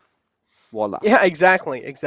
And now Enigma Galaxy from Sami as well. It seems like they're quite looted and scooted, so they're going to be moved, or at least trying to make their mark in the zone. They've already found themselves in, but I feel like they still would want to get, or at least close in on that center spot. And I like that the improvisation Wizzes with Vibes made over here fixes inside these kind of SA Championship and MENA, right? So what they did was, before in the PMPL Season 4, they used to drop near Sami in the map of Sanhok, but then as soon as they realized Enigma Galaxy is in, that means they are going to be needing that Sami area. So they're like, all right, guys, you guys can take it. They realized high voltage is not in here, so they pretty much took over high voltage spots. So that was a good improvisation. And I feel like A1 Esports as well, if they could have done something like that, that could have helped them out quite a lot. I mean, again, it comes down. Wizzes with vibes. They had the new kids in the block, and when you're new, you sort of are open to changes, right? You're sort of open to adaptations. You can adjust. But when you're the old guards, right? When you're the veterans, you've got that little bit of an ego coming into play, right? How can this team take away our drop spot? We've been dropping there since forever. I mean, we've never backed off, and then they realize, days, guys. We've been messing up every single time, but we'll talk about it a little bit later as we've got K7 spotting out the players of Team Vibes. Now, Killer has taken quite some damage, but Wano, he's been knocked out. Now, K7 definitely need to get the rest back up, and they need to do that quick. They definitely need to do that quick. Vibes now, guns trying on Zivvy. Look at this jiggle. His side's locked onto him, and as he peeks out, that's an incredible spray being shown from his side. Connects those headshots, those crucial headshots that he needed to take him down instantly. Vibes looking pretty strong inside this one. Wanu as well is down low. That means the res onto the fallen man Zivvy shouldn't really be that big of a deal, because on the other hand, Hokshuan, it seems like he's getting pushed by the entire squad of Vibes, and they need to watch out from this push because it can be detrimental. Oh, it certainly will be. The way Team Vibes, they're just charging at them. And now Hokshuan, he's just one with the nature. But any single moment, the players of Team Vibes can spot them out. And we all know how deadly the Nepalis can get with those grenades. We did see a display of that from Mafia Ninja just a game ago. And Hokshuan, he's being still as a rock. Finally deciding to make some movements. He's just clipped that grenade. I'm starting to wonder if the players of Team Vibes did hit that one out, or they did spot out the projectile. But there you have it. Hokshuan getting that knock onto its killer, and he's going to be relentless. He's going to lob one more out of Bean's direction. And is it going to connect though? But that does not matter because shot hit from the backlines does the job. Now K7 have the upper edge in this fight. They get a test of their own medicine with those nades. Bombardment coming in from their side. K7 getting shot at somewhere from the backlines, but that's a great angle being found from Waduo. He's going to be confirming the kill instantly. And the problem is, Vibes cannot even make the push happen because they don't really have a lot of info to work with. Assassin, though, safely enters inside the house. He can at least take a sigh of relief, but again, he's being pinned down inside it. And guess what? Here comes the third party. The classic Sanhok reveals itself, and Choxin goes down to Sudor. What? Did Assassin just bombard them all? I really want to see who took that kill. Because if Assassin did that, that's going to be insane. But I do not think that happened. But I believe they all died to a grenade. Mysterious things are happening, I'm telling you. We've got a lot of weird things happening over here. But either ways, this is customary, right? In Sanhok, you're not supposed to exceed a fight for more than 2 minutes. Because if you do so, then you are going to get punished. You're going to get third-partied, and that is exactly what happened. And considering the position that you have, playing around the center, well, that was bound to happen.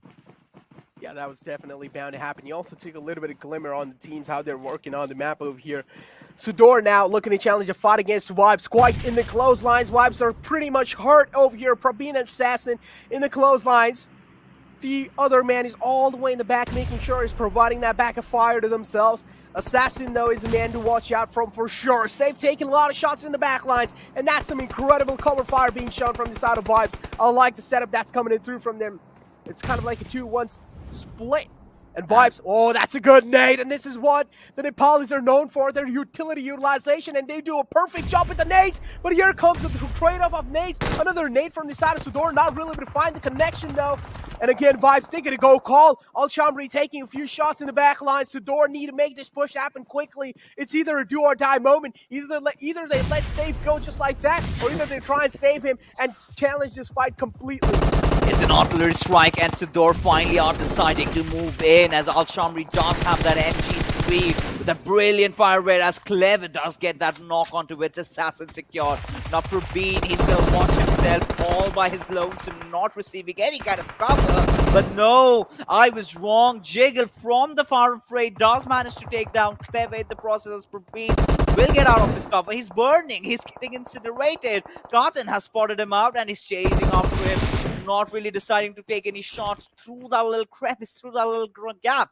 He did spot him out, but Probeen He's in a very good spot now. That is some smart play by the players of Team Vibes, you know, just trying to mitigate any damage possible. He's just retaliating rather in a good direction. Jiggle providing that very quintessential cover fire, and this is good. This is good from Team Vibes considering the situation that they were in. Now that's a good recovery. Exactly. I like how they're taking those calculated risk moments, and they're able to make it out alive from that. But again, the damage has been dealt. 2 players down. That means they're left with only 2 players alive in their squad. They will have to play the rest of the game with only 2 players. I mean, it's not really a surprise, right, Fixes? We saw Vibes playing in the NC with only 3 players, so we know what they're capable of for sure. They can try and pull this one off with only 2 players as well. But now here comes another circle shift. Moves up a little bit north. Zivy from K7 is right in the center, but the problem is the compound that he's holding. I feel like a lot of teams are going to be having their eyes onto that. But guess what? I8 now pushing up against NASR.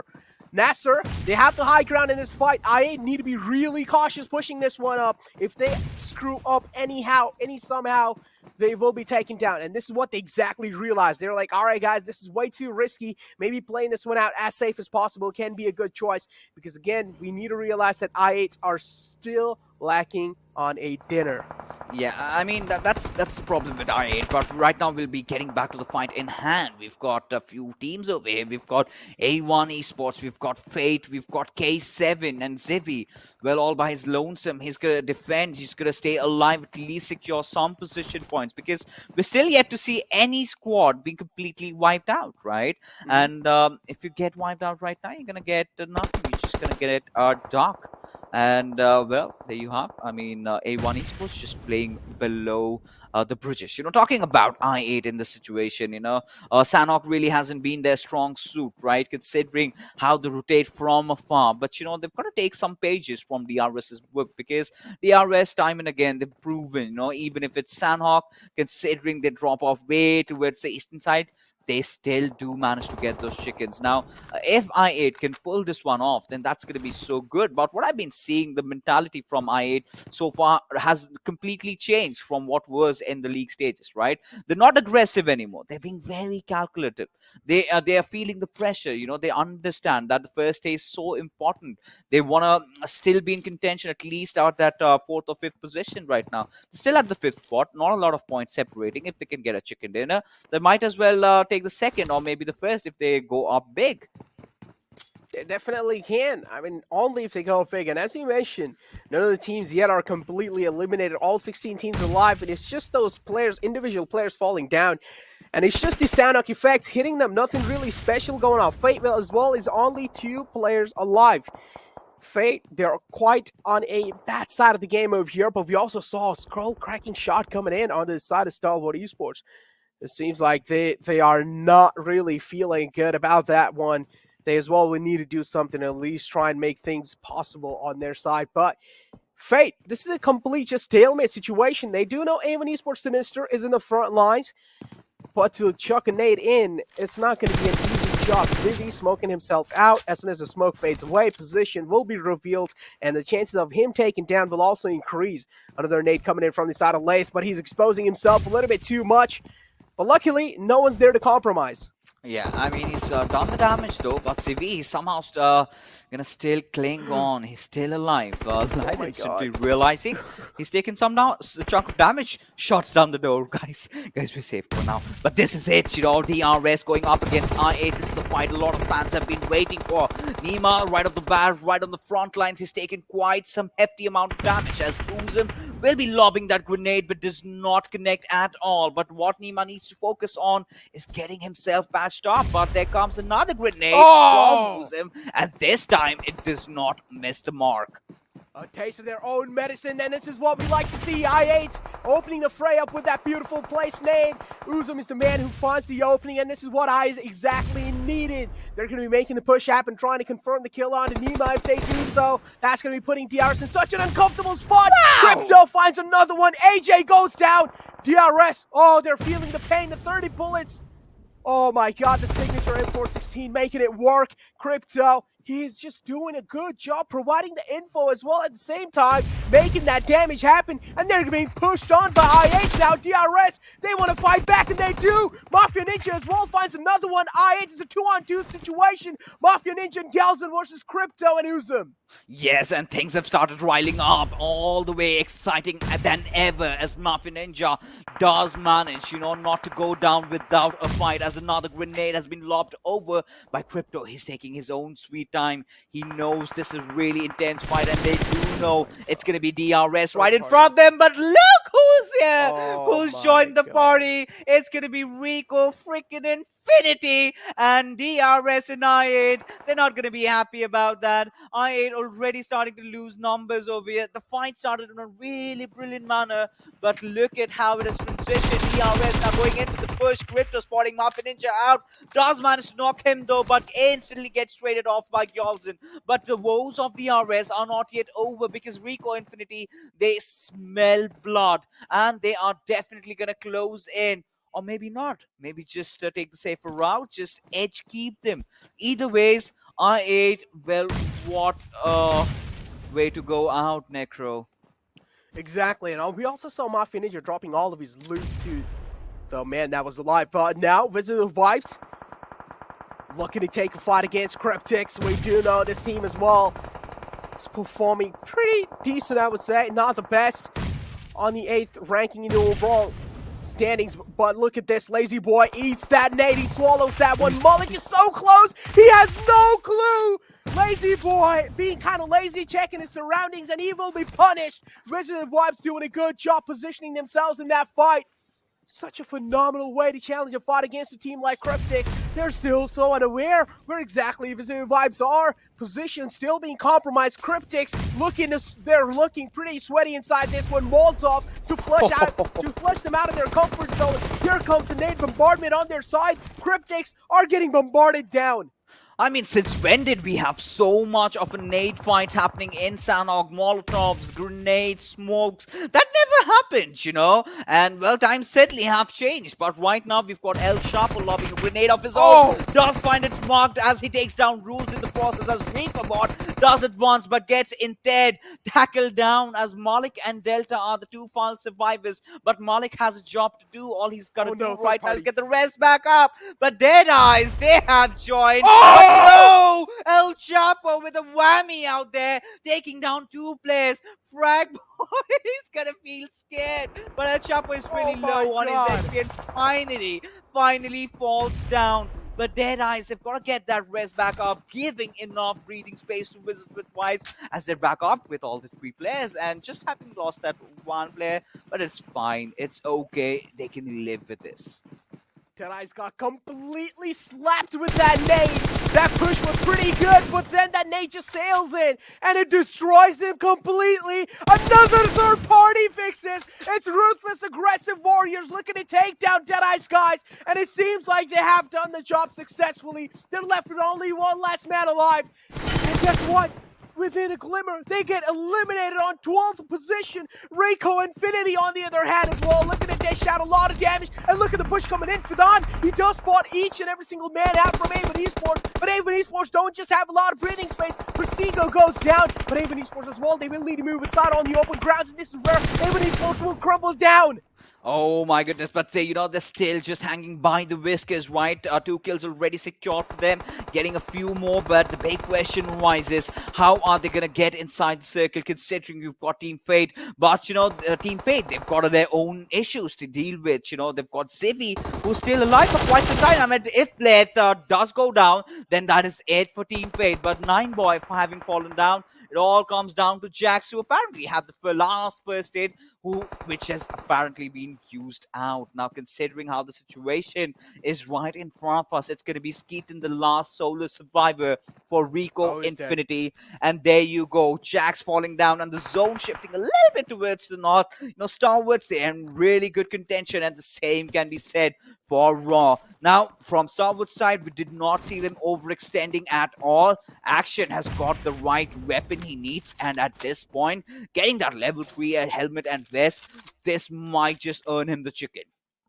This definitely can. The zone's screwing up so many teams. They needed to move inside, Avon being one of them. And oh my god, they just got eaten alive by the play zone. Mafia Ninja as well. And now guess what, Stalwart Esports, as you mentioned, they have a pretty good position with also that little bit of high ground they've gotten themselves. If they're able to defend it pretty well, they are going to be finding themselves in luck for sure. Wizzes Vibes alive with 3 players. There is a little bit of separation between Rules, Delta, and Malik, but it's fine. He can try and make it right next to them. Rico Infinity, just like that, had no choice. The last man needed to move out in the open. He also gets eliminated, and now Raw are looking pretty strong. Are they going to be keeping up the ruthless aggression? Oh, that's a question that will get answered in a couple of minutes, right? Vishal and Joker, the 2 players being alive as Assault. The kill has been confirmed. And Stalwart, they're going to enjoy that little bit of a high ground that they've got, that hill coverage. Look at them just getting spread out. And you remember, right? Against A1 Esports, it's all it took was just one man and his Tommy. And this time, he's got an upgrade. He's got an MG3. So I'm kind of wondering the force that they're going to strike their opponents with. As Delta, he's lobbed that grenade. He's just cooking it up. Any single moment, he's going to throw it down. But, well, it was just overcooked. But now, again, Wizzes with Vibes. This is a really consistent, possession right now. They've made it to the top 4 and has to be a really good game for them. But they always have that contingency plan. But look at that zone go. Yeah. Stalwart completely enjoying the fruits of their rotation over here. And seems like it's a Stalwart game. Yeah, this is their game.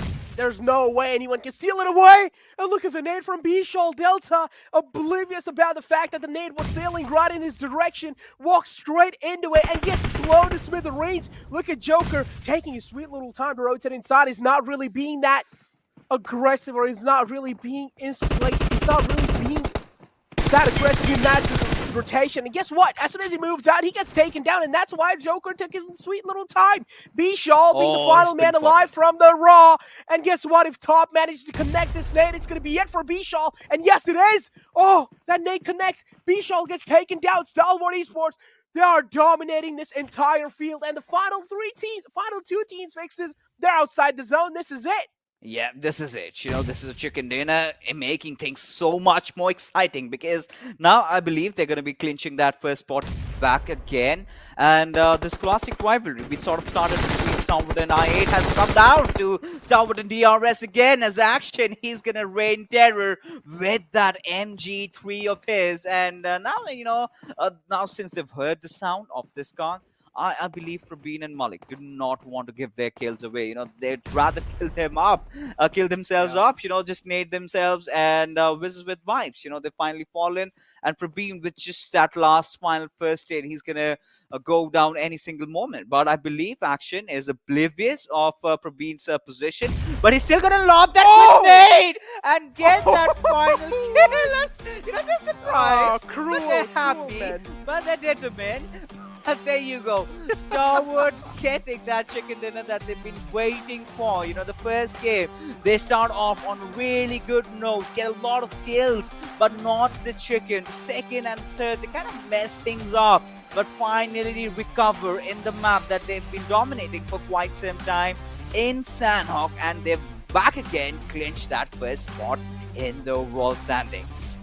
Oh man, Stalwart Esports definitely being the Grim Reaper of that previous map of Sanhok and doing a good job. But we saw so many third parties after third parties after third parties, especially that nade on the DEADEYES guys by Cryptics just completely blew them up. They just slapped them out of their miseries. And then you had Ruthless aggressive warriors from on top of the edge lines just shooting them down. Just third parties after third parties after third parties. And this is what we like to see in the map of Sanhok. Just the way I like my good old Sanhok is what we did witness, finally. All that action panning down, just a complete brainstorm for the desk. But right now, we're going to be going for a quick little break, because right after is the beautiful desk coming to break all these fights down.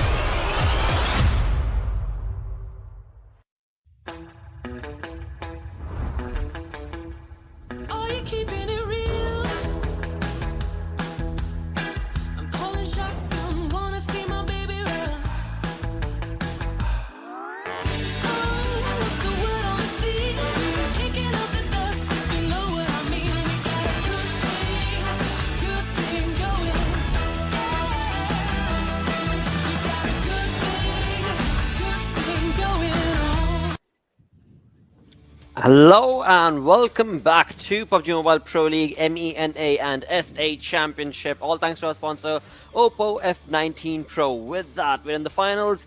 4 games done and stalwart. The way they were dominating the league plays seems like that is going to be an old story continuing on in the finals as well. Almost, I would say, because obviously the first game they tried so hard and got so far, but in the end, it does matter now because obviously most spots that are just there, right? But talking about the MVP exactly, Action, he hit like something other than a jackpot or something, like 888 damage going down to this lad, 3 assists, 145 healing done, and well, I'm pretty sure this lad's final grenade kill, that was such a sweet one. I mean, it was definitely an incredible performance from Stalwart Esports and Action. He was you saw him, right? He was genuinely happy, like thinking, "Oh my god, it got connected." I mean, a moment that you yourself cannot believe. Hey, that hit! Wow. I defy my own skills. It was that, right? But yeah, moving on. Praveen comes in. 4 kills, 507 damage. A top with 3 kills, 417 damage. A chopper from Cryptics. All right, this team also had a decent game for themselves. Yeah, I mean, definitely, it was quite a decent performance, but we were talking about quite those interesting 2 names, right, that we wanted to see do really well in this matchup, and both of them sort of were eliminated in a similar manner. It's Analyst's curse now. Yeah. But still, I mean, Cryptics are slowly and steadily climbing up. Rico Infinity, they are trying to keep themselves in contention for the top 4, or at this point, because DRS are inside the top 4 as well, the top 5. So it is definitely looking really interesting and intense if you are one of these players inside this lobby. That is correct. But Vibes and Stalwart, right?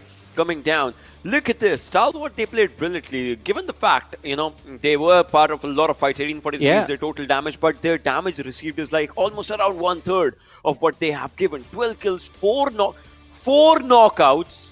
Are you kidding me? 4 knockouts only and 12 kills. So here's the thing, Ocean. I mean, you just brought up some lyrics, right, about Stalwart Esports. I have some lyrics for them too. You can't touch this. Ding, ding, ding, ding. Yeah, look at the damage received. I mean, no one was able to touch them at all. Hey, don't copyright us. But, well, I mean, 27 total points coming down. That's actually really good. I mean, these lads played really good. Yeah. Oh, yes, they did. As we move on to the match summary, of course, we did see Action with that high Acton gameplay being showcased from him with the 888 damage from his side. Again, I mean, Stalwart, they are definitely finishing the games in style. On the other front, as we move on to the heals, this time it's a little low. Not a lot though, in Blotter, but still good number. I mean, whatever suits your boat, whatever sails your boat, that kind of a thing. Yeah, and utilities use is less. And I agree with what the casters were saying with that DRS I8 fight. DRS was definitely going to be quite upset that Rico Infinity showed up. Yeah, to be honest, I was waiting for that fight, but then, obviously you see Prestige on the back lines, just, trying to see whosoever's there, and then the team just shows up. But 27, 19, 13, look at this. Only 4 teams have double digits. That shows that, yes, even though the kills are kind of distributed here and there, but still not a big outcome as for what, a particular team would have wanted. This is what it shows. Definitely, that is so true. As we move on along with the match ranking itself, I mean, Enigma Galaxy definitely proven that they deserve to be here, as well as being invited with 0 placement points, but 5 kills is what they walk away with. And I have to say, I have to give props to Ziv11 from K7 Esports. I mean, the man was alone for so long in just trying to survive, trying to see if he can just be sneaky as possible to avoid any sort of conflicts with any of the teams, but he did in fact get that 1 placement point for his team, which, considering the position he was in, it seemed like a dream at one point. Oh yes, it did. Again, I mean, when it comes to Sanhok, there were a few rotations made, but overall it worked out for the lot of the teams, the 16 teams. But with that, let's move on through to the zone analysis and have a keen eye towards what the teams did. So, all right, I don't want to say this, but obviously I will, just spitting facts. Stalwart, they like to drop to bootcamp. This time they were safe because obviously no KHK was there. I mean, let's just talk it like that. And then Nigma Galaxy, as soon as the game started, I heard casters talking about this one, that obviously they have the circle for themselves. This team has a circle for themselves. So these teams would be like, at a really good place when it comes down to, being inside the zone and just rotating around. Well, Vibes definitely had a really good advantage of just, staying at a really good area for them. But NASR, now this strategy that NASR just uses, right, just to stay on the blue zone for the first circle, as soon as circle hits down to for the next phase, that's when they start moving up forward. So yeah, this strategy works up really good for this team. And well, A1 Esports, they start off from here. They were really early and really good for the rotation, just coming down this area. So this game, the first circle kind of determined a really good push for a lot of teams to stay in the zone comfortably. But well, after that, as soon as circle just started showing up its own true colors, because obviously you see, right, one river kind of divides 3 different islands. So you are thinking that you have to go down to the Ruins Island, but still, it's all about swimming at the right time or maybe making the right move. And well, a lot of teams maybe just made bad moves, but look at this one right now. Johnny, one layer inside. Everyone else, if we talk about Wizzes, they are out. If we talk about Vibes, they're kind of at the edge. If we talk about Stalwart, the teams that were just showcasing themselves at the final moment, well, most of the teams were out till this zone. Yeah, I agree. This wasn't an easy game rotation-wise for any of these squads. Yeah, it was a DRS, big challenge to survive. So, Mafia Ninja, yeah. We've noticed this in the Sanhok from the league play days as well. DRS were playing quite similar to how NASR Esports was. Going quite slow in the early stages of Sanhok, but this time the shifts of the circle, it was really hard to predict where it was actually going to go. And definitely a lot of the teams did, in fact, bow down to the zone itself, to the blue. And in the end, Stalwart Esports, look at them, just all alone in the circle. Everyone else is just like healing up, trying to survive. But that last exactly. But they still were determined to They saw a buggy right there. That's why they threw the nade at it. And got the kill as well. 12 kills is what they got, right? Amazing play being showcased from Stalwart Esports.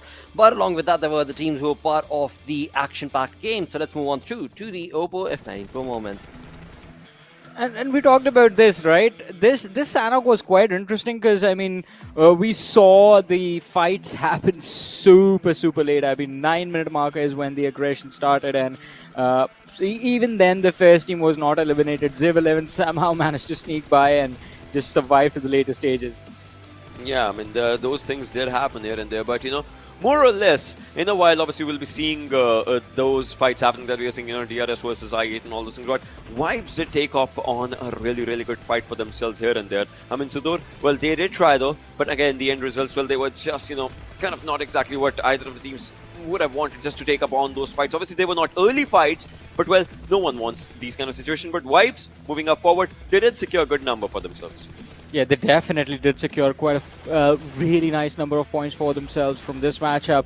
Nigma Galaxy, we've been talking about them, seeing if it is going to be possible for them also to move towards the Global Championship with a really good finish in this tournament. So we're going to be hopeful about that. But Stalwart Esports, this team is really brutal in every single situation. Even this time, as Ocean, you keep pointing out, the rotation pattern, the high risk, high reward situation, Stalwart always puts itself in terms of going for those splits. They somehow figure out a way to make it work.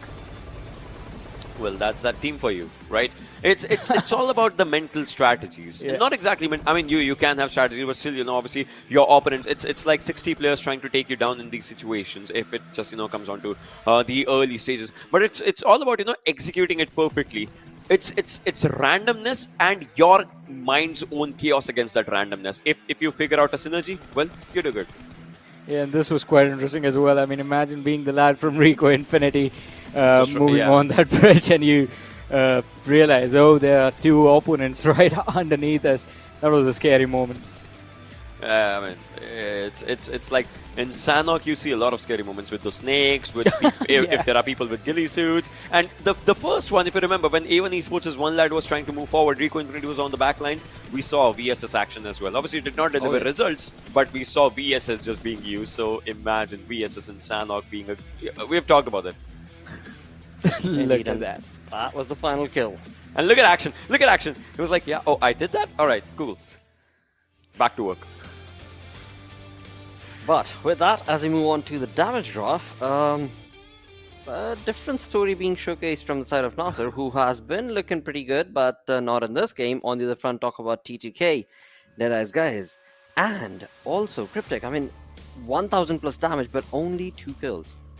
I mean, again, all thanks to the fact how late the action began in this game. I mean, the fights began so late, 9 minutes when we saw the first 4v4 collision. So everyone had the opportunity to get into positions to have all the utility, the guns, the healing utility, the throwables available when the fights began, and that sort of put up this sort of scuffle where one single mistake would result in you losing out on one individual for sure, 1 to 2 players going down for sure.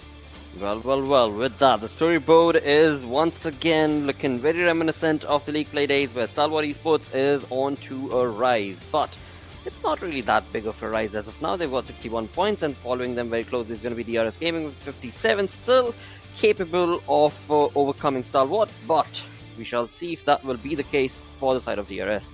Last game to establish the day supremacy. That's where it is right now.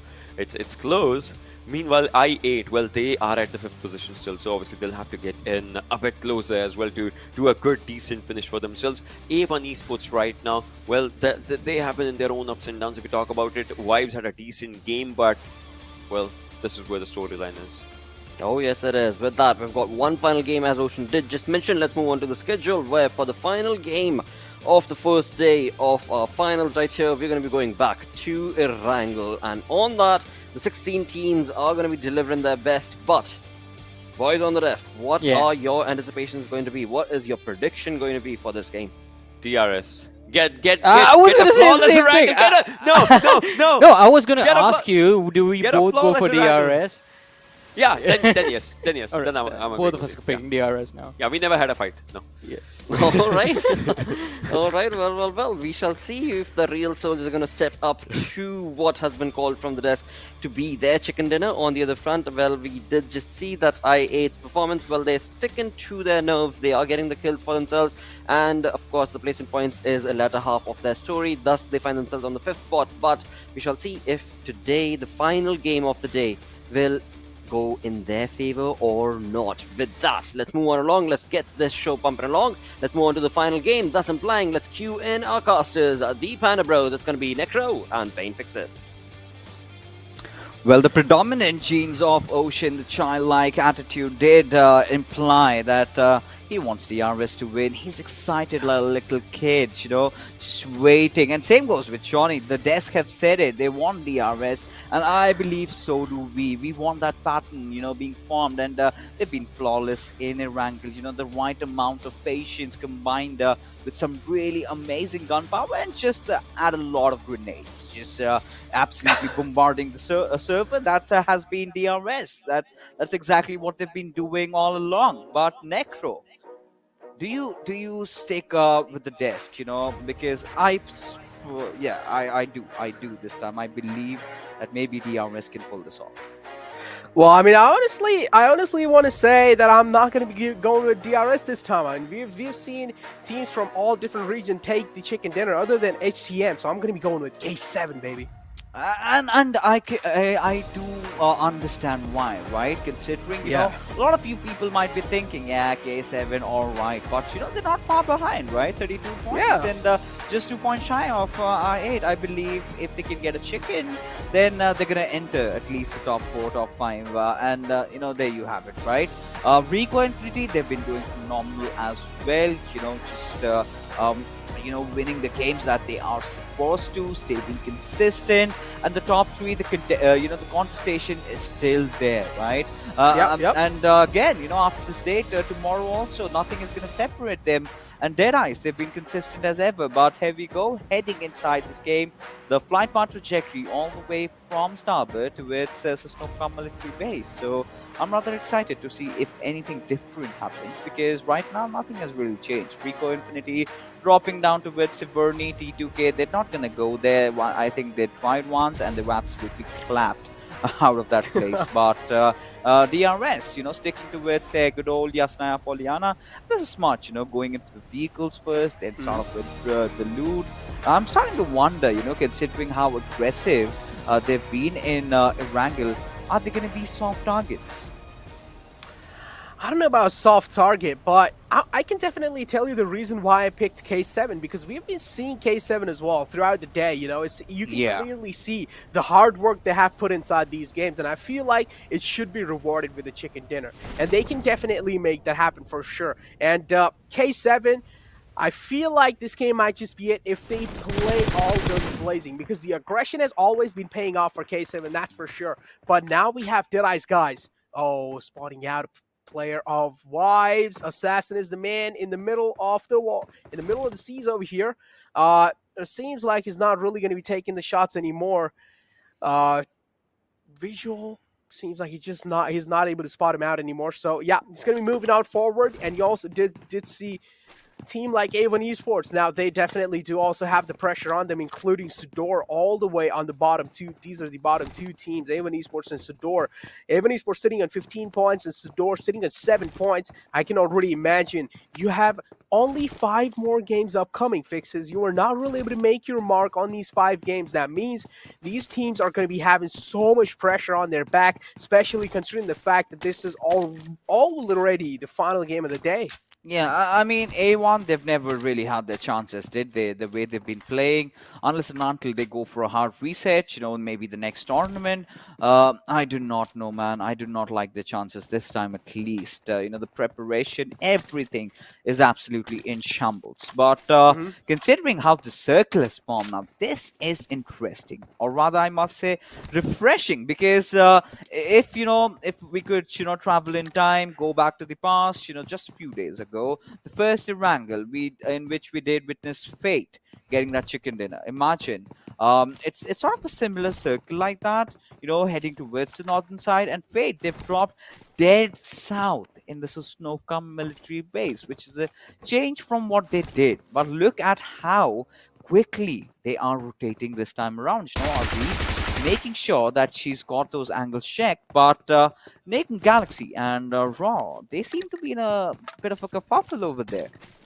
I did hear a few shots being rattled off over here and there, but yeah, no connections being found yet. No kind of critical damage being dealt on to anyone. At least it's what it seems like for now. Enigma Galaxy, the separation is being shown from their side.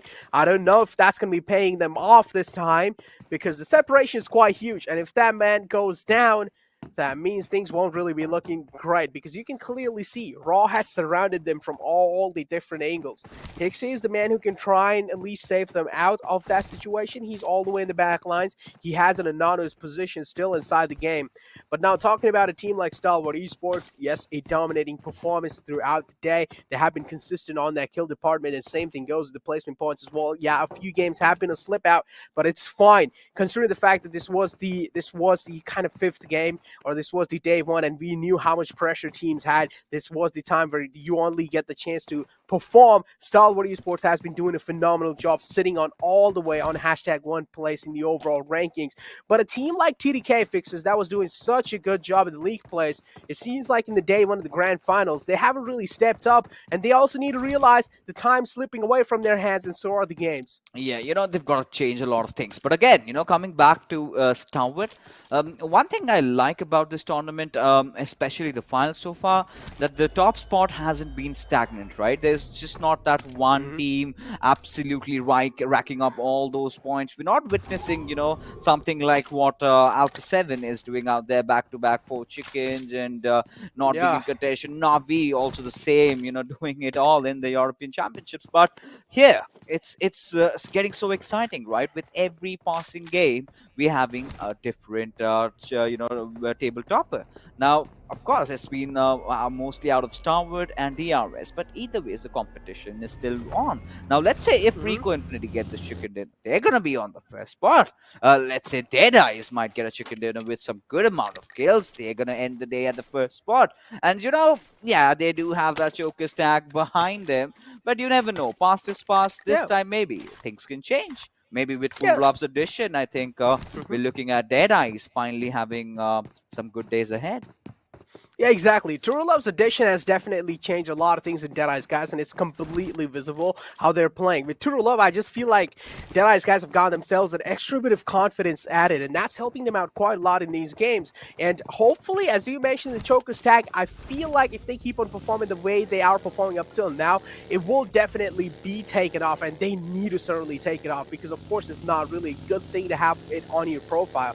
But now we have SUDOR, a team that's all the way in the bottom.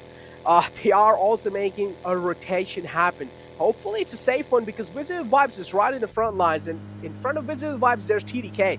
And considering the fact that these two teams like TDK and Raw, they are one of the best out there, but they are still struggling. That means they are going to be angry. You know, they have to, right? A recent roster shuffle, but we'll talk about that later because Deadeyes find themselves amidst some action as Team NASR was apparently rotating around and they've been spotted. So they've been spotted off that area. They're going to try a different route altogether as Deadeyes will secure this triple-storied compound themselves. And yeah, I mean, Deadeyes, what has really been the missing link? Has it been True Love? I do not know, because they've never had issues, you know, with their fragging potential. You know, there was never any problems with the firepower. It was all about holding on to your nerves. Now, True Love, I mean, we've seen this lad in 7C. He was one of those really instrumental players who decided the fate. You know, if 7C did win a chicken dinner, True Love had a really big contribution to that. But now, you know, more than that, you know, one good respite for Deadeyes is they do not particularly have to win the champions title, because, you know, the top four either way still qualify, and DRS, you know, being in the top four, it's even better, because then one of their slots, it passes on to the fifth team that they have. So Deadeyes, if they keep on staying consistent, maybe we're gonna watch them in GC. Definitely can. I mean, yeah, for sure. But still, there are more 5 games to go, Fixes. That means a lot of pressure. You need to hold on to your nerves. You need to have nerves. And take a look at this. Rico Infinity taking his shots onto K7. Not really finding that many connections. So Rico Infinity, we know what this team is capable of. They're sitting all the way up on #3 in the overall ranking with 52 points. So they are definitely one of the more confident teams, starting the day off on a good note, and that's what you need. And also ending the day off on a good note, that means you're going to be having a good start for the next day as well. And Rico Infinity needs to make sure that at least this game, they're having a good performance. And as I've said, I'm going with K7. K7 as well is one of those teams doing quite decent, but they need to up their performance a little bit more just to at least stay with the top dogs. You know what? I've been really liking them in those 4v4 gunfights, right? But this game is not really fair for them, right? Every single time they engage someone else, third parties, and yeah. you know, they're really good even individually. We did see Wanu pulling off that 1v4. He's that good, right? It's just not him, Hoshuan, Chakshin, every single player. But K7 really have a promising position inside the circle. Now you're talking about the other teams, you know, the big guns. There we have one, MG3, right in front of us. But the teams, well, Starwood and I8 apparently have started the rotation, and I8 has made it just to the peripheries of the circle, just beside Nigma Galaxy, and Starwood, they're still taking their own sweet time. But now if we could have the map feed in front of us, you know, I really want to point out another beautiful rotation that's happening. That's Wizzes with Vibes, you know, the drop off at Milta. They took a drastic rotation all the way from the eastern side. They went all the way towards the northern side, and now they're gonna dash it inside the circle. Now this is a little bit concerning for me, considering how T2K is really positioned, because when you're on the shorelines, you're on the lower ground. You've got a little bit of a hilly area, but you've got a fight happening amongst us over here. It's going to be NASR going up against SUDOR. Oh, a little bit too aggressive there, SUDOR. You got to hold your nerves in these kind of moments. NASR is in a team that you can challenge head on. NASR is definitely one of those good teams out there, and you can't just challenge a fight against them like that. SUDOR needs to realize that they're all the way in the bottom of the overall rankings. Oh, I think it's quite close, and just hit the frame of the window. Wasn't really able to sneak inside, but clever. He's alive in the game over here. Fate, NASR as well. They're slowly, steadily crumbling down. They're bleeding, but guess what? Another nade connects. NASR falls down, and SUDOR, what? They come out on top in that fight. NASR, they are going to be banging their head against the wall. You know, even they can't believe themselves. They've just pulled off the squad wipe, and you know, they've taken down NASR, one of those teams that was one of the strong contenders. And SUDOR, this is going to instill that confidence inside of them. And Al-Shamri being the hero of it all. With those 3 kills, he's got that demon inside of him, speaking aloud right now. But look at T2K. They are wandering off into its Wizzes with Vibes direction. Now, I did not know how it's going to pan out for Legend, but, you know, considering Legend has had his past stint with PN Crew, he knows this area really well, right? He knows the topography. He knows where the crevices are. He knows where the ridges are to play around with. So that's going to be really interesting, but we still got to keep Rico Infinity also in contention, considering they drop off around Siberni. So they're also very well versed with the patch around them. Definitely are. But now another team that I have my eyes on for sure, and a lot of people have their eyes on, is going to be Stalwart Esports. Now, they have made quite a late rotation in the zone, and they're all the way down south on the map as well. So Stalwart Esports, they will need to make it in. And here's a little replay, just a little bit of salt on the injuries of NASR by production over here. They want to show this one again and how they went down. It was a quick squad wipe as well. It seemed like for a second SUDOR might just go down. It seemed like things were going south for SUDOR, but this, yeah, as you mentioned, Al-Shamri, this 1v3 situation coming in from this lad. A perfect usage of nade, and then just a drop shot coming in to take the final man down and just seal the deal on the NASR. A beautiful way to challenge a fight, especially they needed this kind of a boost that they're sitting all the way down in 16th position with that kind of a squad wipe is going to be bringing their confidence up. And guess what, Fixes? Stalwart Esports are pretty lucky. They certainly are. Now they're gonna, you know, be having that little bit of a smirk right on the faces, and same goes for I8 because Rozhok, it's vacant, it's empty. Now DEADEYES, well, they're still in a good spot, but you know, now the big question arises. Now this is where the big debate, and even for the viewers, you know, where do you predict the circle is gonna head out? Is it gonna go north or is it gonna go south? But this is with vibes, you know. If we had those old stats, you know, the longest distance travel, I think we've got an undisputed winner over here. Yeah. That's A1 Esports, and Vibes almost just crossing roads right beside each other. A1 Esports being the one just sticking as a bunch over here, not really making any bad movements. They're gonna travel from a different direction altogether, as you know, everyone sort of wants to have a better spot inside the circle. And there's something I really like, you know, just playing around the bunker. You've got some cover around to play with. All they are hoping, if imagine the circle favors them. That's for sure. If the circle favors A1 Esports, then it's their game for sure. Unless they somehow screw it up, and they have done it quite a lot of times in the past, so I wouldn't really be surprised if those kind of moments do happen again in the future lines. But I want to say what K7 is up to. They're right next to TDK on the map over here, but right now we have our eyes locked on Raw. And they as well are right next to a team. And guess what? A risky rotation from the side of Vibes. A calculated risk being taken. With that, they also get a little bit of positioning revealed for themselves. Now they know where teams have positioned themselves, including I8's position being compromised like that. Vibes, they have found themselves a safe spot for now, but they're on the edge of the zone. This is where they're going to be praying to the PUBG gods. Hopefully the next zone is going to be favoring them. Same thing goes with A1 Esports and DEADEYES, guys. Oh yeah, 100%. You know, the way the teams are rotating inside the zone, the northern side, it's clustered up. And, well, there you have Al-Shamri after that really beautiful squad wipe onto its NASR. He's starting to feel himself now. Now he's got another, you know, target right in front of it. It's going to be a big one. It's a big fish. Rico Infinity team. And, well, they've been sitting at the 3rd spot. They've been enjoying themselves.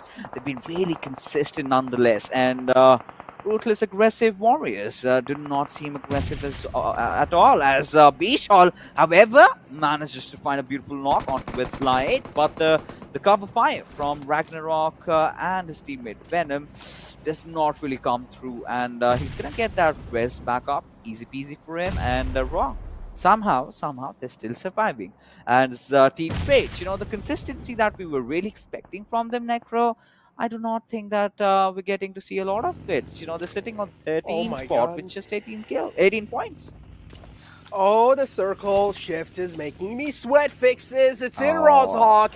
Rozhok is the city that is right in the center. That means we're going to be seeing some urban warfare. But guess what? Raw in the clotheslines as well. And they also want to be the one to be quick on their feet, because Fate, right in front of them has escaped their fray, and that's what they're not going to be happy with. And the prediction that I made, Fixes, I went with K7, and it seems like the circle not really favoring them has hit them hard. Oh, it certainly has. But, you know, I really like I8's position right now, considering they're on that edge, you know, having that high ground. They've got that warehouse, they've got that triple-story compound. I'm loving every single bit of it as Nick guaranteed to spot out Wizzes with vibes as they fearlessly just traverse through the land, completely unfazed, just to fall down to Deadeyes as vibes. They've made a mad dash at where I8 are. Now, this is a really important strategic location, right? And I'm not really surprised it's being challenged.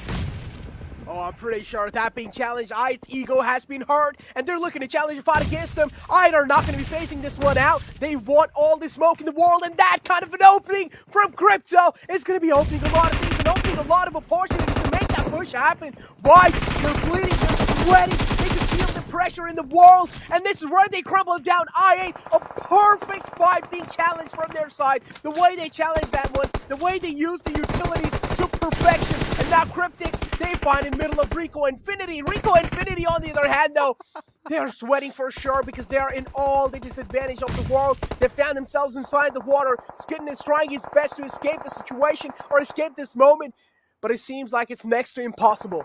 It's gonna be difficult for them, but Lazy Boy apparently has been taken down by reviews. Now this might be a glimmer of hope for Skeeton as he just takes over that little underpass that he has under the bridge, and now reviews. Well, I mean I8 just crushing the hopes of vibes, you know, quite literally as well. The way they took that fight now was impeccable as 10K. I do not know why he's showing his body like that, but reviews not really being successful in taking him down over there, but it's okay. It's okay for I8 right now. The kind of a spread they have, they've got a lot of vision. Rico Infinity finally, still surviving maybe for the next few minutes, but either way, Senkei's knock has been confirmed by I8, and they're looking strong. They're looking really sharp. They want the chicken dinner, and they want it really bad.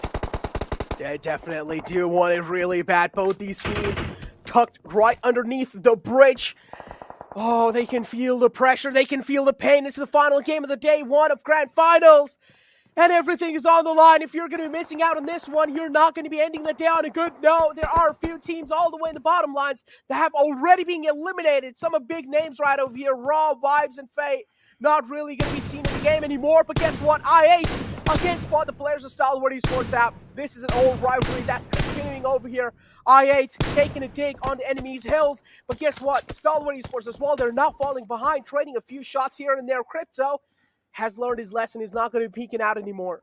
Now this is a battle in Sparta, isn't it? Everyone just determined as ever, and just as we were thinking that we're finally done with the shenanigans of the circle, and there you go, we've been hit with another beautiful whammy as the circle completely bamboozling everybody, just goes towards the northeastern side, towards Northern Island, and this is preposterous, this is ludicrous, this was not supposed to happen, but here we are dealing with reality.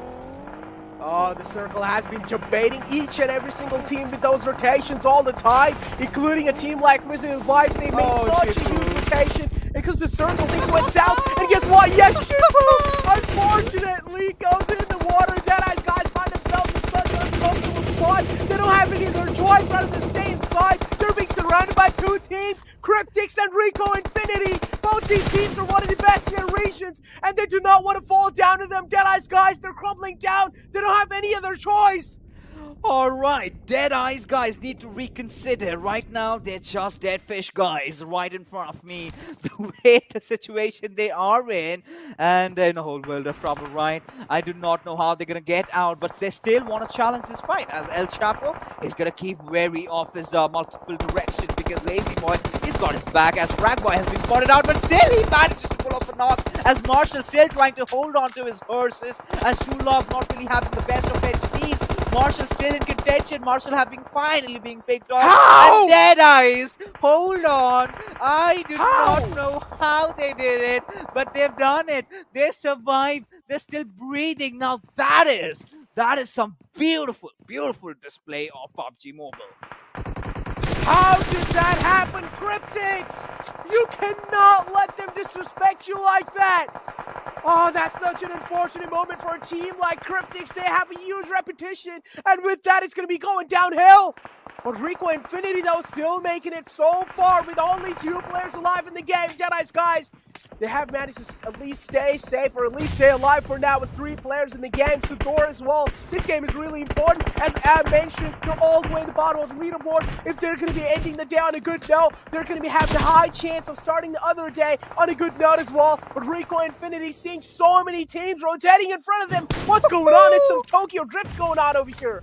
I do not know if it's Tokyo Drift or if that movie happened in this manner, because, you know, cars are just flying inside this little trip. It's Fast and Furious. Yeah, I mean, of course, I do know Fast and Furious, but this is nothing like that. It's getting even better as we keep going on with the game. Another hit between D2K and R8. They're going to be hammered down with all those bullets raining up above from Rico Infinity, one of the most consistent teams that we have seen so far. They still somehow have survived as Wizzes with vibes. They're struggling against Nigma Galaxy. Reaper Bot being the player alive, I believe, has been spotted out and Freak any single moment. But no, he's changing the tides. Reaper Bot gets on the land, gets the finish, gets inside the water again, and he's just gonna wait for his teammate to make an entry, who instantly just jumps to hit death, drowns down after getting knocked out by Hixie.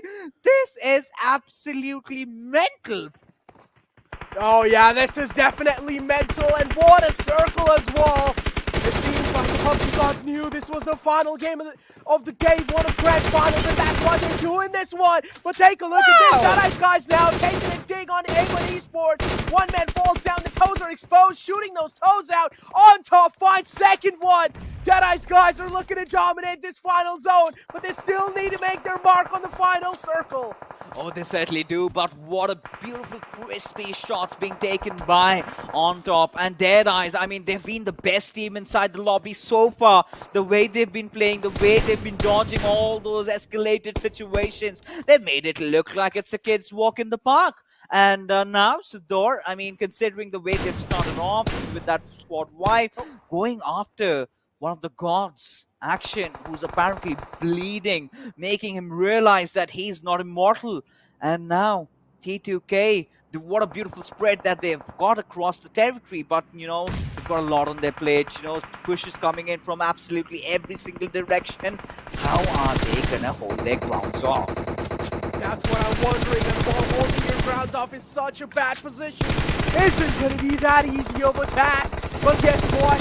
Deadeye's guys taking a lot of shots on the and finally they fall down. They didn't really have that great of a position for themselves. They go down in 5th position. SUDOR looking pretty good. They have this Wizard Tower on this name, and they also have the only good cover inside this late zone. Alchambry, I also like the 3-1 separation coming out from their side, but guess what? They're retreating back to that old Wizard Tower, and that's what I feel like can be the most mature decision. Scry's still alive from the side of Stalwart Esports, and yes, he's going to be going for that heal battle. He doesn't really have enough first aids, though. Only has 2 more left. That means he will also fall down soon. The final battle has came down to SUDOR, Deadeye's guys, and T2K. These 3 teams, they need this one desperately, especially SUDOR and T2K. Well, I mean, considering Scry, he's going to try to pull off some upset. He was cowering across the territory. Does find 2 more first aids, but no, not enough as he finally falls down. Well, I mean, this does bring down us to the Mexican standoff that we do have in front of us as Jane. Well, he's been knocked off. And Suyog, I believe his position has been compromised. On top, he's not going to fail delivering that beautiful grenade. Yes, he does connect. Did spot out that Molotov being lobbed out over there and does land it into perfection as True Love. He's got to get that res back up. He's dropped that smoke, and On Top, he's making the moves, wanting to secure Suyog's kill. Now, Deadeye's, they 100% deserve this chicken dinner. And if this gets taken away from them, I'm going to be a sad man. Definitely, for sure, they deserve as well, but still SUDOR, they have been holding on to their nerve for so long. This is the battle of nerve, and guess what? SUDOR this time, they come out on top in that initial battle, and this is where one man of Deadeye's guys fall down, and it's the main man at as well on top. They need to somehow make sure on top is safe, at least if they want a chicken dinner, because then they will be left with only 2 players. But SUDOR, they're also crumbling down, they're also bleeding. Safe goes down there, trying to kill, looking to hold on to this position. They also have the circle favoring them. Are they going to be able to hold on to this position? That's the question I'm wondering. But look at this push coming in from Ragdoll. He doesn't have any request. He pushes straight on forward. He goes down, Durla from the backlines, looking to take DEADEYES down. He takes a few shots and prones down instantly. But DEADEYES, guys, I like how cautiously they're playing this one out. They're like, all right, we can let SUDOR fight them. But guess what, SUDOR, they don't have any intention of fighting DEADEYES. Instead, they're bombarding DEADEYES guys down. Oh, they certainly are just stepping into the party, joining the way we like the standoff over there, SUDOR. They certainly do have the numbers. And well, True Love, he's got to hold on to his horses over there as Suyog and Sudesh still stand on beside him. And there you go, he's been spotted out and finally goes down.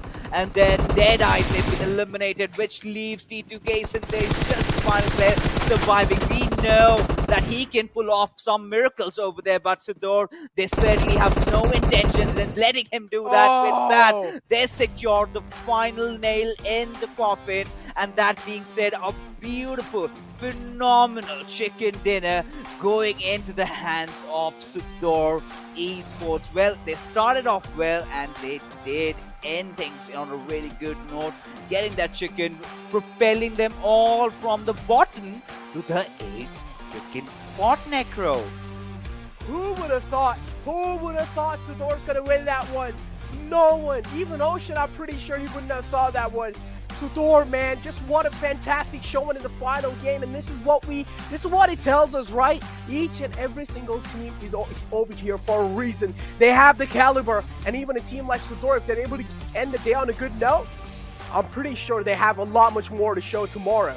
You know, and this is what we love, right? This is where, you know, teams that you're not anticipating, they come on and get a chicken dinner. And, you know, the course of this entire game was so different, right? We were thinking that the circle is going to go shift downwards. It's going to favor I8. We were having our conversation around them, who apparently did have a good game, you know. They still had a decent number of kills. They did amass quite some points over there. But still, you know, that curveball being hit, you know, where the circle completely just shifted towards the northeast. That is where, you know, that glimmer of hope did arrive in the hearts of the players of SUDOR, who were, again, very patient. They let that point break down, and once they knew that no one was paying attention, they had the numbers still, right? They still did lose out on one of those players, one of the players being knocked out by Jane, I believe. They went in for the race. They had a really good time, and when they realized that DEADEYES, they were at the weakest, they striked. And then again, they knew that they had just got that one player to deal with, and Sandesh was finally finished off, and they secured this really hearty chicken dinner for themselves. That being said, ladies and gentlemen, we are finally done with all our games for the evening. 5 more matches remain. That's going to happen tomorrow, but we're still not done with the show, because right now we're going to be heading for a short little break, because coming right after is the desk to break the fights down.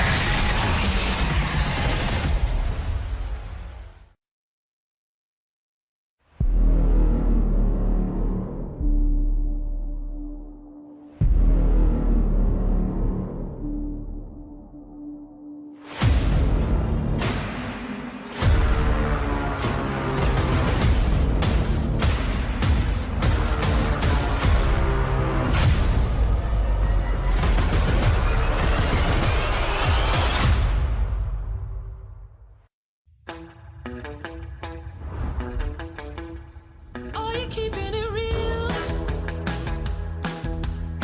I'm pulling shotgun, wanna see my baby run. Oh, what's the word on the sea? Kicking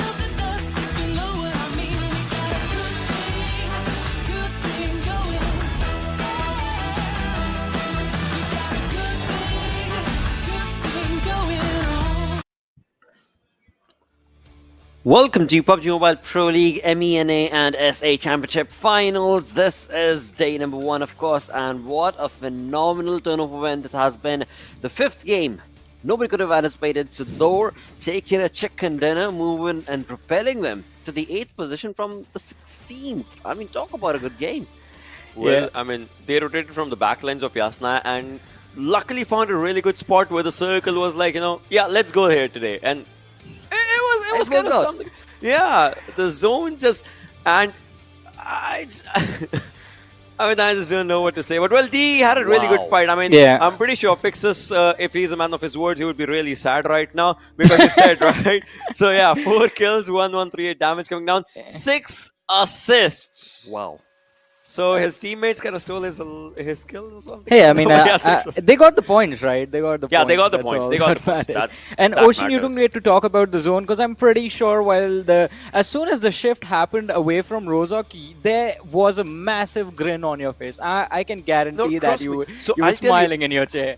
I loved it. I loved it. Trust me, because I'll get back. I'll explain it to you, right? I'll explain it to you. But right now, True Love obviously he was out here. Blade from I8, 6 kills from this lad as well. Hey, I want to see actually by the end of the day what would be the player stats, right? Because of the MVP prize as well. Because that's going to be really good and really close, I guess. Well, we will definitely bring that up later on. Right now, as we move on forth to the top 2 teams, we've got SUDOR taking that chicken dinner, and then there was T2K. And Blotter, you were very on point when you said no one predicted this. No one, absolutely no one thought SUDOR Esports in this very last game of the day would bring themselves in a position from where qualifying for the Global Championship tomorrow looks like a reality. I mean, Ocean has been talking about this. Day 1, you need to make sure you're in the top 10, and they are in the top 8 right now. So tomorrow anything can happen, because now even the team on the 16th position, if they get a very nice chicken dinner tomorrow in the very first game, they will bring themselves into a contention position, since DRS is already doing well for themselves. Yeah, I mean, that is correct for most of it. But let's I want to talk something about the match rankings, if we'll just have a look at that, because I missed one thing. I'm pretty sure you guys will be missing on that one thing as well. Had DE gotten this chicken dinner, that on top dance, I mean, that would have been just amazing to just have a look at. But right now, T2K, even with 5 kills and 12 placement points, they're at 4th in this match's ranking, right? That showcases the amount of domination that I8 did, that DE did, and obviously SUDOR. Well, they played tactically. I would call it a tactical win. I get it. They have double-digit kills, but still, it was a tactical win, whatsoever. Nonetheless, absolutely. And that definitely did work for them eventually, because they are in the top 8, and as you had been mentioning earlier, the team that are going to be in the top 10 basically on day number 1, well, they still have a contestation, but it seems like, well, if you have a good game like SUDOR just did, you can still participate into the top 8 or perhaps even the top 4, because we already know 2 teams have already qualified for PMGC. Yeah, and both the teams are looking really good in the overall rankings. So it is going to be quite interesting to see how the teams will be coping up with the pressure for tomorrow. But along with this, as Ocean mentioned, the tactical aspect of SUDOR Esports gameplay, I guess it was quite prominent in the very last few moments of the matchup, because them deciding to go for DEADEYES, guys, is the reason they walk away with the chicken dinner. Had they taken care of the players of T2K on the other side first, D were in a really good position to actually pressure the position of T2K, and it would have been quite a straight line fight between the two, and that could have gone either way. So just finish off the team with the man advantage first, and then take care of the leftovers. Well. Now it's time to move on along and have a look at the zone analysis, where there will be rotations that Ocean is going to take us through for these teams. I'm going to use different colored pens for this one, right? So first things first, I'm going to be marking DRS with yellow, and this is where DRS is, right? So most of the times when we see a northern circle, DRS likes to rotate like this. I mean, this is their rotation most of the times, right? So DRS, they do get out here, but then all of a sudden, they rotate somewhere around this area. I don't know what was that second thought. And well, if we talk about SUDOR, right? SUDOR is just here. That's in pink. And SUDOR, they just, get down to this area. Had DRS, imagine, just, stayed on to this northern area for themselves, they could have had a really good backstabbing option on quite a lot of teams, or maybe, that would have changed a lot of things. But one change of decision, I guess, at maybe, look at this. They had the edge. They could have gate kept or something like the circle for themselves. But then after this happens, right? SUDOR, they have a good place. Stalwart's just out here. But as soon as next circle just comes up, I don't know. Look at DRS now. Look at this team.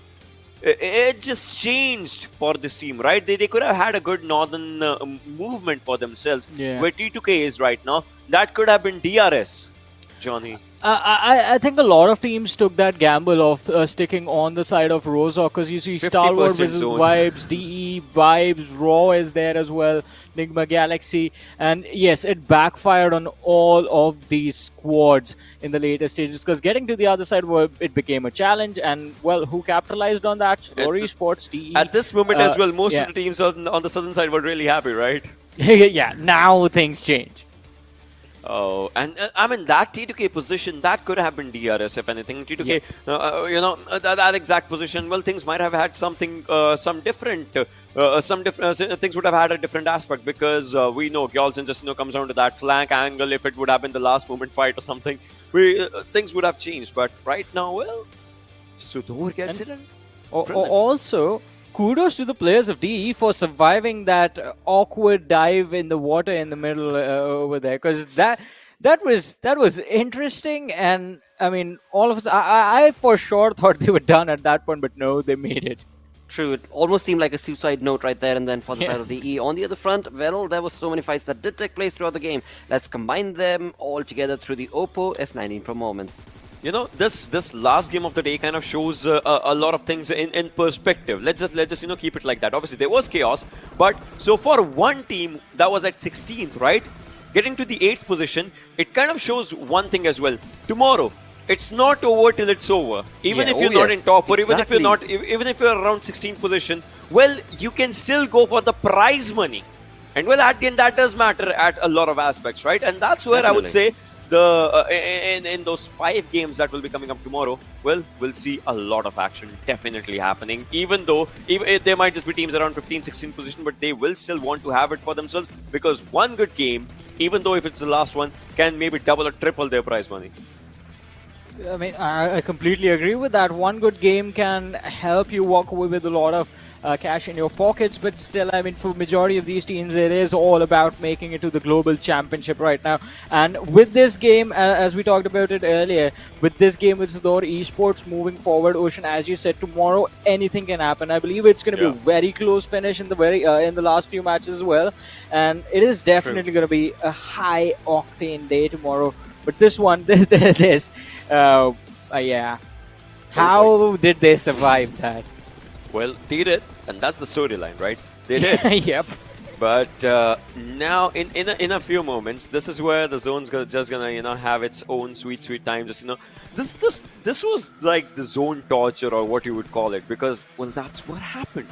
Yeah, you cannot deny it at all. That one moment there, desperate moments require desperate measures. Like, if you know you have nowhere to go, drive your car in the water. I mean, isn't it funny? I mean, Blotter and Johnny, we call it desperate moments require desperate measures require desperate moments, like all those things, right? And then with great power comes great responsibility. So it's one code for good, one code for bad. So we have it ready for ourselves, right? Look at Tom. Look at this. Yeah, he went inside the water just to scout the information. Like, all right, buddy, where are you? And all of a sudden he's like, all right, sorry, good sir, please forgive me. Tries to run away, but no, he gets taken out. Oh, and this one again. I mean, DE, they got a good chunk for themselves. And now, Johnny, first position, second position. Talk about third, fourth, fifth, because DRS is going to be there. If DRS is there, we talk till the fifth position, right? So I8, they might have a decent jump for them, might not. I mean, it's still volatile today and well tomorrow as well. Exactly. That's what makes tomorrow so much fun. I mean, I'm just getting excited and hyped up thinking about what's going to happen tomorrow. Because think about this. Right now, DRS is doing well for themselves. If Nigma Galaxy start climbing up, and if they find themselves in the top 4, then we're looking at the top 6. Yep. That's true indeed, because let's hope they climb up. I mean, I would want to see, then the competition. If they climb up, then the competition increases around the middle table, right? Because then everyone would not be at the 6th position as well. So that's going to be one thing. But right now, look at the top 5 teams, in fact. Good damage numbers by this team. And on the other side, Vibe, Fate, K7, NASR. Oh, 0-0-0-0. Rico as well. Exactly, unexpected. Yeah. Unexpected indeed, True, but true. the storyline continues on because the storyboard is yet not confirmed as we still do have 5 games remaining for tomorrow. With that, let's cue in the overall ranking where we do know the leading team is going to be Stalwart, but they are not allowed to get further away Whoa. because the teams following them, well, they are keeping a close, keen eye towards them. But SUDOR, 8 position jump, train to kill. 7 placement jump. This is incredible. And once again, the points are so very close that tomorrow till the final game, the battleground is going to be open for all of these teams. Yeah, and as we talked about Enigma Galaxy, look at them on They the 6th can. position with 40 points. Yeah, they just have 16 placement points with the kills that definitely helping them out now- quite nicely. Right now, Johnny, looking at this one, I8 they still are at a comfortable spot. I mean, True. it's pressurizing, but it's comfortable. Players might not sleep tonight. I mean, talking about all these teams, right? They might just be, out there, they're scratching out their whiteboards or blackboards, whatever they have for themselves, just making up the strategies and all. Because I8, imagine first 2 good games, tomorrow's 2 good games. If Yeah. they are first 2. They can just, shoot them up to 2nd position. Well, after that, they can just, play by a normal pace. But, well, it's classic I8 having higher kill numbers than the placement Yeah. points. That's what they have for themselves. Before this game, I guess it was 17-17. But, well, now it's 23-28. They got good amount of kill points for themselves. But, on the other side, if you're outside the 10th position, well, go YOLO. Give us something to just make up your charm in the lobby right now. Yeah, I mean Because it's they- possible. It's still possible. but exactly. yeah. Till this first game, I want to say second game tomorrow, but no, I'm gonna be practical. Till the first game tomorrow, if you manage to, if Fate Esports, imagine if they get like 25, 26 points in the very first game tomorrow, that's gonna bring them in a position from where if the next 4 games go their way, they might just sneak their way in the top 5 right now, because I mean DRS is in the top 4 as well, and I8, as Ocean said, if they play just like they did in this very last game, because they got 11 points for those kills, right? 11 points per game, 55 points for the matches tomorrow. If they can manage to pull that off, that is going to bring them not just in safety, it's not just going to take them to the global championship, but it's going to take them to the global championship looking like a very big threat to everyone. Hope so. And that is something that they have delivered upon earlier as well. So we shall just keep our fingers crossed that they are able to do so tomorrow. On the other front, as we talk about a team that is leading the charts, is going to be none other than Stalwart Esports. Like always. And 13. Action and top. These 2 lads are definitely going to be contenders for that, $2,000 for themselves if it just, comes down to that. But talk about the survival time. Definitely they have had bad games as well. There was one game in which they had kind of like not a decent elimination for themselves, but still 21, almost 22 minutes of survival time by all these lads. That's really good.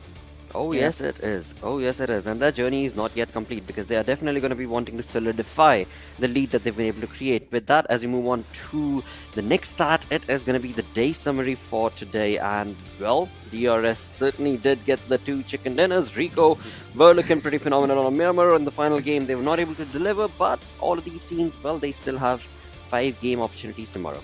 I mean, the one time Ocean and I agreed on the same team. Yeah. Well, We gotta stop doing that now.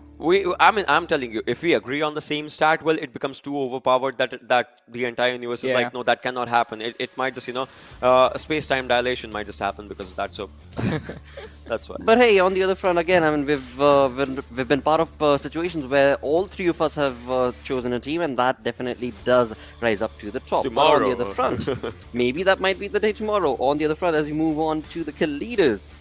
Look at that. Stalwart definitely trying their level best, but on top, sir. Oh, he's on his toes. Look at the survival time and the damage. His survival is almost like 2 minutes, not even almost, it is 2 minutes above actions.